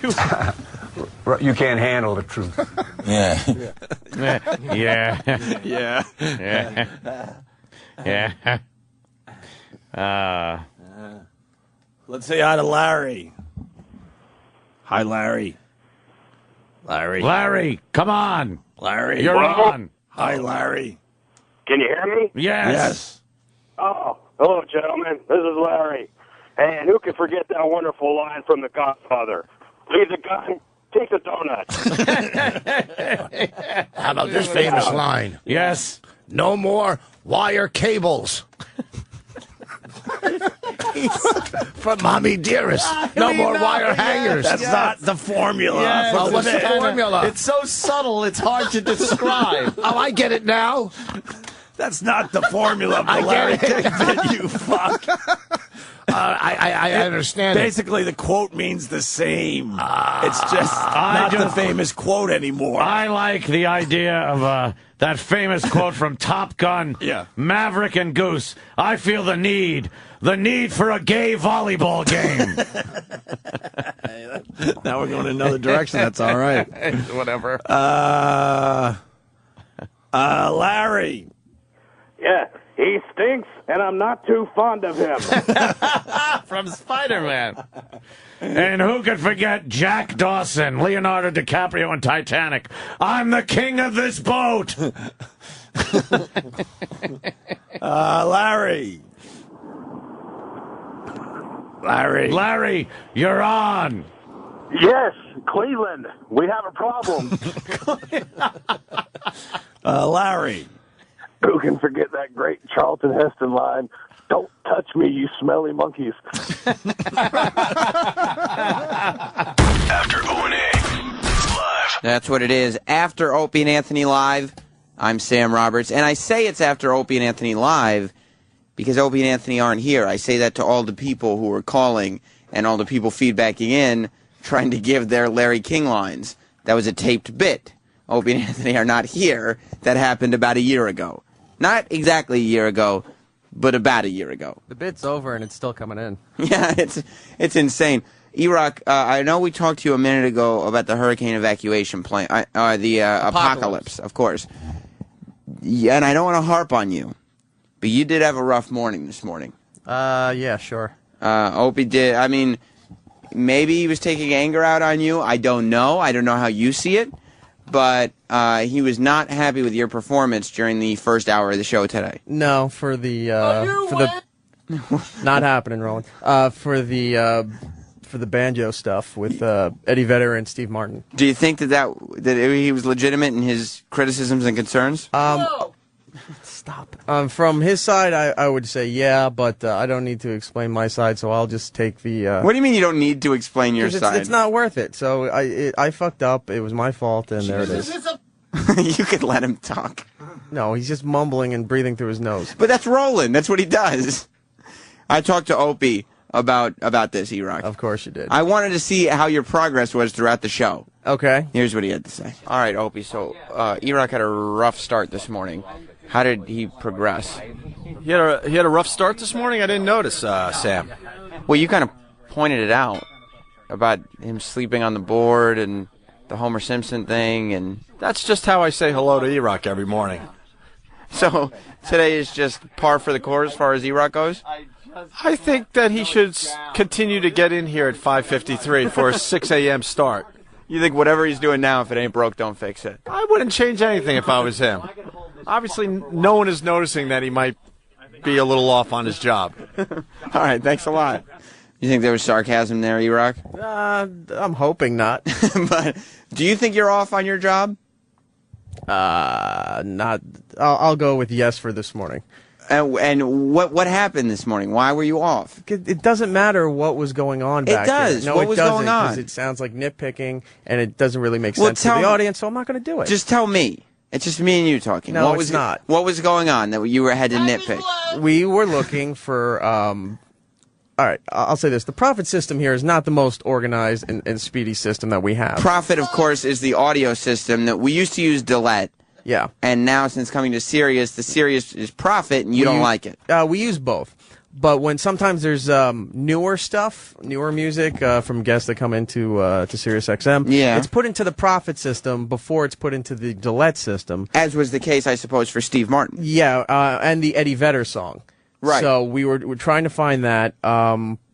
It takes a while to search for stuff because they don't give us access to everybody's channels. So you have to do a big general search throughout the entire Prophet database. So you're blaming the Prophet system? No, when he was... For the songs not being put up right away, yes. For me misfiring the Steve Martin song, no. So that one was operator error? That was operator error. And no excuse for that one? I said it was my fault. You are the queen of excuses, E-Rock. Now, our pal, little Jimmy Norton, was on The Tonight Show last night. And it was a big appearance for him. He did the spring break thing. We played a clip of it in the show. Again, listen to the replay if you missed it. It was another hilarious performance on Jay Leno's Tonight Show. His new CD is out, Despicable. We've played tracks off that a couple weeks ago here on After Opie and Anthony Live. But today, 2 years ago today, our old friend Ted stopped by. And since Jimmy wasn't in today, and he did such a good job on The Tonight Show, I figured we would honor Ted by playing this. 2 years ago today, Ted was a cake maker right here on After Opie and Anthony Live. After O&A Live. You watch the Cake Show? Oh, yeah, Ace No, of Cakes. I've heard of What is Ace it called? of Cakes. Ace of Cakes. Yeah, Ace of Cakes. Who's watching that? Ace of Cakes. It's pretty impressive. It is. They make the cake into like the Taj Mahal or something. I would like a nice How the fuck cake. do they do that? From Charm City Cakes. I saw one. They made a cake Wait, like I don't know. I swear to God. Yeah, that's from where? Charm City Cakes. Duff from Charm City Cakes. He makes all these cakes. He made one airplane cake, and he stuck like firecrackers in the Did he engine. throw it into All right, a listen. fucking cemetery in Montana? Get E-Rock in here because he just said Cake? He goes, well, cake, and he goes, I'll lend you the DVDs. You watch this stupid show? You have this on DVD? Of course he does. What? It was a special Target exclusive. Dude, I wouldn't give a shit if they paid you to take the fucking DVDs out of the store. Why would you have Ace of Cakes? Because it was a Target exclusive. I got turned on to the show. You'd sit there. Wait a minute. Let me paint a picture. You're sitting there, going like, "Holy shit! Look what he's doing with that fucking cake pan." I got to watch that at least 20 times. Yeah, I got it on DVD. Rewind. Yeah. Rewind. Watch the icing. Look, I'm guilty for taking a peek, but I wouldn't go and get the box set. That's how I started watching the show. Bought it on DVD. Oh, well, You just saw it without watching it? No, I was I told. got to check this out. Your DVD collection must just be fantastic, but you got the likes of Oh, it's the best. Ace of Cakes in Ace it. of Cakes is on every day. I never saw it until I was told to buy the DVDs. So I bought them and then I watched them. Told to buy the DVDs now. Now he was told to buy. Who them. told you? Chick made me do His stomach told him. No, it wasn't my chick. What's your favorite cake that the guy made? They did one for Leno. They did a big sports car cake. See, he's trying to know bond what with he's Jimmy doing. Yes, right I there. am. We know what That you're was an doing. attempt at I watch it. They're goofing on. All right, well, Leno. You might know a guy named Leno, Jim. Which one sent you on the fucking biggest food binge? Which cake sent you on a binge? One of them did. Which one? No. Send you on a sweets binge. Could you find some of these Ace of Cakes, Travis? I want to hear a little dialogue from Ace of Cakes. It's a good show. It's not a good show. Look, Shut they made it. a cake and it looks just like a sandwich. Good. Let's fucking eat it. I'm sure they're delicious. Yeah, they are probably the most inedible cakes. Well, you're it's right. like plastic, Plastic on like them, that yep. fucking cake that we got at the station. Look at the No, castle. that one was man. edible.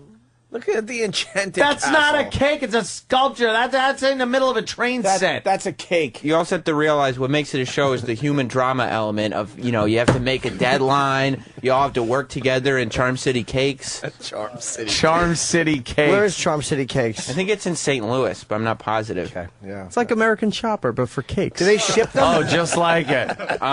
Hey, that's a great way to sell don't the know show, how though. they could. It's American. American Chopper with cakes. Do they ship cakes? They'll put it in a van. Like they've had to put the cake in a van and drive it themselves, but I don't see Would how you you? could pack it up. And that Help gets me with this cake. and that My gets arm. that gets scary because you don't know if the cake's going to make it in one Yeah, piece to the because you don't know if it's destination. going to fall down. You hit one speed bump. Oh, shit, they just spent an hour doing that cake. Yeah. And this is a huge thing. Cakes are very tricky to ship. Oh, no. Did you know that, Samuel? No, I had no idea. Ted the cake maker? I have my own cake business, Gregory. Yeah, what I is it make called? ice cream cakes. Oh, nice. I like ship ice them cream all cakes. over the country. That must be hard in the refrigerated trucks. Yeah. I don't what? I use UPS Ground. You'll get your cake within 5 days, or it's on Old Ted. Wow.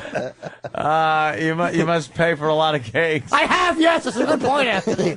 I need to change my guarantee. People are always like, there's just a soupy cardboard box. My party's ruined, Ted. Ruined. Nice. It's a jerk off. Ronnie B hates those cakes, according Why to would you this. ship them? Ronnie B says he hates these cakes because he wants a cake without Play-Doh on top. Yeah, that's what it is. It's They like use too much of that sculpting stuff. they But it's edible. sculpt- It's sugary and Oh, it's horrible tasting. flavored. You know, Duff once made a bumper car cake, No. and all the cars were little cakes. That sounds like a fun. Wow. So like That's terrific, Sam. the whole cake was the like the thing that track, you drive yeah. around the bumper cars, and each bumper car gives a fuck. Oh, Those are easy. Do you know I'll write little inscriptions on the cakes? Happy birthday, Merle. Merle. Yes, but no one ever sees it because they melt. Yes. Perhaps you need a refrigerated truck again. I don't have that kind of money, Anthony. UPS Ground, 5 days or less, for it's on Old Ted. But see, you're paying now because you got to pay for the cake that gets there melted. So why don't you just get refrigerated trucks? Point taken. Does the ice cream cake leak out of the box? Yes, it does. I've been getting a lot of complaints that there's just flat, soupy boxes that aren't delicious, though. They have to say that in fairness. Of course they would. Can't deny the deliciousness of Theodore's Cakes. Yes, that's what it's called. Theodore's Cake Emporium. Oh, it's an emporium. That's right. Of course, it has to be. You think it, I'll bake it. That's my motto. It's not a very good one. Doesn't rhyme. I know it doesn't. I thought it did. I was tired. Is there a website? Yes, it is. It's Theodore's Cake Emporium with a good guarantee.com. You got to work on your website addresses too. I know they're too short. They have to be a lot longer to roll off the tongue. At least you got the .com. Yes, I don't know. I meant to say .org. I know. .com That's why I was went back taken. there. That's why I went back there. You're right. Or .uk. I have that one too. Oh, lucky you. After O&A live. Yes, it is. After Opie and Anthony Live, I'm Sam Roberts. That was Ted, the cake maker. in honor of Jim Norton's fabulous appearance on The Tonight Show last night. That was 2 years ago today.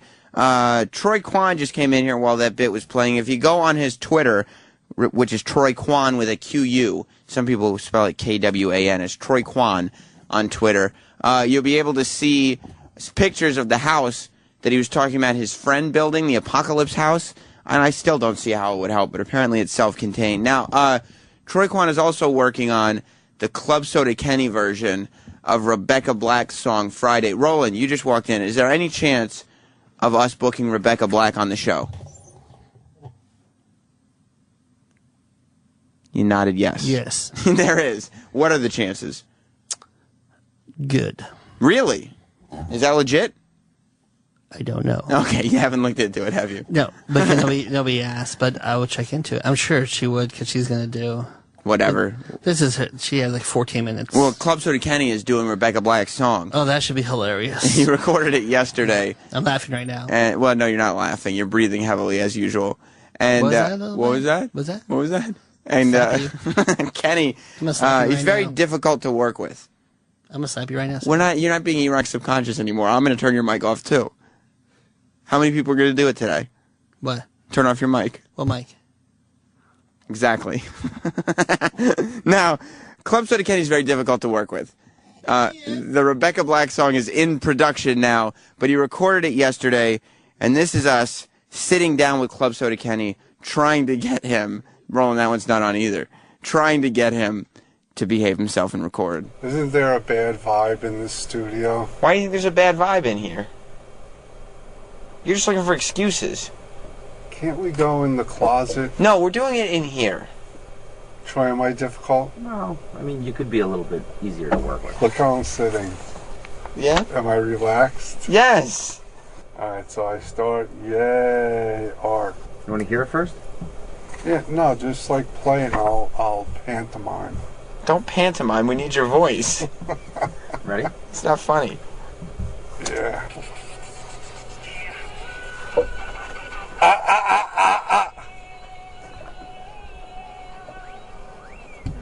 Yeah.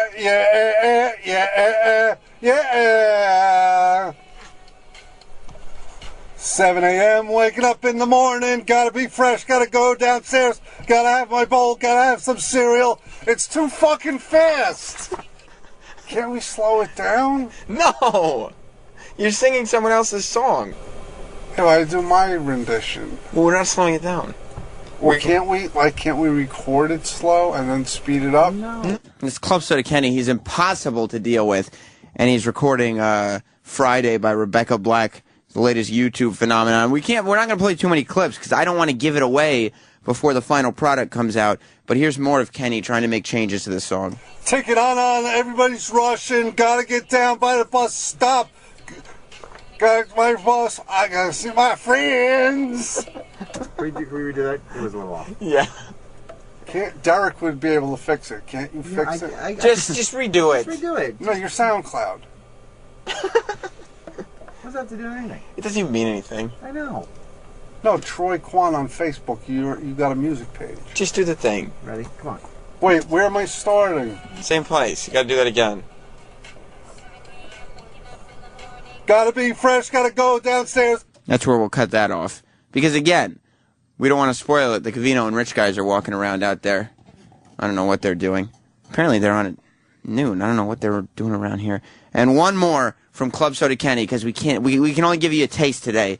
He's impossible to record with. It's very difficult. Okay, so now we're going to try this. It goes 7:45. We're driving on the highway. Can I change the time? What time do you want to say?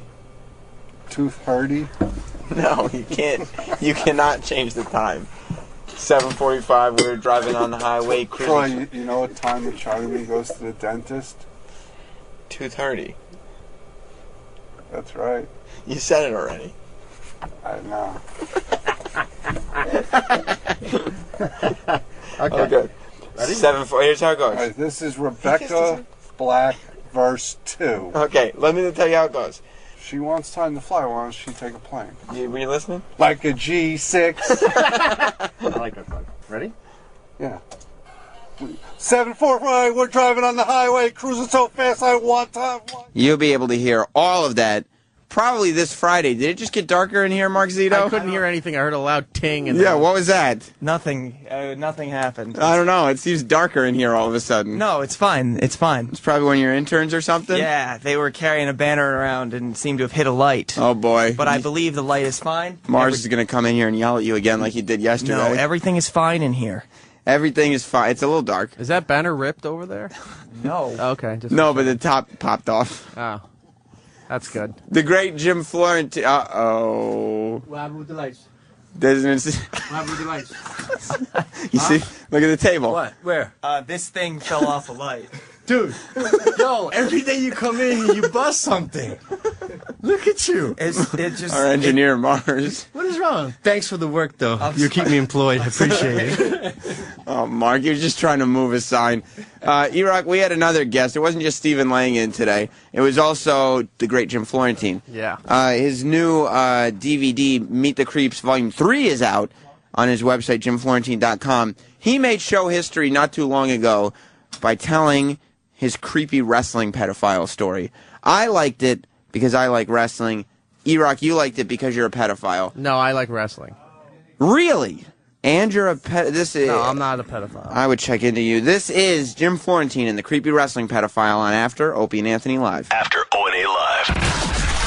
What about when you were a kid and you wanted, you used to hang out with a guy who had, like, you were into wrestling? Oh, no. Who was Oh, no. Who was that? Please tell me. How old were you? I was 14. My dad used to take us to wrestling matches at Madison Square Garden. And we met this guy out front who would sell wrestling pictures. This fat guy, 300 pounds, a bad mustache. Yes. We go up to him every time he's in the same, because he was a photographer, so he'd be in the front, so he'd have all these great pictures, sell them to us for $1 a piece, you know, and we became friends with him somehow. He's like, oh, give me your address. He started sending us pictures of all the kids in the neighborhood. Then he would call me on the phone and tell me about the match the night before. Oh. And my voice was about this. It was this deep at 14. And he's on the other end, and I'm asking all these questions, and he's fucking breathing heavy. Oh, no. I had no idea. I'm thinking, where does this guy just come in from a jog? Or fucking, where's this fat guy jogging from? Just keep me on the phone. He's like, so don't you want to know more about the match? Well, ask me some questions. And he's fucking. I had no idea. Wow. That's great. So then we went to a match by ourselves. So parents let us take the train at Asbury Park or whatever. So we're sitting in the nosebleed seats. He comes up in between a match, and he goes, hey, I got 2 seats right in the front, because he was the photographer. Somebody wants to come down there. Jim, you, and this other guy, this other kid with blonde hair and blue eyes. Yeah. Come on down. We get down there. There's only 1 seat. Oh. We go, what's going on? He goes, oh, somebody's going to have to sit on my lap. This is my other seat. I'm like, you didn't say that. He's like, well, and I'm like, this is bullshit. I'm ready to walk up there, and all of a sudden I see Andre the Giant coming out. I'm like, holy fuck. He's right there. I'm that close to him. You were right on the lap. Yeah, I said, all right, I'll take first shift. I'll take first shift. And he was holding me like I was on a motorcycle, like he was on the back and I was in the front. Oh, yeah, his arms. Yeah, I was I knew I wasn't going to fall. You got to see Andre the Giant. Right, first row. That's He's justifying it like, what yeah, first row. Yeah, come on. It was first row. But then halfway through the match, all of a sudden, I feel a nibble on my ear. No. I swear to God, I go, what the fuck? He goes, I was just, I was looking that way. It was an accident. I'm like, that's bullshit. I'm like, no, fuck this bull. I go, Mike, you get on his lap. It's your turn. He didn't even know what happened. I didn't care. I fucking threw him under the bus. On top of it, actually.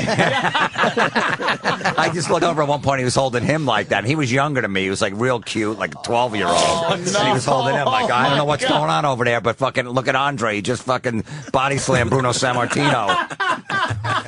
What did he want for the wrestling pictures? Huh? He was going to give you a wrestling picture? Well, the next time I see him, right? Yeah, then he'd see me, he goes, hey, we haven't seen each other in a while. He goes, you like this picture? I'm like, yeah. He's like, you want it for free? I'm like, sure. And he's like, all right, well, give me a kiss on the cheek. And I'm like, why? He's like, oh, Italian men do that all the time. When they greet each other. My dad did it with his friend. And I'm like, it makes sense. It's like, do these guys have like a book of, or do they come up with this, like chapter 4, the lap trick? the one seat at the wrestling The one match. seat, no, this is a tried and true trick. Yes. Buy And if one they catch ticket. you, if they don't like you nibbling on their ear, say you were looking around their head to try to find something. Always try to stay out of trouble. But the balls to do that in front of a full arena. I You know, gotta right? love this guy. Yeah. Wow. And you know, I cut to a quick story. Some guy, when I told this story one other time, this guy called me up or emailed me and said it was the same. Was it this guy Barry, whatever? I'm like, yeah. He said that his family. He lived in North Jersey, right? Same thing. He was working this kid, right? His parents dropped him off at his New York City apartment at 12 years old because Barry said he was going to take him to a wrestling match the next day. Oh, no. Shit. And his parents dropped him off to stay the night, the Friday night for the Saturday match. A 12-year-old kid. Oh, that poor little kid. I know. I think you're saying Lucky Barry. So he's all over him. He's grabbing him, this and that, and the kid starts crying. He's like, no, and he fended him off. And in the morning, he goes, get dressed. He's like, what do you mean? He goes, the match got canceled. Jeez. And his parents had to come and pick him up because the match got canceled.